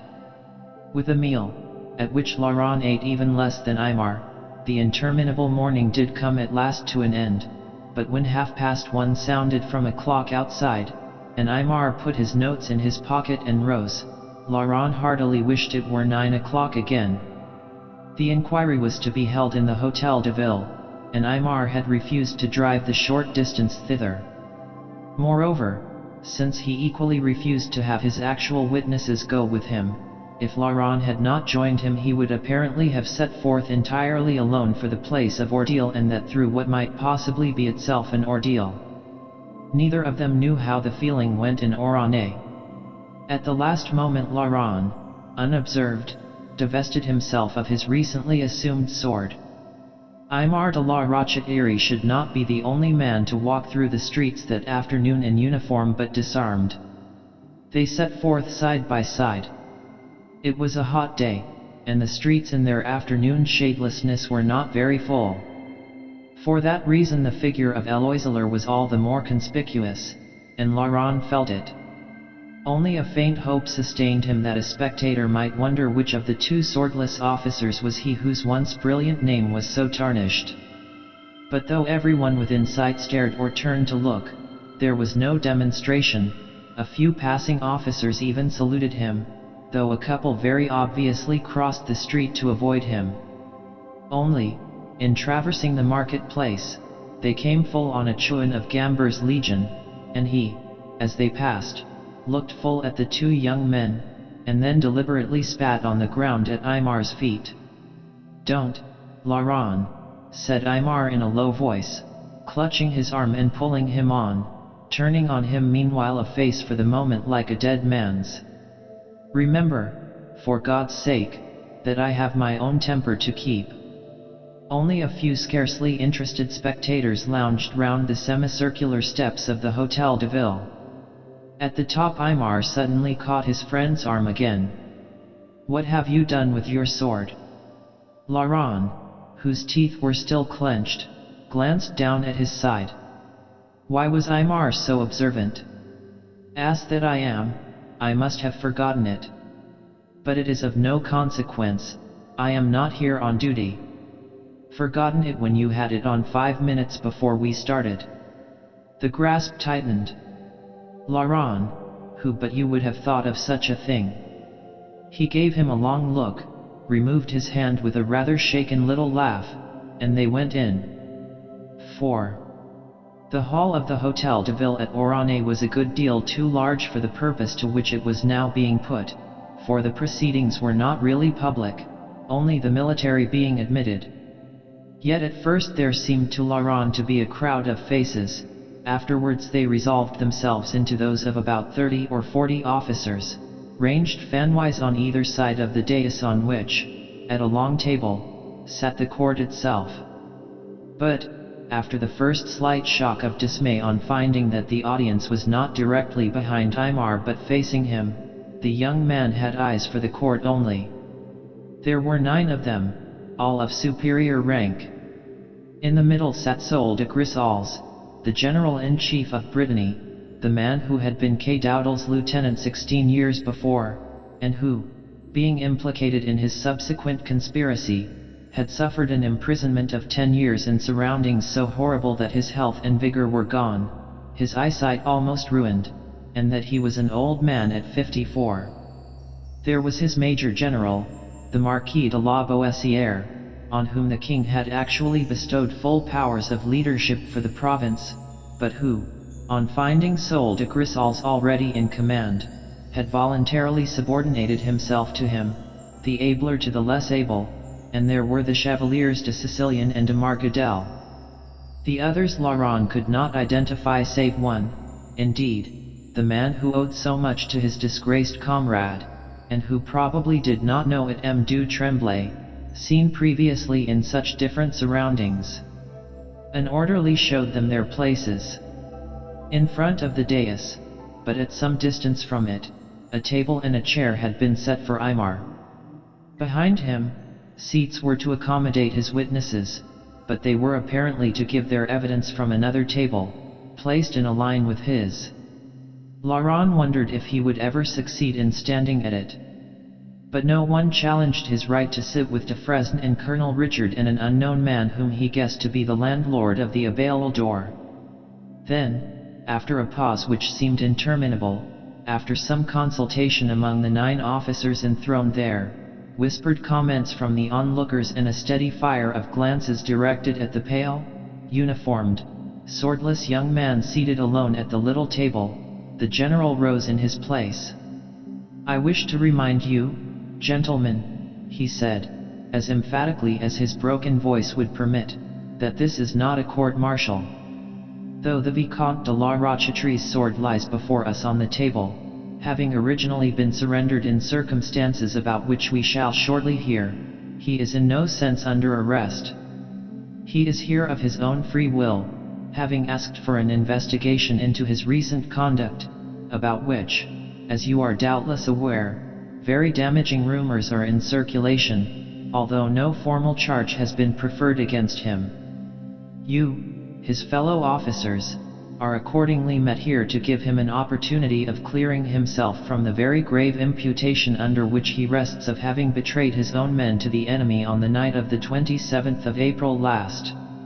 He paused a moment and cleared his throat. "The procedure which we shall follow is that M. de la Rochefoucauld will first give us in outline his account of what occurred, and will then go over it in detail, producing his witnesses and answering any question which the court may put to him. And, since there is no accuser, we are ready for him to begin at once." So the lists were fairly set for what Aymar had said last night was a hopeless fight. He got to his feet, and, after a few words of thanks to the General-in-Chief and the court for consenting to hear him, electrified everybody, and Laurent not least by saying, firmly and quietly, "I wish to begin by stating that I do not deny having sent certain information to the enemy on the night of April 27th, nor that my action was the cause of the disaster at Pont Auxiliary Rochers, nor that my men, believing me to have purposely betrayed them, shot me for it." So strong a sensation here went round court and audience alike that Aymar was obliged to pause. "Good Lord," thought Laurent to himself, "what a way to open and how like him. But," went on Aymar, standing like a statue, "I emphatically deny the motive assigned to my action. I shall hope to prove to the court that the disaster was the result, in reality, of a scheme which went wrong, that no treachery was intended for a moment, and that my men acted as they did under a misapprehension. He began without more ado to read his summary, a short, lucid statement, making no appeal for mercy but laying a certain stress, as it proceeded, on the points which were undoubtedly in his favor.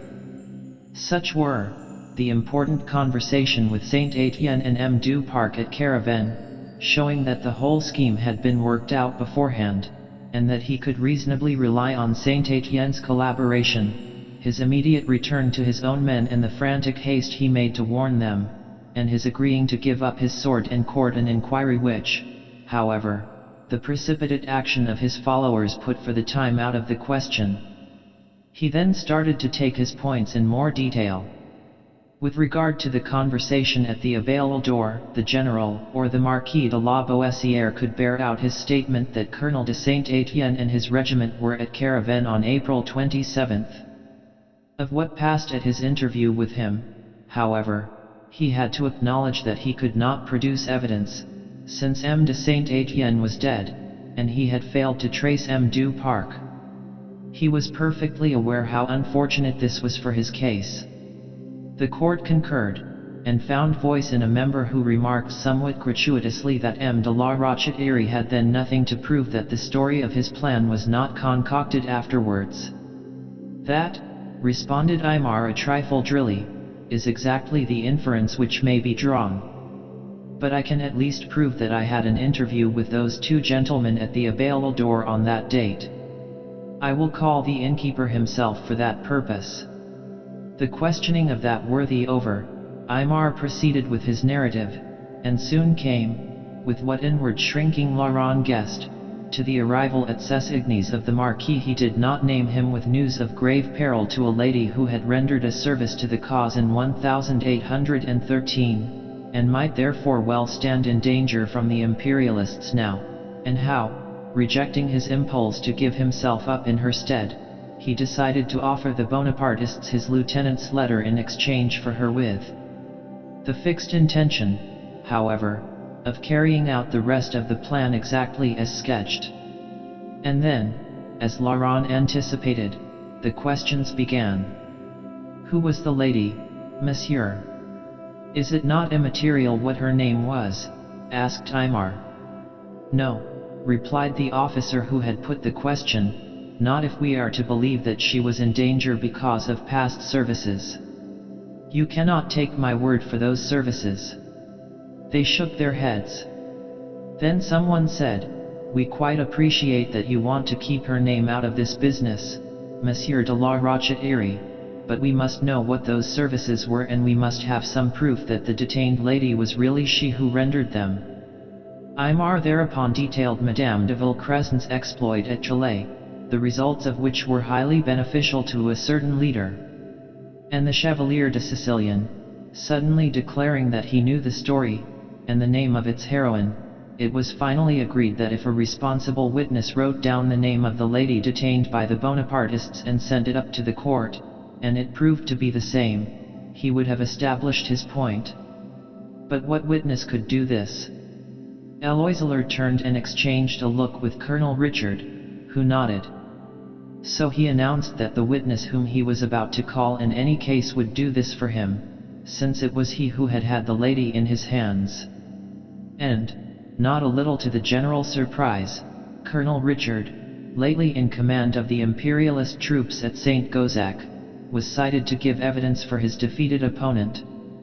He got up very impassively, writing down the name as he did so. It was passed up, and found satisfactory. I will now ask you, Colonel Richard, said Aymar, addressing him, to tell the story of your receipt of M. de Fresne's letter, in order to show that no more was asked of you than this lady's safety, and that in actual fact even that bargain could not be carried out, because the lady was never really in danger. At which revelation even members of the court were observed to hold their heads. 5. Laurent began by listening with avidity to the story of the coming of M. de Vaubernier that night to the presbytere of St. Gozac with the letter, and his interview with Colonel Richard, but as the latter's evidence went on, he listened with inward maledictions also. How was it possible for anyone to be such a fool as that old gentleman, not only, in a sense, to have originated the whole situation in his turnip of a brain, but also to have played, in such a preposterous manner, right into the hands of this intelligent colonel of engineers by revealing that the enemy proposed a bargain with him before finding out whether a bargain were called for at all? How could he not have seen from Colonel Richard's manner that night that there was no question of shooting anybody, even though the imperialist had, as now appeared, been too astute to display his entire ignorance of the lady's presence at the inn? Laurent's disgust got the better of his interest. He heard, however, at one point, questions eliciting exactly what was in the letter, and also a sharp query as to why it had not been laid before the court, to which Aymar briefly replied that it had subsequently been destroyed by a third person. He heard, too, the imperialist being asked what his thoughts were at the moment of the letter's reception, and his frank response, that as it appeared to be genuine he was driven to one of two suppositions, either that Eloiseler was a traitor, and was deliberately selling his men for the safety of a woman whom he believed to be in mortal peril, or that the whole thing was a trap. He therefore went over to the Cheval Blanc to find out what possible grounds Eloiseler could have for believing the lady to be in such a situation, and got on the track of the truth, though he did not run the culprit to ground till after the fight. "And what was the truth, Colonel?" asked a voice as he paused. Laurent put his hands over his ears. But he heard, or seemed to hear, all the same. He certainly heard the sonorous voice of the Chevalier de Margadel exclaiming, with astonishment, "Then do you mean to tell us that the whole question of the lady's danger, and all that hung on it, rested on no more solid basis than a practical joke?" "I am ashamed to say that it is so," replied Colonel Richard. Aymar, sitting at his table, had his head on his hand. Laurent knew how bitter this must taste, how the shadow of ridicule, hardest of all to face, must seem to be hovering near him, though really it was engulfed in the shadow of tragedy. None of the court, at least, appeared to find this revelation amusing, and Laurent was grateful to them. He was not so sure about one or two of the younger officers in the audience. As he scanned in particular one whose demeanor did not please him, he heard Colonel Richard resuming his evidence, and saying how he considered the letter worth acting on with precautions, as he thought that a leader with the experience and antecedents of M. de la Rochette had probably taken steps to nullify the information he had sent, nor, as between one soldier and another, did he consider that unfair merely a move in the game. "So I took every precaution that I could think of," he concluded, "and the result you know, but I desire, gentlemen, to make it very plain that if Colonel de Saint-Étienne's regiment had not been ordered away from Caravan when it was, I, not knowing at the moment of his presence in the neighborhood, might well have been the victim of disaster instead of M. de la Rochette." Laurent could see that this testimony had made rather a strong impression. The court conferred together. Then the Marquis de la Boissière observed, "In fact, you are convinced that M. de la Rochette is speaking the truth?" "I am, absolutely. I should hardly have agreed to come and give evidence at the request of a former adversary if I thought him a traitor." "Perhaps," said Colonel Richard, drawing himself up a little, "I may be allowed to say that I think too much of my own reputation for that." He returned to his place, and Aymar stood up again. "It seems pretty well proved, Monsieur de la Rochette," said M. de la Boissière, looking at his notes, "that you had sufficient grounds for thinking the lady to be in danger, but do you consider that you were justified in taking such a risk for the sake of any individual, of whatever sex or services?" "But I have already stated, Monday General," replied Aymar steadily, "for what reasons I considered that there was practically no risk." And he rehearsed them once more. "You had then no scruples about sending the letter?"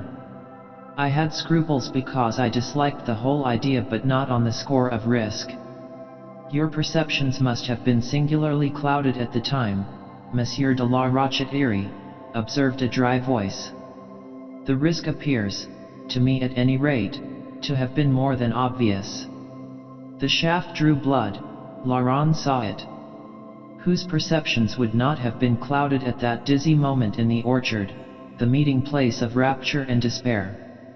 But after a second Aymar recovered himself and said gravely, "I am not speaking of how it appears to me now, monsieur, but giving evidence as to how it appeared to me then. I think we should remember," said the General-in-Chief, suddenly interposing, "that M. de la Rochetre's whole military career has been one of taking risks, and very successful ones, and that familiarity is apt to breed contempt. Someone here observed that it would certainly be very hard, too, for a gentleman to leave a lady in such a situation, particularly when he had the means of saving her to his hand. Or a man either, if it comes to that," murmured a voice. And on this M. de Sicilian, who knew the identity of the lady, remarked, presumably with the idea of giving Aymar some support, moreover, as it was for M. de la Rochetere himself that the lady had obtained that military information, it is easy to understand that he felt under a special obligation to her. "Oh, you fool," said Laurent to himself. The Marquis de la Boissière looked at the speaker. Oh, M. de la Rochetere himself was the leader in question, was he? Then she was personally known to him? "Is that so, Monsieur de la Rochetere? I do not think we had gathered that." Laurent would not even look at his friends back here, he looked, against his will, at the deeply interested audience. "Yes," said Aymar briefly. "How well? You must pardon the question." A tiny pause. "She was my cousin." "Ah, I see," said M. de la Boissière. He might not have meant his tone to sound significant, it could hardly avoid doing so. Among the audience there was an undoubted and rather pleasurable stir, and on the face which Laurent had already singled out for dislike a grin which made the young man clench his hands. However, the court intimated that Aymar should proceed with his narrative. He did so. He recalled the innkeeper to prove that he arrived at 3 in the morning at Caravan, was greatly distressed at finding the troops gone, and set off at once on a fresh horse. And he had carried his recital as far as the Bois des Fauvets when an objection occurred from the dark, thin-faced officer who had made the observation about clouded perceptions. This individual suggested that Eloiseler should produce some witness to prove that he really did his best after he left Caravan to arrive in time to prevent a disaster. "Otherwise," he observed, "you might have planned to arrive too late." "Oh, bosh!" cried Laurent internally, now fixing this objector with a hostile eye. Aymar replied that he could hardly prove that, the only witness to his haste, failing the dead body of the horse which he had killed by it, and the quarryman whom he had intimidated into selling him another, would again be the innkeeper to whom he had paid the value of the first. "But," he added, "if I had really intended to be too late, should I have rejoined my men at all the same morning? That ought to settle him," thought Laurent. But instead he found that this keen-witted person was landing his friend in a new and unforeseen difficulty, for, having elicited that de Fresne, the next witness, had not appeared in the Bois des Fauvets till the afternoon of Monday, May 1st, he pointed out that there was no evidence to show that he did rejoin his force the same morning. For a moment Aymar seemed taken aback. Then he rallied. "I can produce it indirectly, monsieur," he returned. "If M. du Tremblay will be so obliging, he can tell you that I dispatched one of my officers to him early on the morning of April 29th to warn him that I could not now cooperate with him. This officer, M. de Soulanges, no doubt gave him an account of my return. Even if he did not, his mission itself was a proof of it." He looked towards his one-time ally. Now M. du Tremblay was sitting at the extreme left hand of the table, and round the corner of it. He was not, therefore, directly facing Aymar, like the majority of the court, and all along, it seemed to Laurent, he had taken advantage of his position not to look at him. All through the business about the lady, of whose identity and antecedents he certainly knew as much as M. de Sicilian, he had never given a sign. And when he addressed the president now his tone was curt. "I can perfectly well corroborate that," he said. And indeed he went on to relate how M. de Soulanges had given him a circumstantial account of Eloiseler's return, in haste and fatigue, just after the disaster. Laurent was puzzled by his manner, but it dawned upon him that he was probably deeply distressed at seeing Eloiseler at the bar before him. At least, this seemed likely from his next words. "May I take this opportunity of pointing out to the court," he went on, "though it is not exactly the question at issue now, that a traitor would never have sent that message? He would, on the contrary, have seized the opportunity of letting me blunder into disaster, too, by keeping silence.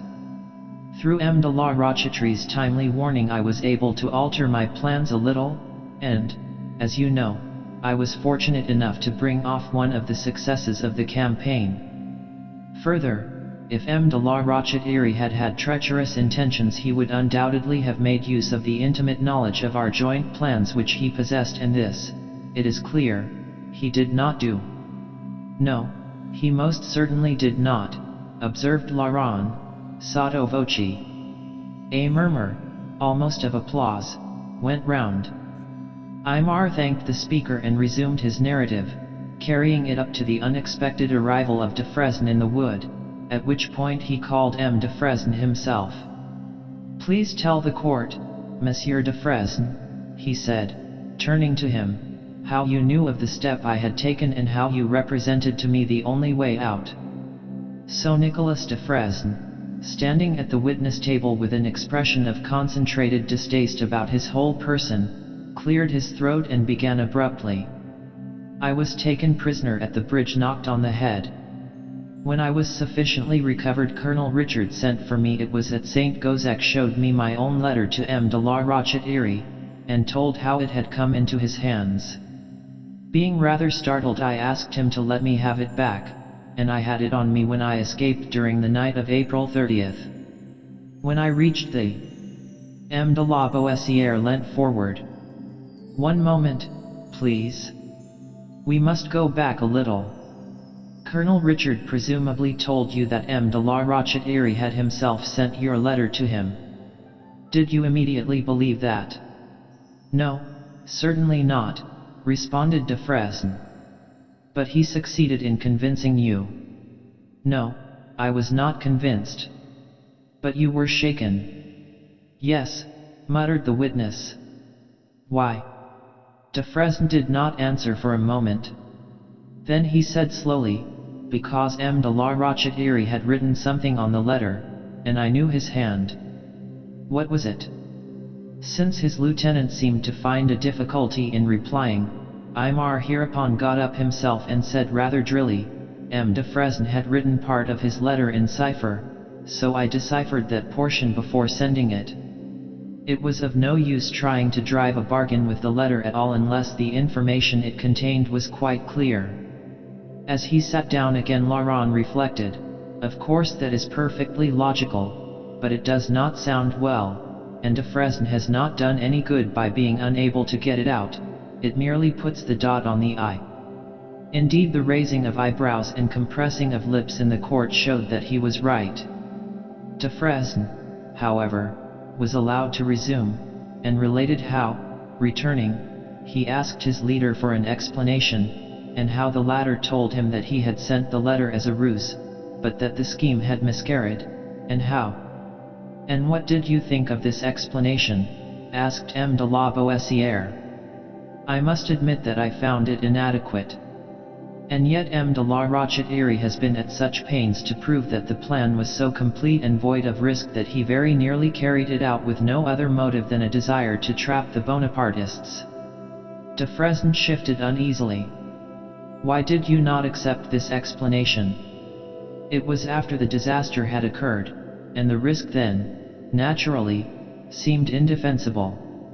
The unknown dark officer whom Laurent had already christened Fouquier Tinville leant forward. Your two replies do not tally, Monsieur de Fresne. If you found the explanation inadequate, as you admit, it must be that you had some other reason than that you considered the risk indefensible. The latter would be merely a case of condemning your leader's judgment. Which reply are we to accept? I suppose, replied de Fresne reluctantly, I must say that I considered the explanation inadequate. And why? A slight pause. Because I knew from what Colonel Richard had said that there was a bargain of some sort. And had not M. de la Rochette told you that? No. Did you ask him anything about it, as you knew of its existence? Yes. And he admitted it. But he would not tell me what it was. The inference being, remarked Fouquier Tinville, that he was ashamed of it. I did not know what to think, admitted de Fresne unhappily. M. de Margadel here said in his great voice, why on earth should he not have told you what the bargain was, if there was nothing to be ashamed of? Because, said Aymar, suddenly rising to his feet, seeing what had happened, I was ashamed of it. There was a sensation. A large, stout, heavy-faced officer at the end of the table said, in an annoyed voice, I should like to know at this point what M. de la Rochette is driving at. His witnesses seem to do nothing but bring out damaging admissions, and then he makes them himself, gratuitously. And his mumble to himself of there's something behind all this, was distinctly audible. Aymar was rather stung. Laurent could see it from the poise of his head. My object, monsieur, he retorted, is merely to tell the exact truth, in the hope of clearing myself. I have no other aim. Once more de Fresne was requested to proceed. This time he got almost without interruption to the crisis, which he managed to represent as a few of the men leaving the wood in panic, shooting at and wounding their leader, on whom they had previously laid hands. But at that point he was not unnaturally questioned. You could not stop all this insubordination. I did my best, but since M. de la Rochette himself could not control the men. What was M. de la Rochette doing all this time, then? I told you, answered de Fresne hurriedly. They had disarmed him, and were holding him. He could do nothing. Then when the alarm came they let him go. And no. But they could hardly have shot him while some of their accomplices were holding him. De Fresne looked at the floor. By that time they had tied him to a tree. It was out at last, pronounced in words and caused a silence but hardly a merciful one. And the eyes on Aymar. If Laurent could only have shielded him from them. The questioner's voice took up again. And he was found like that by the imperialists. Yes, answered de Fresne sullenly. It could not be helped. Aymar, horribly pale, got up, as if he feared his subordinate was going to be blamed, and corroborated this, adding that M. de Fresne did his best to free him. He sat down again in the same tingling silence. It was the stout officer who broke it. Did M. de la Rochette, he asked, addressing the witness, let his men proceed to such an extremity without any attempt to defend himself? It looks as if his followers were so convinced of something against him that no explanations of his were of any avail. Surely the Chouan, of whom we all have experience, will accept anything so long as his faith in a leader is unshaken. But to this de Fresne replied that their faith was badly shaken, both by the disaster and the loss of the Jardier, and that in addition Le Bihan, the ringleader, was nursing a grudge. Now came endless questions about the Jardier, how, when, and why lost, and then about Magloire, through all which Laurent's heart was slowly descending to the region of the floor, reaching it completely when the theory was finally evolved between Fouquier Tinville, the stout officer, and one other, that something pointing to deliberate treachery must have come out in the unaccounted for 3 days, between Imar's return and de Fresne's escape? And why had M. de la Rochette brought no evidence to cover those 3 days? Was he refraining from producing the only people who could tell why they did shoot him? Imar, whose voice, to Laurent's ear, was beginning to show the first signs of the strain on him, admitted that he had not thought of it, considering that the testimony of M. de Fresne, who had been present throughout the episode, was sufficient to show on what grounds his men had turned against him. And then the stout officer said, "We must hear something more about this shooting itself, and how deliberate it was. That is very important. Was it as hurried and casual as you seem to imply, Monsieur de Fresne? It can hardly have been if M. de la Rochette was tied to a tree. Did they proceed to do that only just before they shot him?" "No, not exactly," admitted de Fresne unwillingly. "How long before, then?" "It must have been between half an hour and 3/4. "And in all that time nobody protested?" "Yes, a good many, but they were not so strong as the other party." "And did not M. de la Rochette himself protest?" "Once, but when Le Bihan gave him the opportunity of justifying himself he refused to say a word, as I should have done in his place." "Then they never got the explanation, such as it was?" "Yes, I gave it them myself in the hope of saving him." "Without the bargain?" "Naturally, since I did not know what it was." "And the explanation was still, presumably, unconvincing to you when you gave it?" "I was beginning to waver." "So you were able to tell them that it had convinced you?" "I could not quite say that." "How many men precisely took part in shooting M. de la Rochette? How many shots were fired?" De Fresne looked harassed. Once more Imar came to his assistance. "As M. de Fresne was trying at considerable risk to cut me free, and had also to rally the men against the Bonapartists, he can hardly have been engaged in computation. I can satisfy the court, up to a point. I was fired at twice by Le Bihan. His first shot struck me, the second missed, and by another man, who also hit me, and by at least one more, as I afterwards discovered. That makes a minimum of 3 men and 4 shots, there may have been more. I do not know, because I lost consciousness after the second. But I imagine that they had not much more leisure." He sat down again. It was beyond Laurent how he could have steeled himself to get up. Sol de Grisals, intervening here, observed, "Well, I think we can now leave this part of the subject.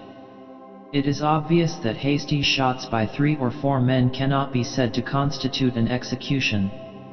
But the stout officer said stubbornly, "Yes, General, but if he was fastened to a tree the intention at least of an execution seems obvious, and since it was nothing short of murder of a commanding officer, I cannot believe that even irregular troops would be guilty of such an unprecedented act without more reason than the showing of this letter. And, by the way, who destroyed that letter, and why?"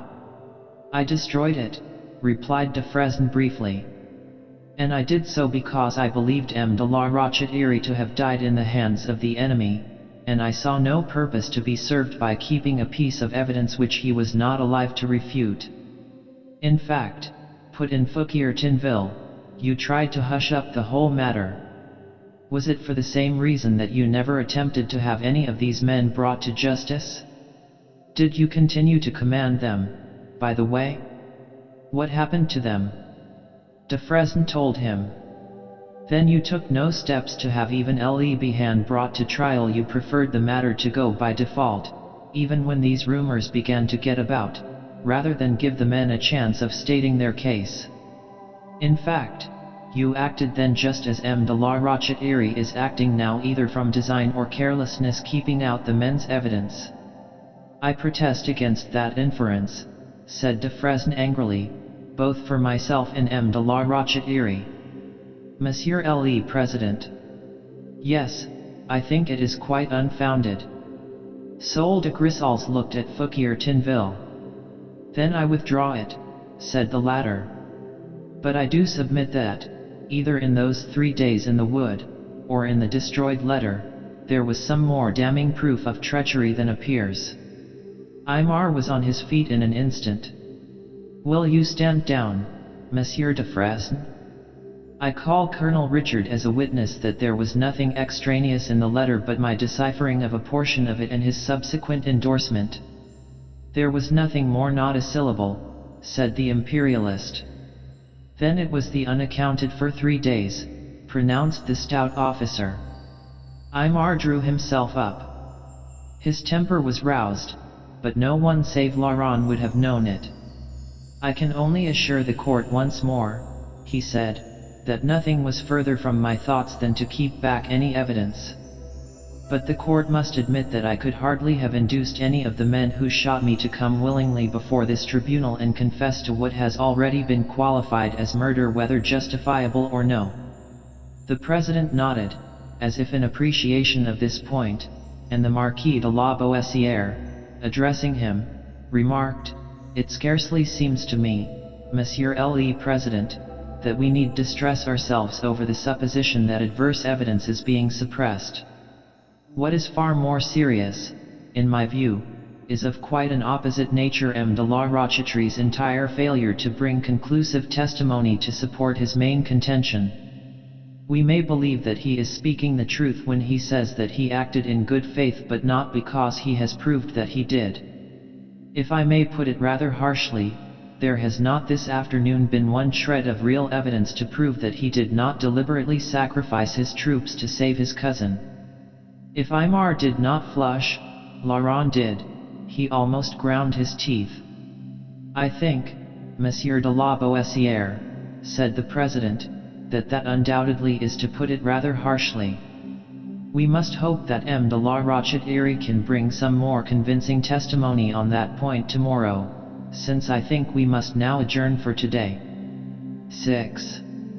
All the way back to Aymar's lodging those words were vibrating through Laurent's whole being, not a shred of real evidence to show that he did not deliberately sacrifice his men to save his cousin. Yet when they got into the little room, and de Fresne, who had accompanied them, revealed the depth of his gloom and of his irritation, Laurent, from pure antagonism, began to cheer up. I told you so, lamented the poor gentleman. I told you from the beginning, La Rochette, that it was a mistake to court inquiry now, and after failing to produce your 2 chief witnesses still more so. And what is going to happen tomorrow? We have no more evidence, the thing will become a farce. I will tell you what will happen tomorrow, monsieur, remarked Laurent rather maliciously. You will go on giving your testimony, perhaps for hours, with that fat old fellow asking question after question about those 3 days in the Bois des Fauvettes which intrigue him so, the 3 days of creation. Aymar, who looked like a ghost, smiled in spite of himself. That event occupied 6, you will remember, Laurent. And the unfortunate de Fresne said tartly that, with such a prospect in front of him, he would betake himself to his inn and go to bed early. As he closed the door behind his lieutenant, Aymar shook his head at the tormentor. You are really rather unkind, Laurent. And, as Laurent made a grimace intended to show at once a sense of self-justification and a measure of penitence, he went on gravely, and you know, mon ami, de Fresne is quite justified in his view. I have not really any chance now of being cleared, that is. Indeed, I was very strongly tempted to tell the general at the close of today's proceedings that it was hardly worthwhile wasting the time of the court any more. But then it came to me that perhaps it was cowardly, and perhaps it was rash, and I have had enough of being both. The first you have never been, retorted Laurent. Moreover, I feel that the luck will turn yet. Remember that you have the Jardier back. Now, you are tired to death, lie down on this horrible sofa and try to rest a little. No, you do not need to go through those notes anymore. That is true, agreed Aymar as he obeyed him. There is nothing more to say now. And as Laurent spread a covering over him he added, with a smile, "But I did not mean you to come here to begin Arbles over again." "What did you mean me to come for, then, since you will not let me give evidence now that I am here?" Aymar made no reply in words, he merely pressed his hand. And a few minutes later, sheer fatigue overriding the nervous tension, he was sleeping like a child. But, in spite of his own brave words, Laurent's heart ached as he sat beside him and thought of the morrow. And today? In some ways Aymar had got through better than he probably looked for in the matter of keeping out Madame de Villecrescen's name, for instance. On the other hand, they neither of them anticipated that the court would want to burrow so deeply into that intensely painful episode of the shooting. Oh, what would be the outcome of the whole business? What, indeed, would an impartial observer have said was the real outcome of today's proceedings? But in Madame Leblanc's little sitting room no such person existed. There was only one very anxious young man watching another.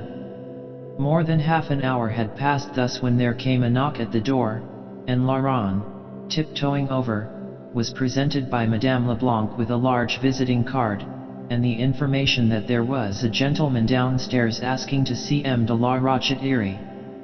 Laurent gave an exclamation. "What is it?"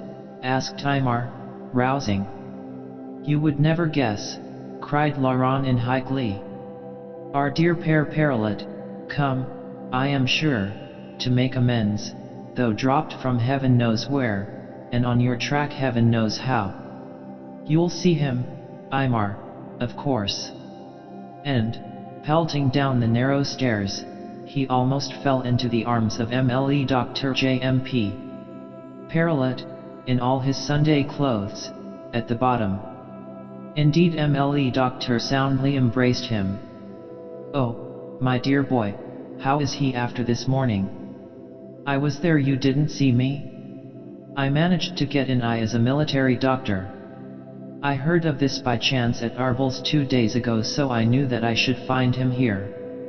And now I've listened to it all Monday to you. What a story! What a brute and fool I was! Will he see me? I want to ask his pardon. Do you think he will give it me?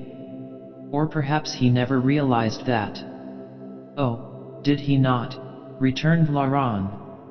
"But he owes you far too much to refuse it, and in any case. Go up, there's the door." And he watched the little doctor mount the stairs, already taking out his pocket handkerchief, heard him open the door, and say in husky tones, "My dearest boy, can you ever?" Then the door shut. Well, thought the young man, leaning against the foot of the stairs and feeling a kind of pleasant moisture about his own eyelids, "at least I have never claimed not to be a sentimentalist. How long shall I give them?" M. Paralet stayed to supper, which his presence somehow enlivened into quite a cheerful meal. He was very hopeful, on what grounds could hardly be discovered. "I wonder," thought Laurent once more, "that he doesn't say, 'I'm no optimist,'" and shortly afterwards, to his delight, the old surgeon did remark, "Of course I'm not one to take an unduly rosy view of things." And Laurent himself again besought Aymar to call him as a witness, and when Aymar inquired as a witness to what, asseverated anew that he should not be contented till Du Tremblay knew what he owed him over the cipher business till they all knew it. "My dear Laurent," observed Eloiseler a little drilly, "you surely do not expect me to bring it forward as a merit that I did not betray a comrade's plans when it was suggested to me to do so. Of course you would never have done it voluntarily. But I wonder how many people, in your condition, could to the very last have kept their heads sufficiently not to show so much as assent or dissent when that blackguard narrowed the issue down to a single question, that vital question of the crossing of the river. Nobody who had not a will of steel," pronounced M. Paralet. "There you are," cried Laurent. "There is evidence indirect, if you like, as to intention and character. Oh, I could make it very plain to those gentlemen if I had the chance." Aymar shrugged his shoulders. I am afraid your desire will not be gratified, Monday cher, and I am afraid that I don't want it gratified so publicly. It's a great waste, sighed the champion stubbornly. And it is of no good to depreciate testimony of that kind, because you see that it is without a shred of real evidence, as M. de la Boissière would say, that you have converted. He grinned, a hard-headed, unemotional, scientific man like M. Perlet from his temporary unbelief. 7. The scientific man in question becoming very high-handed after supper, and ordering his ex-patient to bed, Laurent went forth to hunt up a couple of acquaintances whom he had seen as they came back from the Hôtel de Ville. He found them, as he expected, at the Hôtel de la Cazone and, knowing Aymar to be in excellent hands, went in with them and called for wine. In the room he entered, which was full of officers, the inquiry seemed to be the sole topic of conversation, and the only point on which there appeared to be general agreement was that those who had not attended it that afternoon would be there next morning. Some stared at Laurent, recognizing him, and he felt that it was not a bad move to have put in an appearance, just to show that one had a clear conscience. His own friends were fortunately Biapin's aunts, one of them enthusiastically so, and the other said that he thought La Rochette must be innocent, or he would never have had the courage to bring all this upon himself. With them, too, surmises were not wanting as to the cousin and her relations with Eloiseler, but Laurent purposely avoided throwing any light upon the subject. Presently, lo, through the clouds of tobacco smoke a face appeared for a moment and vanished again. Laurent made one of his swift sallies. "Monsieur Perlet, come in, come in. Are you looking for me? How charming of you. Come and have a glass of wine with me. I have some friends here, you can tell us the latest news from Arbles." M. Perlet, chuckling, protesting and pleased, suffered the young man to drag him in and make presentations. "Well, yes, perhaps one glass of cognac," he said. "I left him in bed," he announced behind his hand to Laurent. "In fact, I gave him a sleeping draught, though he was not aware of it. There is something I want to ask you presently." "Oh, thank you, monsieur, you are too kind." So there the good doctor sat, smoking a cheroot, and very happy in the consciousness that he was seeing life in the royalist camp this time. At least that was how Laurent read his amused and contented and observant expression, and he was probably not far wrong. But half of Laurent himself, though he continued to chat, was gauging with a rather too acute sensitiveness the current of feeling in the room about the one thing which mattered to him. After the tension of the afternoon, the wine he had taken, though without affecting his head in the ordinary sense, made him conscious of a desire to get up and say something, publicly, on Aymar's behalf. But his better sense warned him against it. However, he ended by engaging in something a great deal more sensational than oratory. For at a table close by had now been sitting for a little while, with a friend, the very officer whose behavior had displeased him in the audience at the Hôtel de Ville. Laurent could not help hearing their conversation. The two amused themselves for some time by half-whispered witticisms about La Belle Cousine, and though Laurent's brow grew darker and darker, his good sense again warned him not to bring this topic into more prominence by taking notice of it. But suddenly he heard, so clearly spoken that others must have heard it, too. "Pretty brazen, to base your main defense on an invented conversation with two men of whom one is dead and the other cannot be found." The other man assented, and Laurent, angry as he was, realized what a specious appearance of truth there was in this criticism. "Yet," went on the voice of his bête noire, "in spite of the fact that he has not, as La Boissière said, a shred of real evidence to bring forward, I am afraid that he will never get what he deserves now." "No," responded the other. "It is curious, the impression he seems to have made on some of the court. Cannot you see that it is this pose of complete honesty and telling the whole truth that is doing it? It was an idea little short of genius. Of course one must be a good actor to carry it out, but that is just what the man is. Whatever is the matter, my dear boy? Exclaimed M. Parrot. The dear boy did move sometimes with such disconcerting suddenness. As for the individual who had so appraised Eloiseler's histrionic abilities, he had now in front of him, to his exceeding surprise, a fair young man in the Vendean uniform, who was saying, with a very deadly intensity, "You will kindly take back every word of what you have just said, monsieur, and apologize for having said it." "What? I'll be damned if I will," cried the critic, jumping to his feet. So Laurent, exclaiming, "Is bestigitan," knocked him down. "Aha, la boxe anglaise," said M. Parrot, craning forward, like everyone else.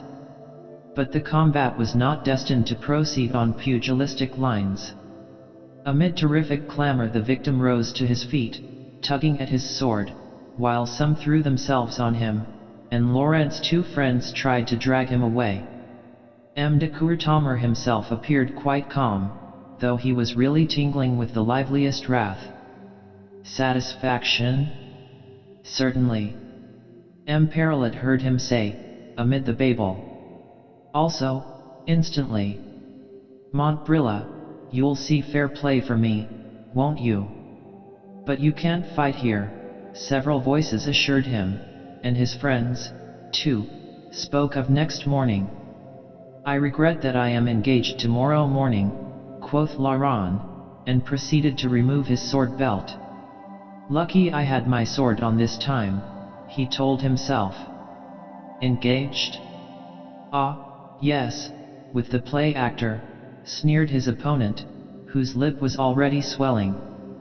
"No," retorted Laurent, throwing back his head and speaking very clearly and deliberately, "with my friend, M.L.E. Vicomte de la Rochette-Iry, Chevalier de St. Louis, he who held the Moulin Brule, Eloiseler." "Bravo!" cried several voices to this. "And I will either give you satisfaction here and now or not at all," resumed Laurent. "You need have no fear on the score of the medical attendants. I have an excellent surgeon with me." He slightly indicated M. Parrot, and though he, too, happens to be a friend of M. de la Rochette's, I am sure he will do his best for you. There were not only cheers, but laughter now. The general opinion also was with Laurent on the desirability of settling the affair on the spot, and his foe was too angry to wish to postpone shedding his blood. So the company pushed back the tables with alacrity, and Laurent stripped off his coat and gave it to one of his friends. At that point M. Parrot came and caught him by the arm. "Laurent," he said in a low voice, agitated and yet pleasurably agitated, and unaware that he had used his Christian name, "Laurent, my dear boy, are you au fait at this sort of thing?" "Do you mean," inquired Laurent coolly, as he rolled up his shirt sleeve, "have I ever fought before?" "No, I have not. But between foils and singlestick, I know quite enough to settle M. Cadet." M. Parrot could not restrain a chuckle of appreciation. But he whispered, "Do, pray, be careful." "Of him? Oh, yes, up to a point. How all too short are moments of ecstasy." This one only lasted, from the en garde, and the loosing of the crossed blades, 56 seconds exactly, seconds in which the younger gentleman at the end of one of those blades was blissfully, unimaginably happy. He knew that he was no brilliant swordsman, but he knew, too, that he had a steady hand, a quick eye, and a very good balance, and he was fighting for Aymar. Yes, it was a pity that this man, 10 years his senior and with more experience, no doubt, behind him, was so angry, because otherwise he might have prolonged the bout instead of exposing himself in that crazy fashion. A queer sensation, that, of the point going in. Queer evidently for Cadet also. There was surprise on his face as well as pain and fury as he recoiled, run very creditably through the top of the right shoulder. 8. About a quarter of an hour afterwards Laurent found himself arm in arm under the stars with M. Perrollet, his purpose being to escort that excellent gentleman back to his inn. Prudence had dictated to all in the coffee room of the Hotel de la Casone who were amenable to military discipline a quiet and speedy dispersal, and Laurent himself had only waited till M. Perrollet had finished with his victim. The wound was not dangerous, but it was painful, on hearing which its author had expressed the most unchivalrous gratification. The couple were now in unfeelingly good spirits as they picked their way in the darkness over gutters. "I wish I could scold you as you deserve to be scolded, mauvais sujet," said M. Perrollet, pressing the arm under his. "But I am incapable of it. And it was so neat, so clever, even, considering that you can know nothing of anatomy. And your success, your championship of La Rochette-Erie, had an extraordinary effect, I felt it." "Do you really think so?" asked Laurent, soaring into a still higher heaven. "I am sure of it. It was almost a pity that none of the 9 muses were there," finished the young man, laughing. "Yes, that is my pretty name for the gentlemen of the Court of Inquiry. But on the whole, it's a good thing they were not. By the way, Monsieur Perrollet, did you ever get that letter I wrote you?" M. Perrollet stopped on the brink of a dark streamlet. "I did, my child, and thankful I was to get it, though it made me more than ever distressed and ashamed about that incident at La Bassine. But what he said that night was really most damning. No, I shall not tell you what it was. Still, I shall never forgive myself for acting as I did. And how much more trying that shooting business, too, must have been for the poor boy than I realized." "Yes," said Laurent rather sadly, "and the worst of it is, that to have gone through all that suffering and shame only leaves him in a more critical position than he was before. You heard this afternoon how it was cast up against him, and to what cruel allegations it led. As for tomorrow—" "Oh, tomorrow will be all right, you will see," announced M. Perrollet, resuming his advance. "If he can hold out till the end, that is. He is not really in the least fit for this affair, of course. This was what I wanted to ask you. Round this corner is my way. What in the name of fortune made those marks on his arm which he tried, too late, to conceal from me when I was examining him after you left? They are burns, and he says he did them himself, by accident, and expects me, a doctor, to believe him." This time it was Laurent who stopped, and under a convenient street lamp.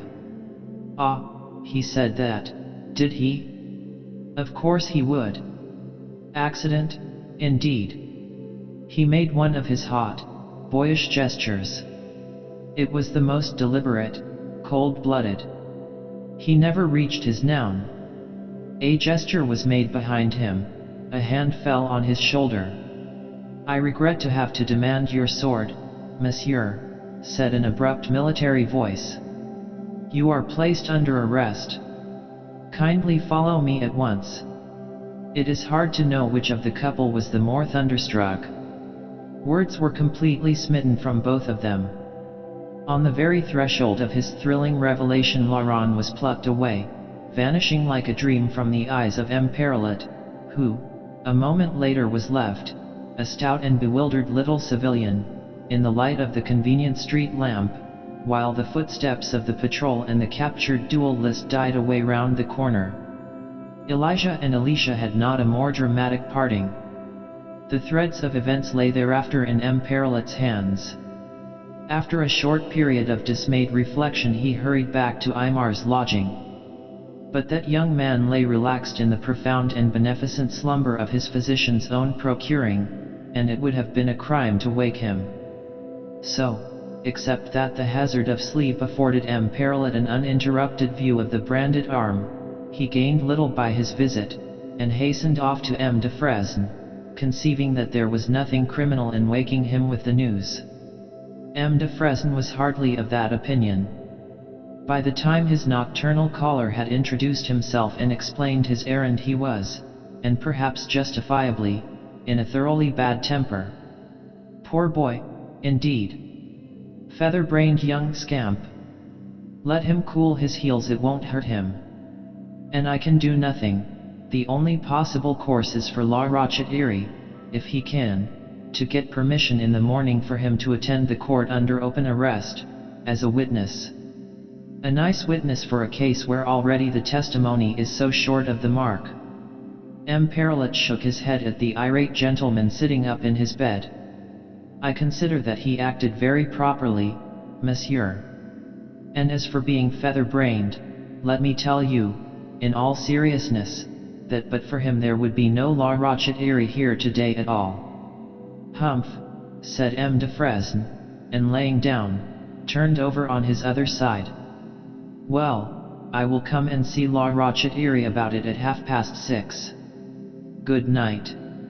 A little before that hour, therefore, M. Parrot was on foot once more, and having obtained admission, peeped in on his patient. The russet had moved at once on the pillow. You are up early, Monsieur Parrot. Have you slept, my dear boy? Inquired the doctor, coming in. I have not had a night like this, replied Aymar, for weeks. It is fortunate but mysterious. Why, is that de Fresne up early, too? M. Parrot glanced behind him. M. de Fresne wants you to write a letter for him to take to the general, he observed casually. Just a line to request formally that one of your witnesses may be released from arrest in order to attend the court this morning. One of my witnesses arrested, exclaimed Aymar, raising himself on an elbow. You don't mean to say that they have arrested Colonel Richard? His coming here was all arranged with the General-in-Chief. No, not Richard, I am glad to say, replied his lieutenant. But your friend, M. de Courtommer, made the devil of a disturbance in my hotel last night, and he is now in custody. Laurent made a disturbance. I should rather say, and I was present, put in M. Parrot, that he made an impression, and a very gallant one. But as he also made an incision in a member of the party. You mean he fought someone, exclaimed Aymar, starting up in bed. And in my quarrel I can guess it. My God, he's not hurt, don't tell me he is hurt, he cried, clutching hold of M. Parrot. No, my dear boy, he is not, he had not a scratch. It is the other who is hors de combat, and he is not seriously damaged, either. But Laurent is laid by the heels, I do not even know where. It happened so suddenly in the street as we were coming home. De Fresne, meanwhile, had got paper and ink and brought them to the bedside. Why did you not wake me last night? Cried Aymar, seizing them. He has been a whole night, then, under arrest in discomfort and anxiety. 9. Laurent indeed had been in both, to a high degree, in the cell of the disused convent to which he had been conducted. The discomfort, the fact of arrest itself, could have been light payment for his moment exquis in other circumstances. But in these his loss of liberty was calamitous. His evidence, that precious evidence, to the hope of giving which he still clung, his presence itself in the court next morning at the verdict, all hung by a hair. He tried to bribe the sentries, he cast wildly about for means of escape till it came to him crushingly that even if he did escape he could not present himself in court without being instantly rearrested and damaging Aymar. It was, therefore, to a very subdued and uneffervescent young man that it was announced, about 8 in the morning, that he could regard himself as under open arrest for the day in order to attend the court of inquiry. He walked out, dazed but thankful, to find M. de Fresne waiting for him in the street. I owe this to you, then, monsieur, he exclaimed gratefully. How good of you! You cannot realize what it means to me. You owe it to M. de la Rochette-Erie, responded de Fresne with no grace of manner. He had to be roused from sleep early this morning to request your release. I could not have done anything. Nor, his tone added, should I have done anything if I could. Laurent hung his head. Well, continued de Fresne, surveying him, if you are going into court you had better come back with me to my hotel and make yourself a little more presentable. I can go to my room at Madame Leblanc's, said Laurent meekly. I suppose I do look rather disreputable, he added, trying to laugh, as they turned together along the street. But as they walked, de Fresne was sufficiently human and unwise to try to improve the occasion a little further. I cannot help wondering, Monsieur de Courtommer, he remarked, what benefit you imagined you were doing La Rochette-Iry by running the risk of being brought back last night to his lodging on a shutter, as you might so easily have been. Laurent was silent. Nor, pursued the elder man, what support you fancied you were giving to his cause by brawling. Obviously it can have done it nothing but harm. There you are wrong, replied Laurent rather shortly. Ask M. Perrollet. I am astonished that M. Perrollet did not use his influence to prevent the disturbance. He didn't want to, replied the duelist. He enjoyed it nearly as much as I did. He sighed reminiscently, almost tenderly. And now, continued his mentor, disregarding this, if you do give evidence on any point, everybody in court will see that you are without your sword. But so I was yesterday. You did not notice that? No, you were rather occupied yourself. De Fresne glanced sharply at him. They were nearly at the hotel by now. I am older than you, Monsieur de Courtommer, and therefore I permit myself to regret that you did not think more carefully of the consequences of your behavior to other people, to one person, in particular. There was now a wicked light in Laurent's eyes. I am so sorry, he exclaimed, with what sounded the most genuine regret in his voice. You mean that you were waked up over this scandalous escapade of mine? I had not realized that. Do, monsieur, receive my most profound apologies. Pshaw, said de Fresne angrily. They had stopped at the entry of the hotel, scene of last night's drama. You know I mean La Rochette-Iry, whom you might have spared an added anxiety. But it is so hard, said the young man gently, his eyes on the cobblestones, so hard to know beforehand the consequences of an action, even of an entirely justifiable action like mine. For instance, even you yourself, Monsieur de Fresne, must have felt sometimes that if you had not brought back that letter of yours to the Bois des Fauvettes. He stopped, raised his eyes, and saw from de Fresne's face that he had planted his counter-thrust almost too well. The elder man turned his back and disappeared without a word into the hotel. Well, he should not have lectured me, thought Laurent rather uncomfortably as he sped to Madame Leblanc's. And he burst in upon Aymar, who was finishing his breakfast, crying, "Return of the prodigal, who badly needs a wash. Oh, mon cher, I am at least a penitent prodigal, I am, indeed." "But are you really an unheard one?" asked Aymar, springing up and seizing him. "M. Perrollet swears it, but you think that I, too, might have been hiding an injury from him and telling him a cock-and-bull story about it? No, Aymar," he added more seriously, "I have not received. I could wish I had the poorest equivalent of what you carry for me. On the contrary, I hear that you had to be waked up this morning on my account, wretch that I am." "Who told you that, Laurent?" "I was already awake, after a night in 1,000. But a little later, when, having washed and shaved, the prodigal was eating, Aymar said in a low voice, 'You understand me when I say I hope it was for me that you fought, Laurent? Not that I wish 100 times you had not exposed yourself in a quarrel that was not worth it. But it was my quarrel, was it not? I dared not ask M. Perrollet." "Entirely and absolutely your quarrel," replied Laurent, looking him in the face, and thanking his stars that he had not taken any notice of the remarks about Madame de Villecresne. And mine, he added, finishing his coffee. Aymar had laid his watch on the table.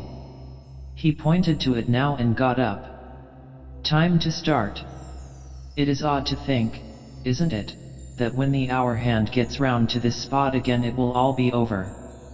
Laurent fixed his eyes on the watch, suddenly miserable and afraid. They can't proclaim you guilty, Aymar.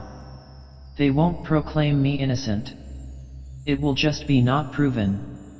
I do not know whether they will deprive me of my commission, but I shall resign it, of course.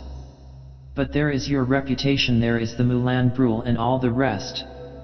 Nobody is concerned with my reputation of last year, Laurent. That's just it, cried Laurent angrily.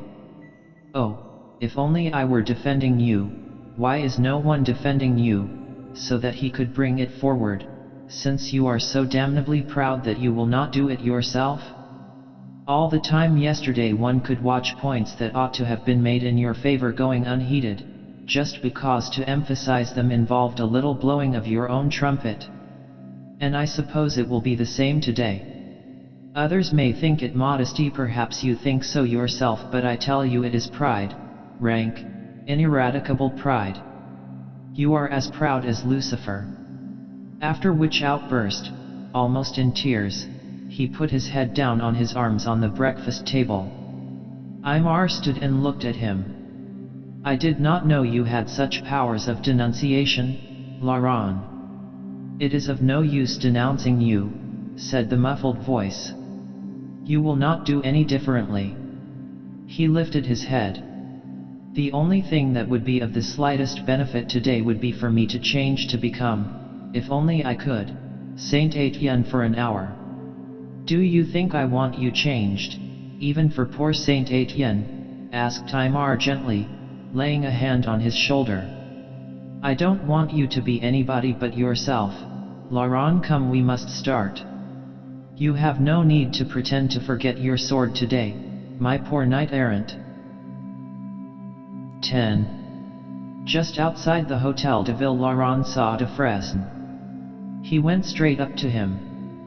I want to beg your pardon, Monsieur de Fresne, for what I said to you a little while ago about that letter. It was cruel and unjust. De Fresne looked at him with those hard blue eyes of his. It was certainly cruel. Do you think I have never said that same thing to myself these 3 months? He began to pale under his tan. I have said it 100 times. But, as you pointed out... Oh, I am sorry, broke in Laurent impulsively. And in honor you could have done nothing else. Do forget it. I was annoyed when I spoke. I think you had cause, said the elder man suddenly. I had no right to read you a homily. He held out his hand.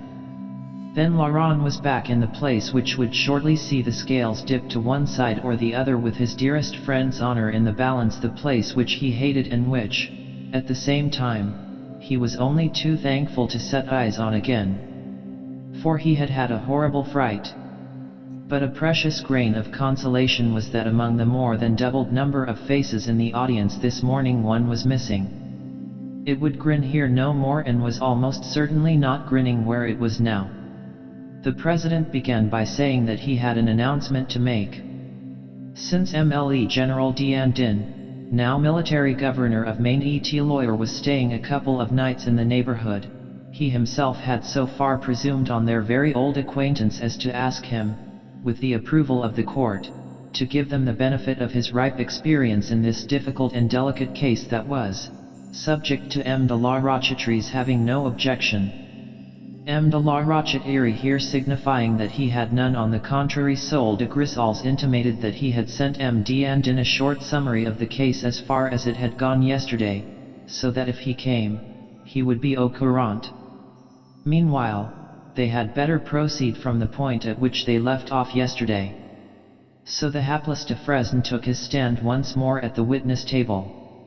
Laurent tried not to listen.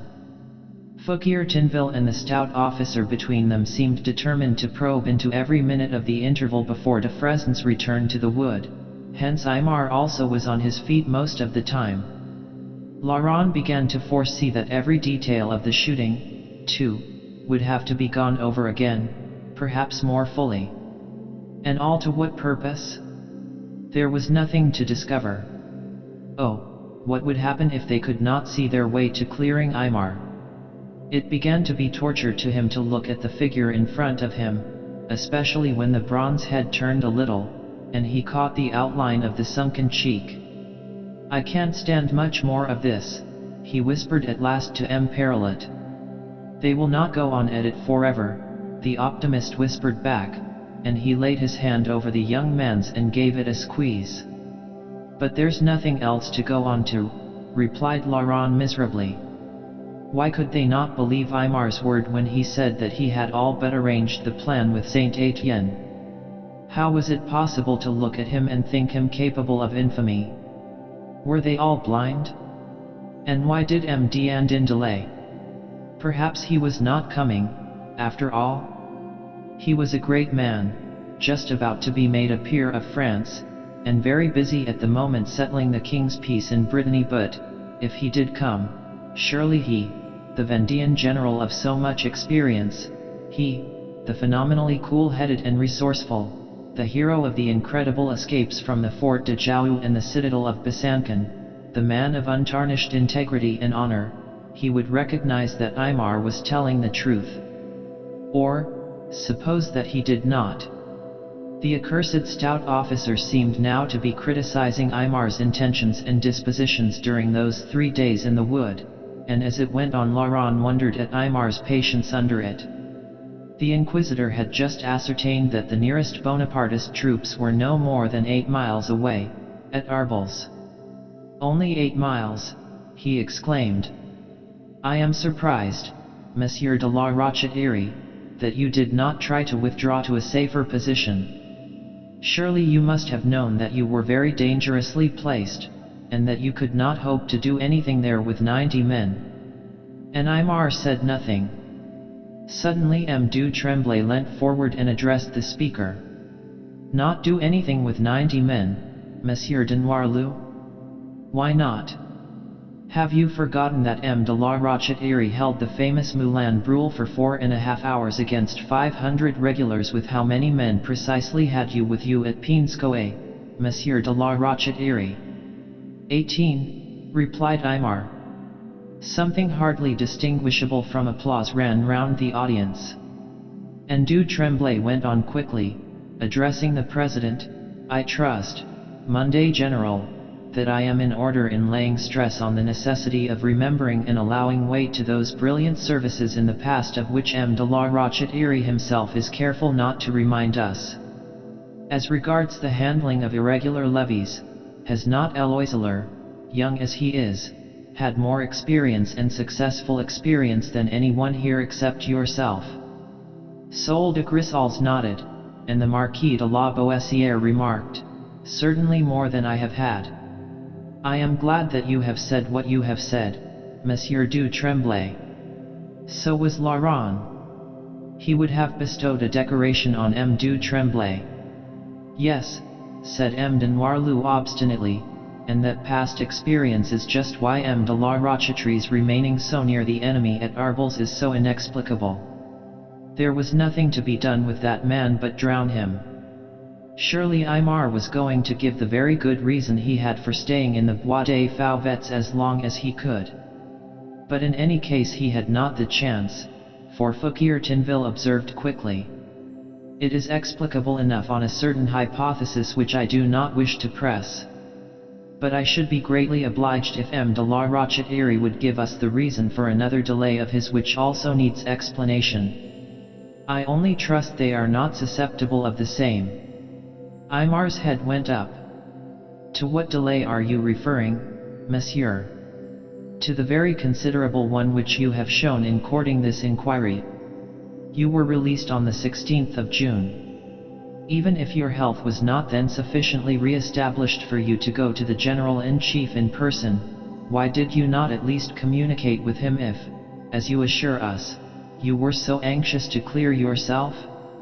You made no move whatever for a month, until the middle of July, Is that not true?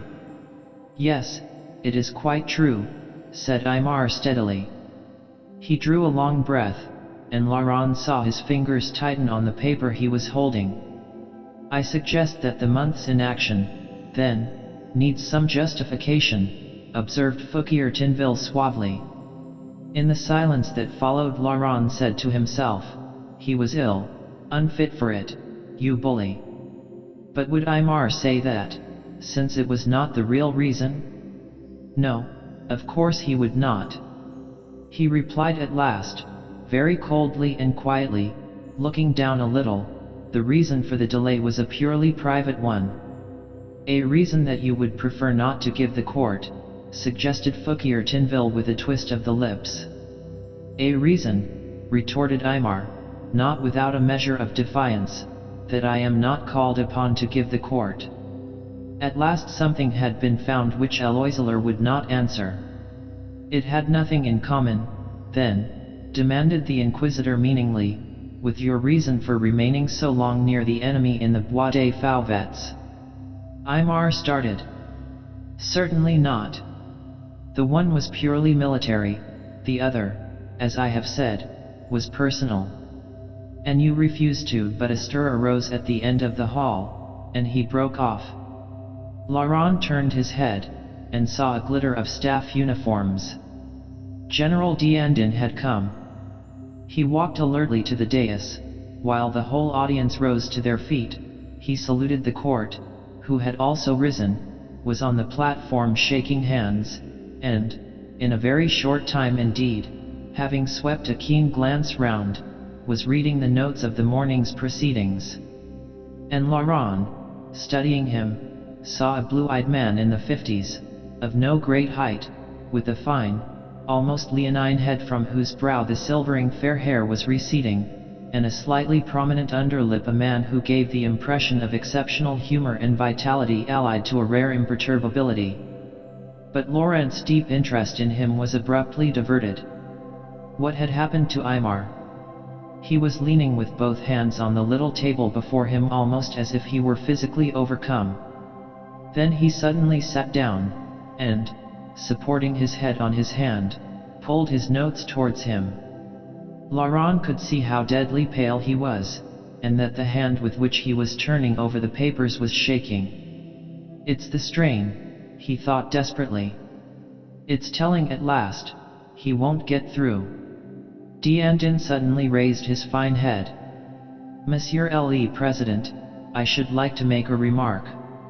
With regard to the suppositions raised by this shooting, surely the very fact that the men immediately suspected M. de Fresne on his return entirely disposes of the theory that in the 3 preceding days they had discovered some proof of M. de la Rochetrie's guilt.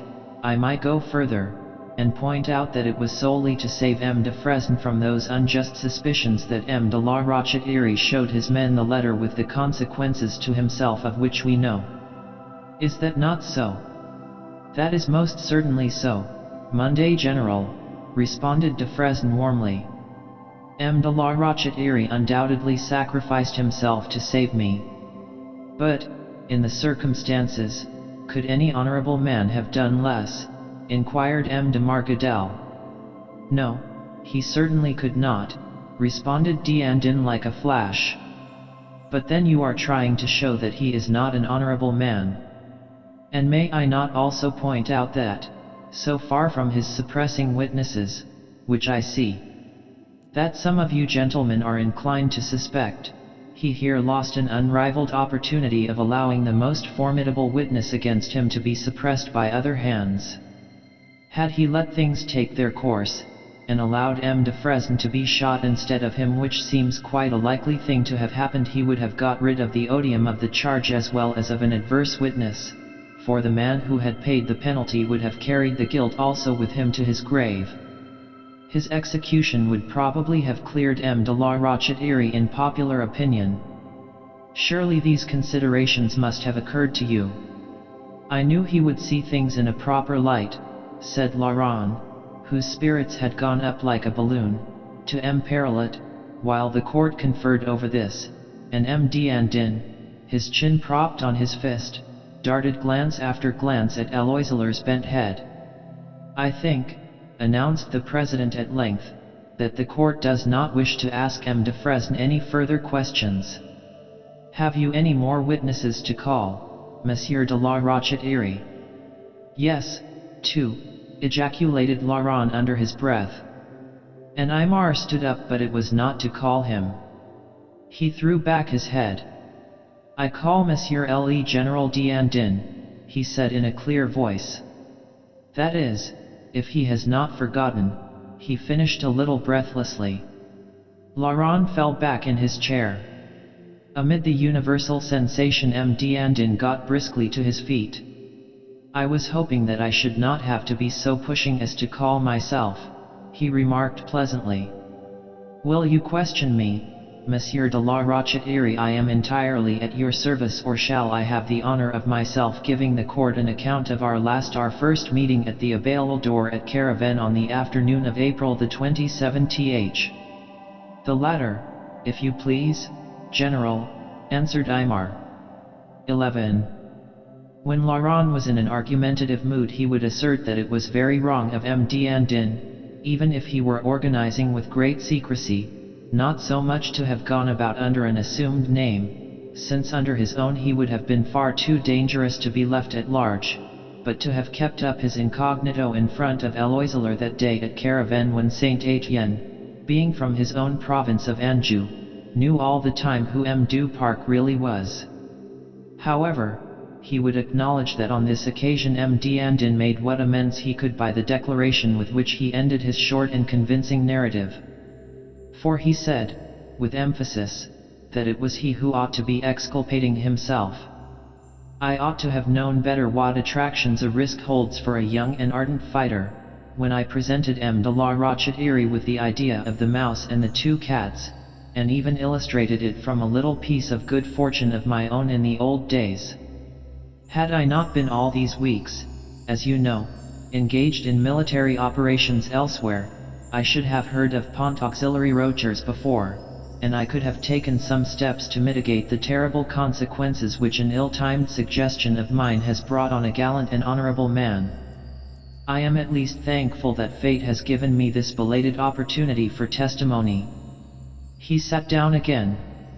Aymar, his hands clenched, tried to thank him, but his words were scarcely audible. As for Laurent, he was so radiant that it was all he could do to prevent himself darting forward to his friend, and, though he knew it not, M. d'Andin, whom little escaped, was smiling at his very patent exultation.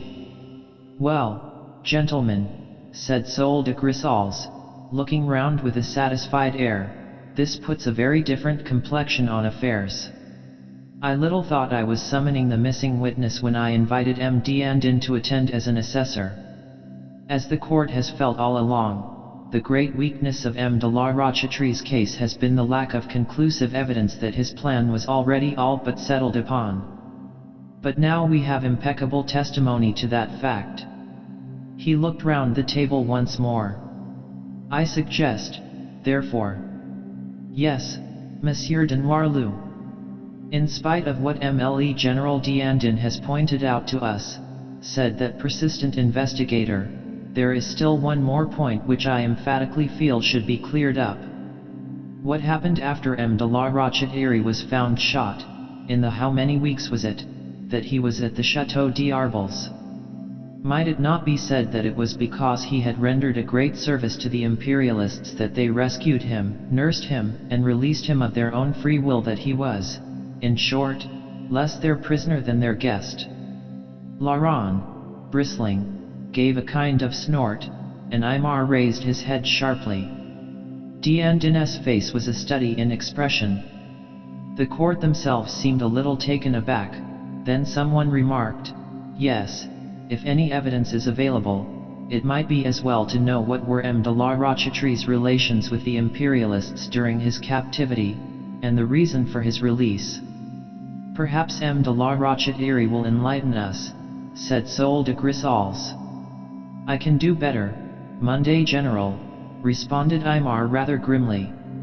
As it happens, I can produce 2 witnesses as to the terms on which I was with the occupants of Arbles. I will call first MLE Comte de Courtomer, late aide-de-camp to M. Tache, who was imprisoned in the same room with me for the whole time, excepting the first night. Monsieur de Courtomer. At last. Had Laurent not been so furious with M. de Noirlou at that moment, he might have been grateful to him for procuring him this chance. But I'm a guest at Arbles. He could hear for once in his friend's voice his deep and justifiable indignation. But it was M. de Noirlou who was going to be annoyed before he, Laurent, had finished, for he would look the fool he was. He was excited but fairly self-possessed as he stood at the little table, and began with reasonable lucidity to tell the story of those weeks at Arbles. The early days came back to him so clearly as he spoke that, when he got to the happenings of Friday, the memory of that scene, bubbling up fresh like lava, led him into an account of it more vivid than Aymar appeared to appreciate, as he sat there with his head between his fists, enduring it as best he might. At any rate, Laurent made abundantly clear the point he had so desired at supper last night, to emphasize that Aymar, fighting with his last conscious breath that nothing should escape his lips, had nearly given his life for his comrade's victory. Du Tremblay had his hand over his eyes as Laurent went on to testify that for the remaining weeks there were no relations whatever between the Bonapartists and their prisoner, and to detail what occurred on Colonel Giddon's return.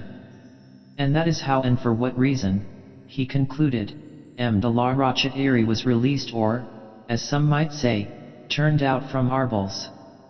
"Thank you, Monsieur de Courtomer," said the President out of the ensuing silence, and Laurent turned and went to his place. He had not been asked a single question, and, as nobody seemed disposed to put one, Aymar observed that, since this evidence did not cover the first hours of his sojourn at Arbles, and it might be supposed that he had had friendly relations with the Bonapartists on the day of his arrival, if on no other, he would call the doctor who attended him to prove that that was impossible. M. Perilet, looking very rotund as he stood forth, was extremely businesslike and medical. He described in technical language M. de la Rochette's very critical condition when he was summoned to him, and during the whole of that first night, while Laurent behind whispered delightedly to de Fresne, "That will knock that idiot into a cocked hat." Listen to the long words and the Latin rolling out. "My patient," pronounced the little doctor, "was profoundly unconscious from the moment of his arrival. In any case, a man so near death as he from hemorrhage is not capable of having relations with anyone, friend or foe. And since I am here," he went on unasked, but unchecked, "you will like to know, gentlemen, that I can more than corroborate what M. de Courtomer has said of the disastrous effects of Colonel Giddon's inquisition a few days later. As to the turning out, which was done in my absence, I was thunderstruck when I heard of it, and not in the least surprised that in consequence I had to attend M. de la Rochette for a threatened attack of pneumonia. He had a very narrow escape of it. Hardly the treatment, altogether, that one accords to a guest." M. de Noirlou, to Laurent's joy, was looking sour enough now. He fidgeted with some papers for an instant and then said, "Yes, that's very convincing medically. One cannot argue with a doctor. You were not present, I understand, at the interview with the Colonel over those cipher notes?"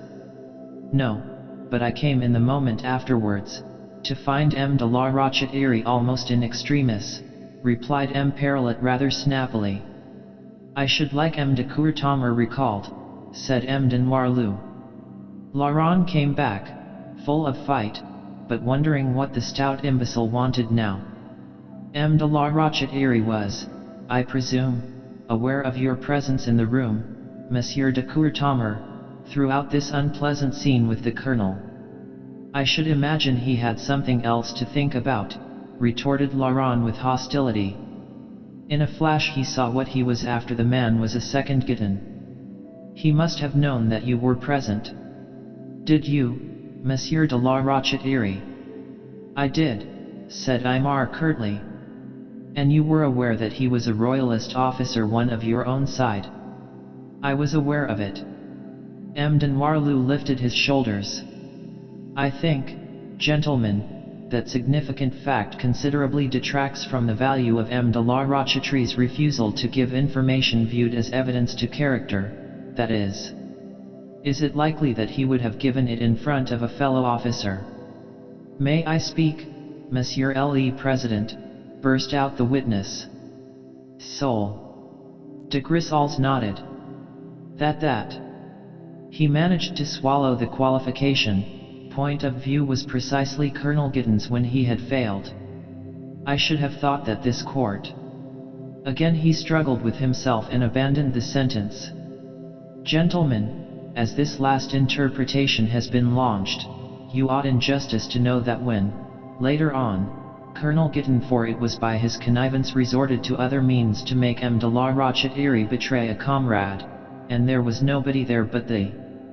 Imar made a little gesture, and said in a low, quick voice, for heaven's sake, stop, Laurent. That is not relevant. But Laurent took no notice, and went on as fast as he could. He opposed precisely the same refusal to that different method. You see, Monday General, I was safely hidden, but when the search party found M. de la Rochette ill at the farm, he was interrupted again.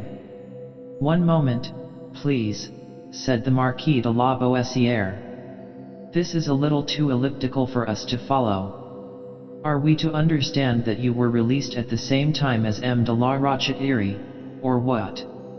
And Imar seized the opportunity to rise and say with authority, that will do, thank you, Monsieur de Courtommer. We need not trouble the court with totally irrelevant matter. You can stand down. But a distinct murmur of no, went round. Laurent glanced at Imar. He meant what he said, no doubt of it. Then he hesitated and looked at the tribunal. But we should like to hear it, irrelevant or no, said the president. Imar was obliged to give in. He sat down. Laurent did not look at him. He answered the previous question. No, I was not released, sir. I escaped the same evening and joined M. de la Rochette. We went to a farm, and, as you have heard, he was ill from the exposure, and it was then that a party from the chateau came to search for me, and when they could not find me, but had M. de la Rochette at their mercy, alone, they tried just as vainly to make him betray me by. But here Laurent came to an abrupt stop. Well, Monsieur de Courtommer, asked the president after a moment. Awful and surprising finish. Laurent had so ached to tell this story of heroism and endurance, and now he could not. His own sensations of the time came back too vividly, and closed up his throat, precluding speech. Besides, his tongue did not seem able to find a way of uttering the thing. He stood there, mute and agonized, with everyone save Imar gazing at him. Do you mean that they threatened him? Suggested the Marquis de la Boissière. And as the hitherto voluble witness shook his head, he said almost impatiently, what were the means they used, then? At that Laurent managed but only just to bring it out.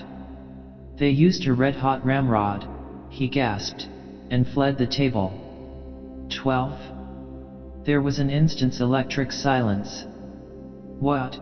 Exclaimed several incredulous and horrified voices from the dais, M.D. and Inès among them. Good God, said the Marquis de la Boissière slowly. But Laurent, without waiting for permission, was already back in his place, his elbows on his knees, his head between his fists, heedless of what, under cover of the general sensation, M. Perlet on the one side was disjointedly asking him, and of de Fresne swearing below his breath on the other. Ought I to have done it?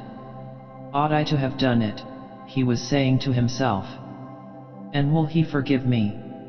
And all through the low-voiced conference among the court which followed, and the subdued hum of the audience, he was more and more conscious, though he dared only glance at it, of the back of that figure in front of him.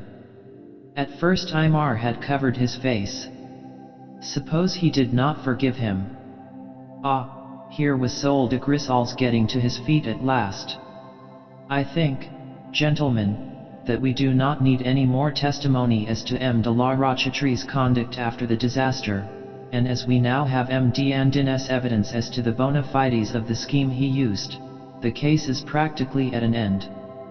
None of the court has any further questions to ask, since we do not propose to inquire into this last shocking episode. Have you yourself, Monsieur de la Rochetiere, anything more that you wish to say? Imar lifted his head from his hands and stood up. Nothing, thank you, Monday General. Then I declare the case closed, and I will ask all present to withdraw while the court deliberates. They followed the orderly to a little room opening off the hall. Directly the door was closed, Colonel Richard went up to Imar. I am more horrified than I can say at hearing of your treatment at Arbels, he said, in a voice which indeed showed his strong emotion. And as for this last outrage torture, I have no words for it. Imar flushed.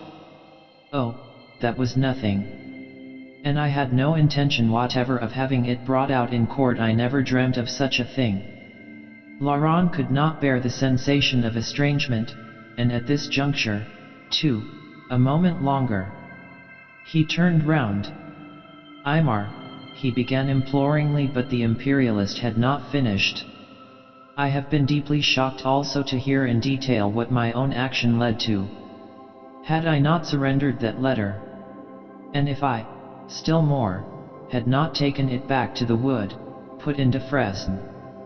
Gentlemen, said M. Perilet, also intervening, and plucking the last two speakers by the arm, I think that if M. de la Rochetiere, you will remember that he has been very ill, were to sit down quietly now.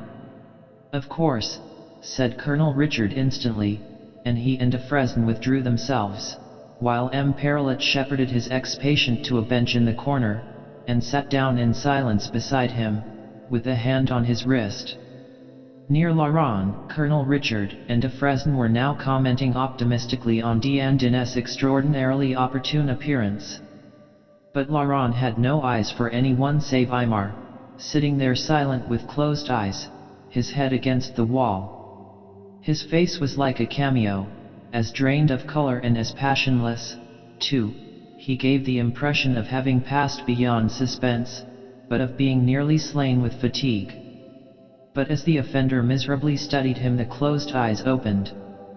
Imar looked across at him and smiled. Then he made a little motion with his other hand. Laurent went, hesitatingly, and sat down by him, the guardian on the other side not attempting to say him nay, and though Imar did not stir and had shut his eyes again, the hand which had beckoned Laurent there closed on his. He was forgiven without a word. And in the odd silence which now fell on all of them, he, holding that hand, had to force himself to realize that this was the crisis, the dividing line, that Imar's whole future hung on what those men in there, how could he so flippantly have called them the Nine Muses, were deciding. They could not now find him guilty, after M. d'Andin's evidence. But suppose they were not sufficiently agreed to acquit him? There was Fouquier Tinville and that stubborn de Noirlou. Oh, that was inconceivable. A fit of bitter revolt seized him. Why had Imar submitted himself into their hands? As if their opinion mattered. But it did matter, now. Involuntarily, he clutched the cold hand tighter. De Fresne had begun to walk nervously up and down, but Colonel Richard was still leaning against the wall with his arms folded. The doctor was watching Imar attentively. Steps outside the orderly at last. There was nothing to be learnt from his face. If you will come back now, gentlemen. Their hands fell apart. Imar got up instantly. Without a look, even at Laurent, he walked to the door, and the others followed him in silence. It came to Laurent, as they went through, that by the position of the sword on the table they would know his fate. So, not very sensibly, he shut his eyes for a second. Then the blood rushed to his head. The hilt of Aimar's sword was towards him. Somehow he was back in his place, standing as they all were, his attention divided between the president risen to address the acquitted, and Aimar's motionless figure in front of him.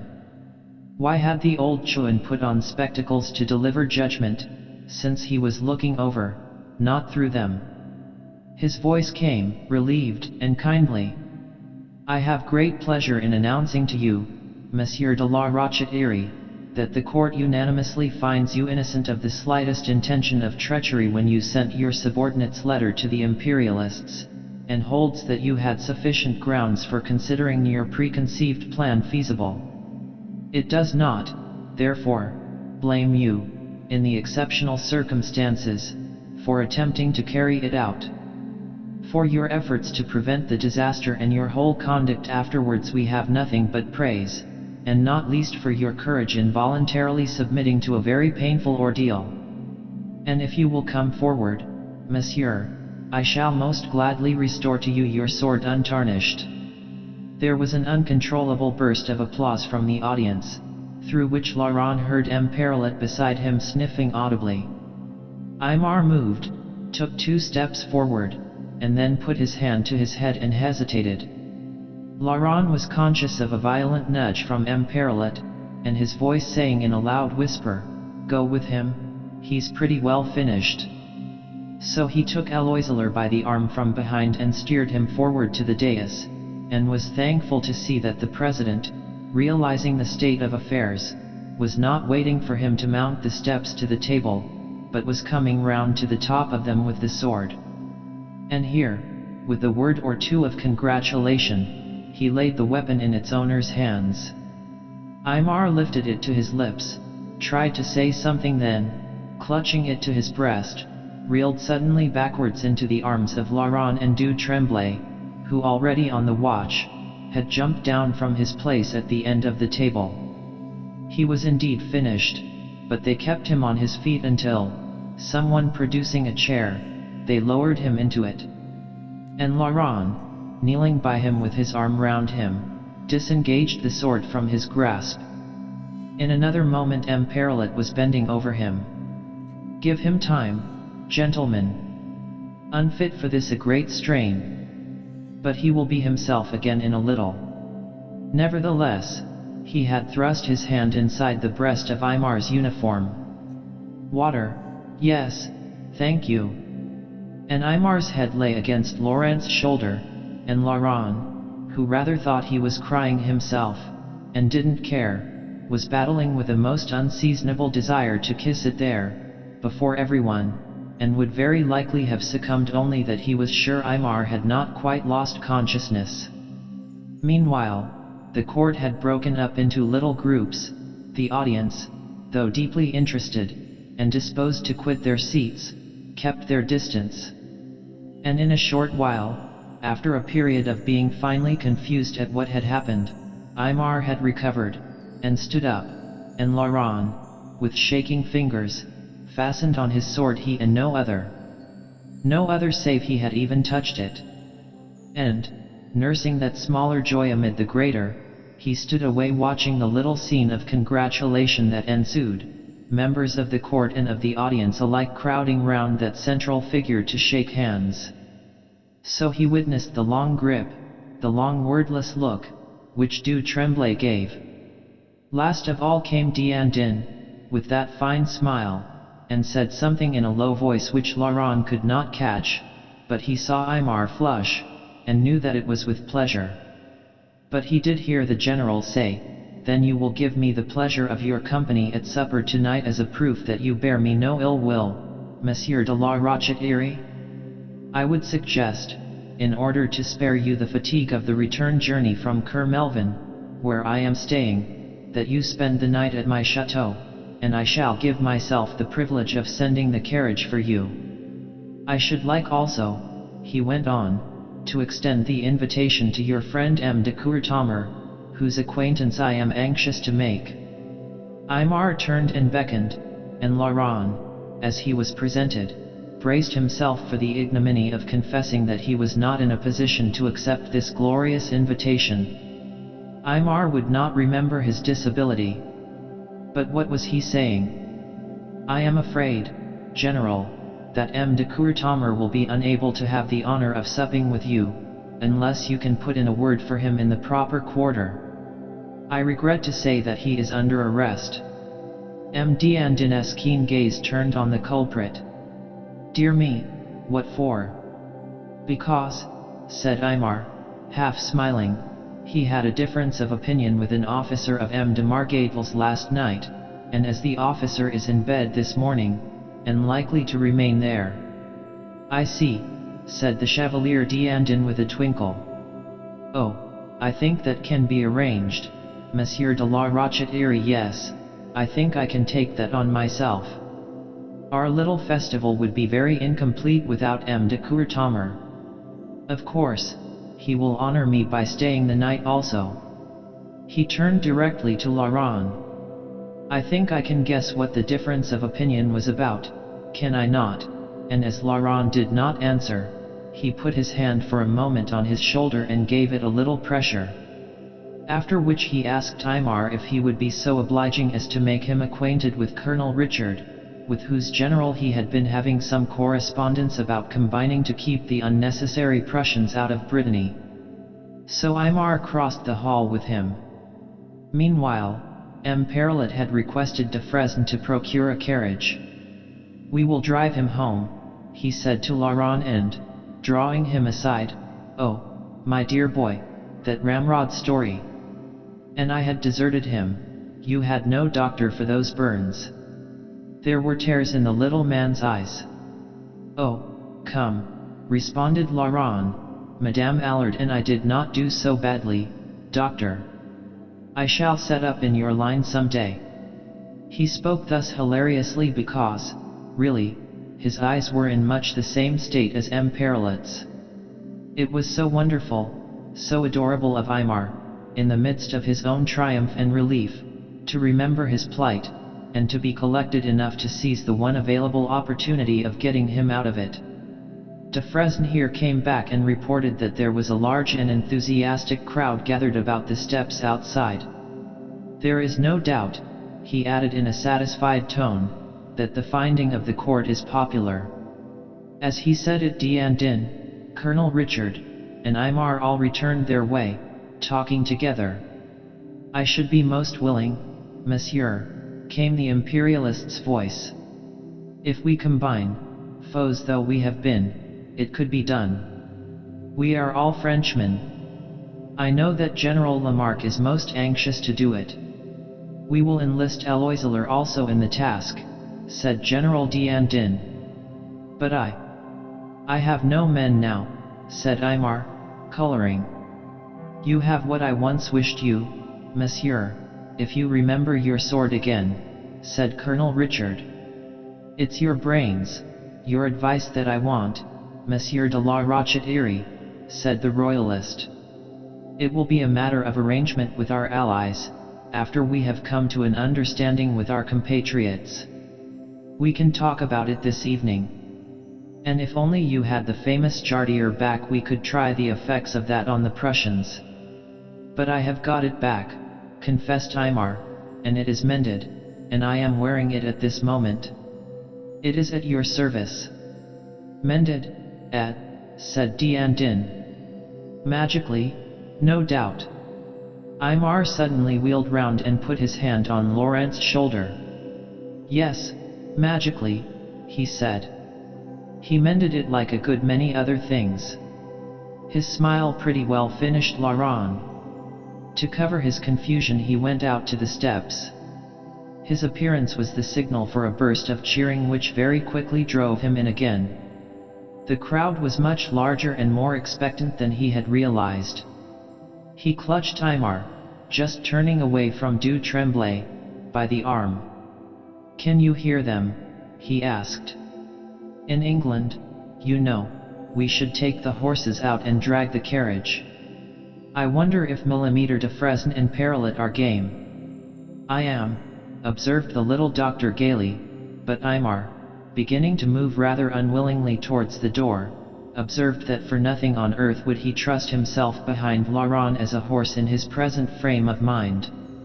"You might take the bit between your teeth and bolt again," he added with a meaning smile. And he put a hand on the culprit's shoulder and gave him a little shake.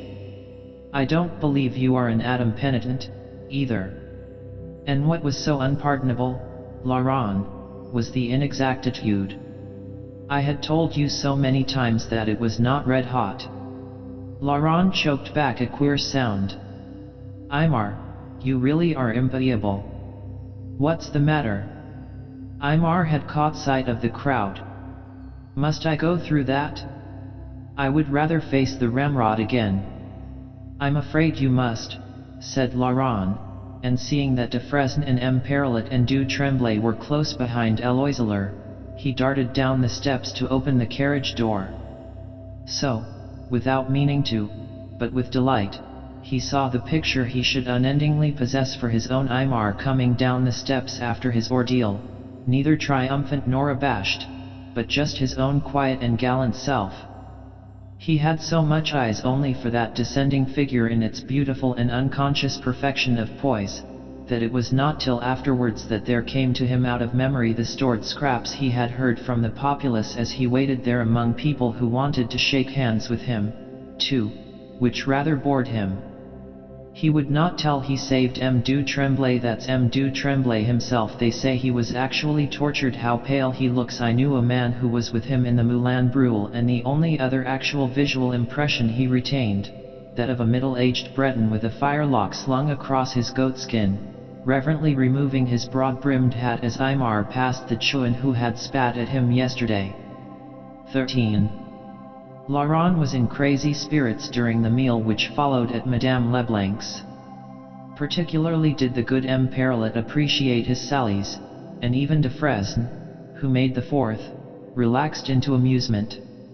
"I shall no longer be a guest at that disgusting convent. Tonight we shall both be M. D'Andin's prisoners. Do you imagine, Aymar, that old de Noirlou will be there a prisoner, too? I wish Giton Cadet could be as a footman. I shall go and serenade him with the news this afternoon, and I shall write to Rigault, and he can tell them all at Arbles. Oh, I forgot, Arbles is evacuated. And in any case, observed Aymar, they would only say that Saint Sebastian." Laurent dropped his knife and fork. His jaw dropped also. "Where on earth? I always hoped that you never knew." "My dear Laurent," replied Eloiseler, smiling, "your walks on the terrace did not give you the monopoly of the bons mots of Arbles. I also had the privilege of hearing them during my one visit to the library." "Of course," said Laurent, when he had got over this, "it was really M. Perrollet who turned the scale, not M. D'Andin at all. Imagine being able to hurl about missiles like ecchymosis and hemorrhage. I am considering adopting the first as an oath. I think," observed M. Perrollet, wiping his eyes, for his was not an exacting sense of humor, "that you had better go and work this off outside, my boy. I cannot allow you to remain in the house, because Aymar," he made no bones about the Christian name, "is going to bed this afternoon so as to be in trim for the evening." So a little later Aymar, lying on his bed, looked up at the young man and the old and remarked that they were both of them nothing but tyrants at bottom, and that when they got together one was simply crushed. "Not," he added, shutting his eyes, "that the process is altogether repugnant. I wish, my poor boy," said M. Perrollet softly, "that I had been there to tyrannize over this." And he gently drew his hand down his right arm. Before Aymar could answer he had left the little room. Laurent stood a moment longer. Then he suddenly dropped on his knees and hit his face against the bed. "Oh, Aymar, at last at last!" Aymar gave a long, deep, tired sigh. It was wonderful. And his coming like that a miracle. "You were wonderful," said Laurent unsteadily.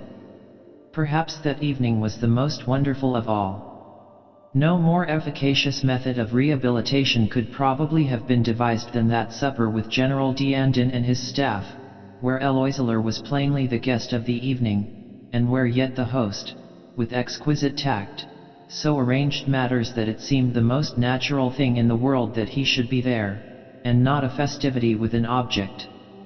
And, in Laurent's eyes, the unanswering patience, courage, and dignity which Aymar had displayed throughout the inquiry, against perpetual odds both of bodily weakness and of circumstance, found here something of their fitting recognition. In the seventh heaven himself, he thought that, despite the marks of strain, of illness, and of fatigue, there was no one in the room, except possibly M. D'Andin himself, who could hold a candle to him for distinction. And there were moments when he looked as he had done before the catastrophe, when he might indeed have been the Aymar of the Paris reception. But he would never be quite the same again. To Laurent, at least, he was even more admirable. Yes, he had come through the somber forest at last. He had everything back again now, all but one thing, probably, to him, the most precious of all. Very late that night, after the guests had dispersed, Laurent went into the room near his which had been assigned to his friend. It was a room so large that 2 candles had little effect on it, but the moon was streaming in also through the uncurtained window. And across the majestic 4-poster he perceived, by the gleam of his shirt in the moonlight, that Aymar was sitting on the window seat, partially undressed. But his head was down upon his arms on the sill. Laurent hesitated. He had not meant to intrude on this. Perhaps, however, he was asleep. Not liking to turn back, either, he went slowly on past the column of the bed, and by the time he had got round the foot Eloiseler had lifted his head and was looking at him with a little smile. "Not in bed, Laurent?" he asked lightly. "And you?" retorted Laurent. "Think of what M. Perlet would say after such a day. It must be about 2 in the morning, I fancy. It has been an evening, certainly. Did you enjoy it?" "What do you suppose?" inquired Laurent. "But, Aymar, it was indescribably mean of you to tell them about that silly dungeon and my going back for M. Perlet. You must have known that I was trying to stop you." Aymar made no reply. His smile, however, was sufficient commentary. "Oh, confound you," cried Laurent, laughing. "Well, now you know what it feels like. And I got it over quickly. Really, Aymar, I had no idea you were so vindictive." "I am a mine of evil qualities," announced Aymar. "You ought to know that from Arbles. How long ago that seems, now. You remind me, standing there with your candle, Laurent, of further back still, of the night I spent under your roof in Devonshire, centuries ago, when you were so polite. You hoped I would sleep well, which I did. And I could not believe I was not dreaming, to have you there. It was then I saw the swan and the motto on your watch. And, Aymar," his voice shook a trifle and he sat down suddenly on the window seat, "your motto is true. You are sans Tache, you always have been." Aymar shook his head, smiling a little sadly. But he looked at him with great affection. Now, if ever, was the chance to say something about Madame de Villecresne. "How pleased they will be at Sessigny's," remarked the diplomatist, looking carefully out of the window. The observation sounded inane to him directly he had uttered it, particularly as Aymar made no reply. It was no use trying to work round tactfully to the subject, and there was always the picture of Madame de Villecresne eating her heart out there now that she was enlightened. Besides, what of Aymar's own telltale attitude when he came in? So he next said boldly, "I suppose you will go home now?" "No, I am not going home," replied Aymar, and he also looked out of the window. After a moment he turned his head. His pallor was accentuated almost to ghastliness in the moonlight. "I cannot very well do so. I told my cousin when I wrote about the inquiry that whether I were cleared or no I should not come back, and that I hoped she would continue to make Ses Ignes her home. I should not trouble her." Laurent was now terribly bothered. What was the right thing to do? "Oh, but don't you think," he began, and then floundered desperately. "Aymar, I think I ought to tell you, yet I don't know whether I had better. I really wish you would advise me whether to tell you," and unconscious of the absurdity he was uttering, he caught hold of Aymar's coat, which lay on the window seat, and began to ring a button round and round. A little smile dawned on Aymar's mouth as he looked at his occupation. "Better tell me before you have them all off." I talked to Madame de Villecresne after you left. I had no choice, I had to make things clear." She had not understood, Aymar, she really had not. "Sometimes," said Aymar very slowly, and dropping out each word separately, "I have hoped that, since—" "Yes," responded Laurent eagerly. "You see, when you explained to her there was so little time, it was so sudden, all so horrible, and you never do yourself justice. So she asked me, you know, and I could not go away like that. Before she did understand, I explained." "So you explained," repeated his friend. "That was like you, Laurent." He put his hand abruptly to his throat, got up with equal abruptness, and walked away out of the wash of moonlight. He had told him. Now that Aymar knew that she knew the truth now, surely. Aymar reappeared with startling suddenness, like a ghost. "Hadn't we better go to bed?" he said in a dry voice.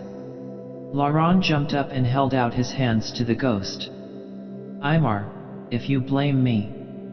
"Blame you? How could you think such a thing? Don't I know that you would make out a case for me 1,000 times better than I could myself, and that you would do it so that it must be believed if any truth in this world is to be believed? And that is just why. Never mind. Why talk of it tonight? Let us go to bed." But Laurent had laid hold of him. "Aymar, I'm so stupid, for pity's sake tell me what you mean." "Why," answered Aymar, very quietly, standing still in his grip, "just this. She understands now, and it has made no difference." Laurent loosed him, aghast. By telling him what he had done, he had taken away his friend's last hope. He dropped back onto the window seat. Aymar sat down there, too, and leant his head against a mullion. "You see," he said evenly, "that this is a just inference, for she has had plenty of time to write to me, even if it were only to wish me good success, and I have not had a word. She cannot be ill, or my grandmother would have mentioned it. So it is not my ineradicable pride, as you call it, Laurent. I am certain that you put things better for me than I could ever have done myself. Another debt, the deepest, it might have been, of all I owe you. But it only shows that she has washed her hands of me. I dare say she has cause." The moonlight enshrined the two silent figures. Aymar had his chin cupped on his hand as he looked out of the window into the warm night. But before Laurent's eyes was the rose garden at Ses Ignes, the little white-clad figure, the misty eyes, the trembling voice. Yet nothing had come of that emotion, after all. Aymar turned at last and put a hand on his. "My dear Laurent, one cannot have everything. Don't look like that. It is not for me to show myself ungrateful for this wonderful day. I don't think that I quite realize myself yet that I am no longer an outcast, and that must be my excuse." Laurent gripped the hand very hard. "I knew the luck would turn," he observed rather huskily. "No one could go on having such appalling bad fortune as you since you lost the Jardier." "I suppose," said Aymar softly, "that it has never occurred to you in your imaginative moments, no, I'm certain it has not, that all the time I had something 1,000 times better than the jardier, a piece of such transcendent good fortune that I might well spend the rest of my life thanking God for it." "What do you mean?" exclaimed Laurent. "No, certainly it has not. Still, of course you were very lucky in having an opponent of the type of Colonel Richard, and again in coming across him as you did it." He stopped, because Aymar was gently shaking him. "Is it nature or art, Laurent, that has made you so thick-headed? You don't know what I mean? Well, go and stand in front of your looking-glass, and perhaps it will dawn upon you." But it dawned then and there, for as he stared at him, Laurent slowly began to turn crimson. Chapter 10, Sans Tache. "Will you leave me here? So wrong, so proud, so weak, so unconsoled. So mere a woman, and I love you so. I love you." E.B. Browning, Aurora Lee. Did he do right? Did he do right to go? Virginia de Courtommer asked herself, on this the 9th day after her son's departure. Yes, of course he had done right, but had he done wisely? They are not always the same, she thought. And then, oh, you foolish, faint-hearted mother. You ought to be proud of having a son who does not count the cost of devotion. And she was proud. She had made no attempt to hold him back. Had he not told her, at last, with all the rest, of an arm with 5 burns upon it? Moreover, there was always that flooded river. And of his friend's innocence she had no doubt, but supposing he could not establish it? It was not only on Laurent's account that she had shivered as she thought of what had been going forward these last few days at Oronne, a sort of Bois des Fauvettes over again, as Laurent had put it. But Laurent himself would be there this time. Yes, indeed she was glad that he was with Eloiseler in his ordeal, but still, she was a mother, a foolish mother, no doubt. And the general's words had been very weighty that day in the salon. Laurent could hardly have flouted them more openly and more immediately than he had done. No, Laurent cared nothing for himself and his reputation where his friends was concerned. Laurent, who, as he had so absurdly remarked on the day which saw the beginning of all this enslavement, would never be a mother. "Dear boy," said the Comtesse de Courtommer, and went and worshipped the recent miniature of him on her table. No woman, she was sure, had ever had a son like hers. It was just possible that today would bring him back, and that tomorrow they could start for their stay at their country house in Picardy as they had arranged without the aunts. They would have a delightful autumn, with plenty to occupy them at Courtommer. But she paused on this thought. Yes, it would be delightful provided that Laurent did not return from Brittany broken-hearted. If M. de la Rochette were not cleared, he would be broken-hearted. What in that case was she to do with him? But, of course, Eloiseler would be acquitted. Yet he had really sent the letter and, of course, for the sake of a woman. Back came the memory of that evening in Devonshire when she had begun her clumsy remark and he had replied that there was no danger. Dear me, reflected Madame de Courtommer, sighing, we women, it is not only as mothers that we are to be condemned. And this one did not understand. Well, I think, from my recollection of him, that I could have understood anything that M. de la Rochette had done. I have that amount of infatuation in common with Laurent, at all events. And to her thus congratulating herself entered a domestic. Will Madame receive? The card was presented to her. Madame la Comtesse de Villecresne. The Comtesse de Villecresne, ejaculated Madame de Courtommer. She remained speechless for a moment. Yes, of course. Where is she? In the large drawing room? Ask her to be so kind as to come here to my boudoir. She could not have been more astonished had she learnt that the Empress of China had called upon her. Madame de Villecresne herself, she, precisely, who had not understood, who had been so cruel but who was not to be blamed for it. Laurent's dictum. The pale girl who came in did not look like an empress, nor like a woman who could be cruel, nor even like one who did not understand. She looked as if she understood two things only too well: loss and a regret unutterable and hopeless. That comprehension spoke so clearly in her whole appearance that it caught Madame de Courtommer by the throat. "Oh, you poor thing," her heart cried. "But one did not begin like that at a first call. Rather, how kind of you to give me this opportunity of making your acquaintance, madam," when the visitor was seated, and the August sun came in from the Rue Saint-Dominique onto her wonderful hair. "Now I can thank you for all your kindness to my son during his stay at Cessigny's, of which he has so often spoken to me." "It was your son who was kind to me," was Avoy's unexpected rejoinder to this. And she went on, looking at Madame de Courtommer with the saddest eyes the elder woman had ever seen.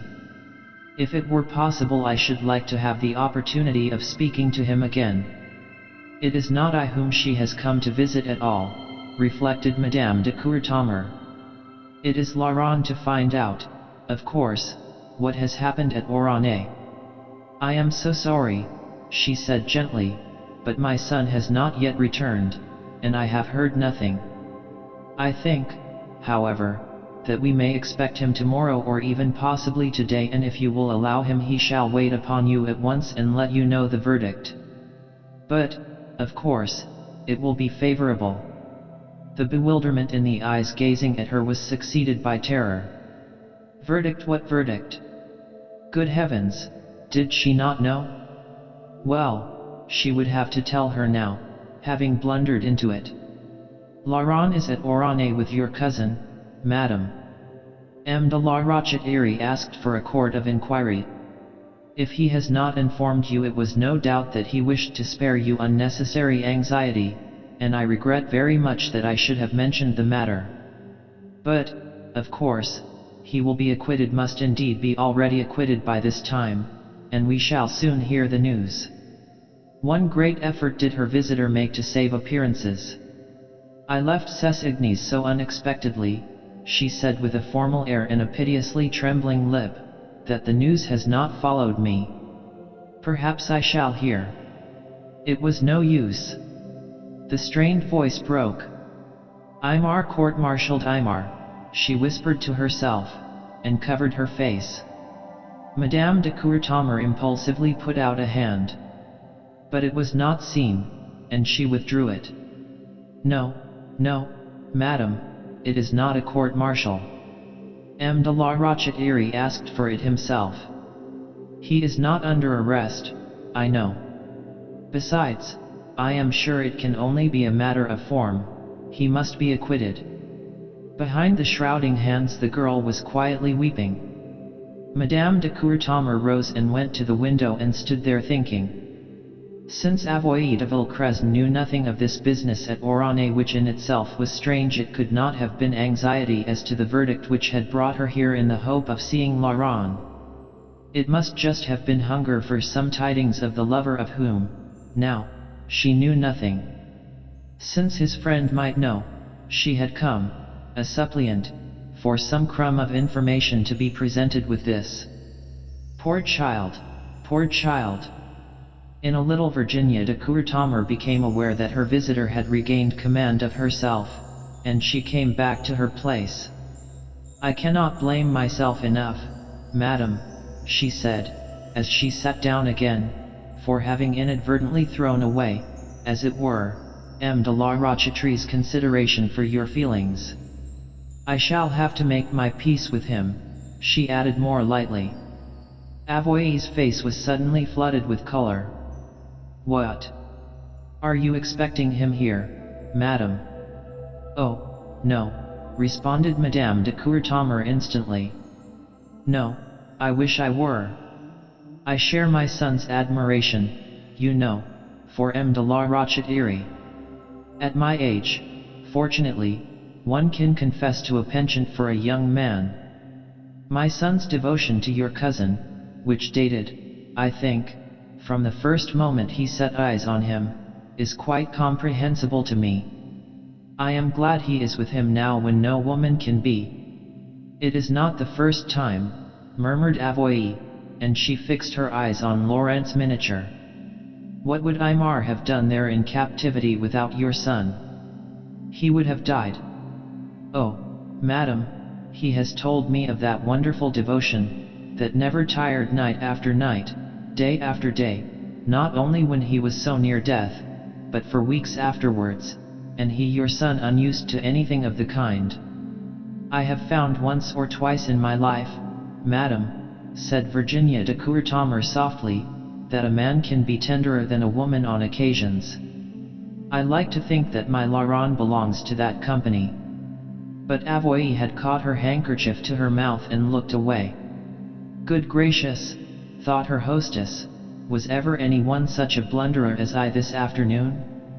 She must think that I am contrasting her behavior over the whole business with Laurent's, which was not in the least my intention. Not to leave time for this reflection to sink in, she hurried on, harking back to her visitor's question of a little while ago.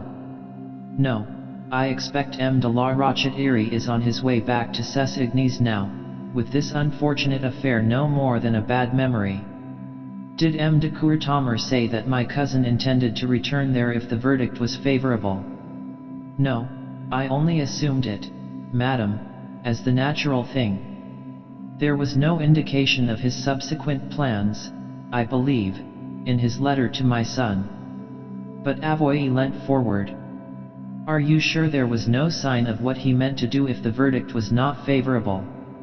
Madame de Courtommer suddenly got up and seemed to consider that a vase of flowers near Laurent's portrait needed attention. The fact was that she had suddenly and very vividly remembered Laurent telling her of such an indication, and she was afraid that her face might betray her.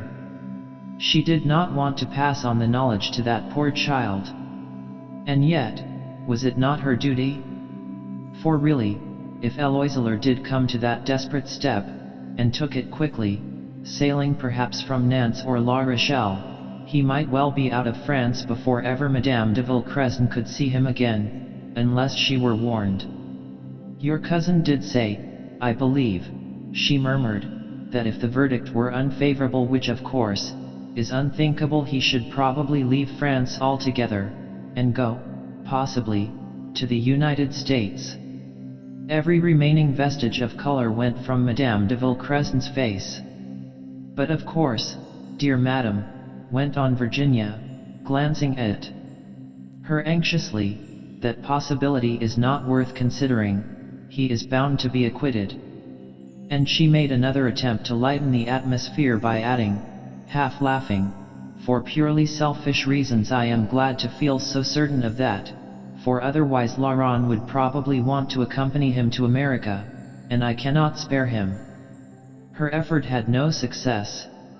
Gazing at her with a poignant directness and absence of concealment, Avoye said, Madam, I envy your son more than anyone else in the world.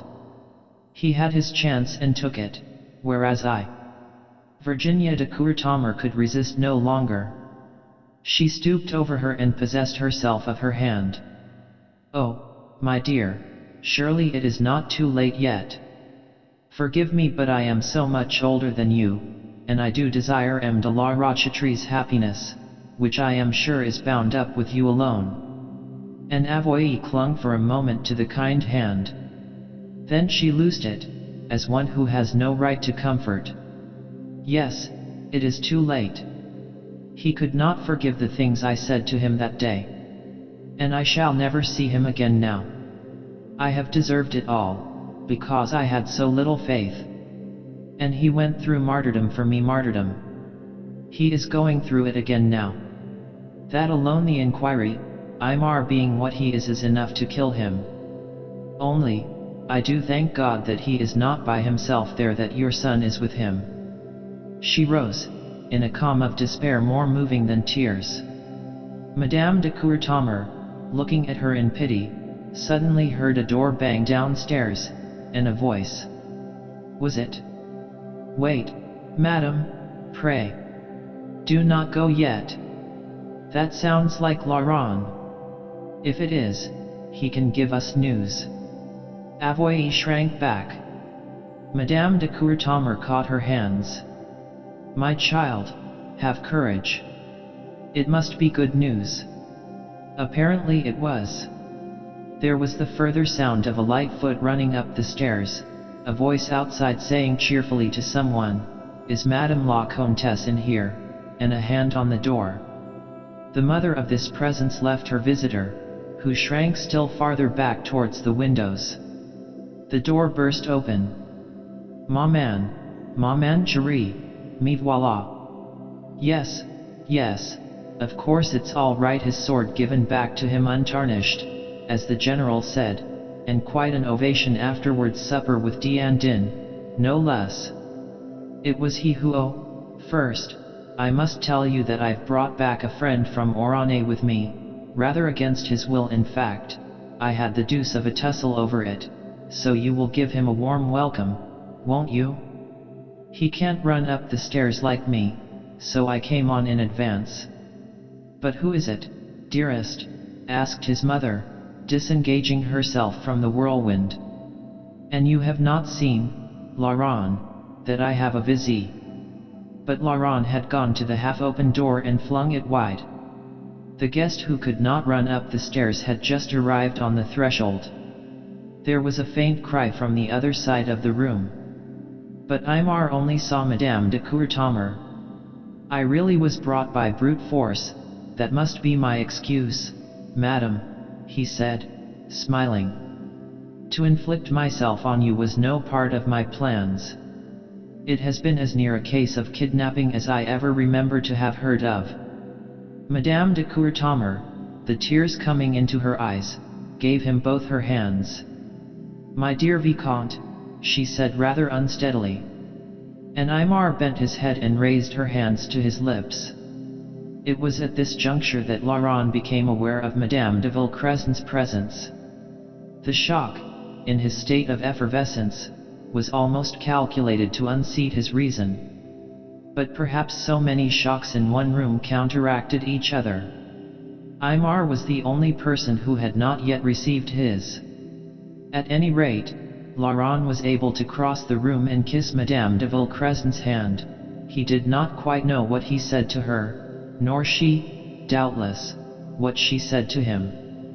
Afterwards he had the impression that she never even saw him, her eyes being elsewhere. Lawrence went in the same direction, and so he saw Aymar receive his shock. He changed color, stiffened a little, and bowed, but he showed no signs of advancing from Madame de Courtommer's vicinity. The Englishwoman outgeneraled him, however. Come, Vicomte, she said, laying her hand for an instant on his arm, you will want a word with your cousin. It was a lucky chance that Madame de Villecrescen was calling here today, and can be the first to congratulate you. And, making a little sign to Laurent, for his part ready enough to receive it, she slipped out by an unobtrusive door, followed by her son, and almost before they knew it, Aymar and Avoye were alone in a silence. Forgive my intrusion, said Aymar quietly but formally to the carpet. Had I known that you were here. The sentence was fully completed by his slight movement of withdrawal. The court-martial, you were acquitted. I was acquitted. My honor is cleared in the eyes of the world at least. I succeeded in keeping your name from the public. If you really wish to hear any details, M. de Courtommer will no doubt give them to you. He paused a moment, and then added, before I relieve you of my presence, I should be glad if you will tell me why you are in Paris. She tried to answer, but nothing came. If he would only look at her, but he kept his eyes resolutely averted. No, of course it is no business of mine, he agreed, still gently. I had hoped, but that was not very likely in the circumstances. I am sorry to have deprived you of a home also. There is no more to be said. He bowed, and this time turned in earnest and walked to the door. But the room was long, and the faint, heartbroken cry fluttered to him before he reached it. Aimé, May. Too many memories clung about that name for it to pass unregarded. Aymar paused, while the lips that had uttered it tried to say more, and could not for tears. And slowly Aymar turned, and came back to the little figure, came much closer this time, and now he looked at her at last. "Why are you crying, Avoye? Why do you have you been ill?" he asked, himself as white as a sheet. 20 minutes later a self-posted sentry, Laurent, still leant over the balustrade of the great staircase outside. He had already beaten off Tante Clotilde, desirous of offering her congratulations on general grounds to the hero of Pinscoe, and equally outraged and puzzled at being refused admittance by her great-nephew and told with a nervous laugh that her felicitations might be premature. And now it seemed a long time that they had been left alone in there, those two. Was it a hopeful sign or no? Surely.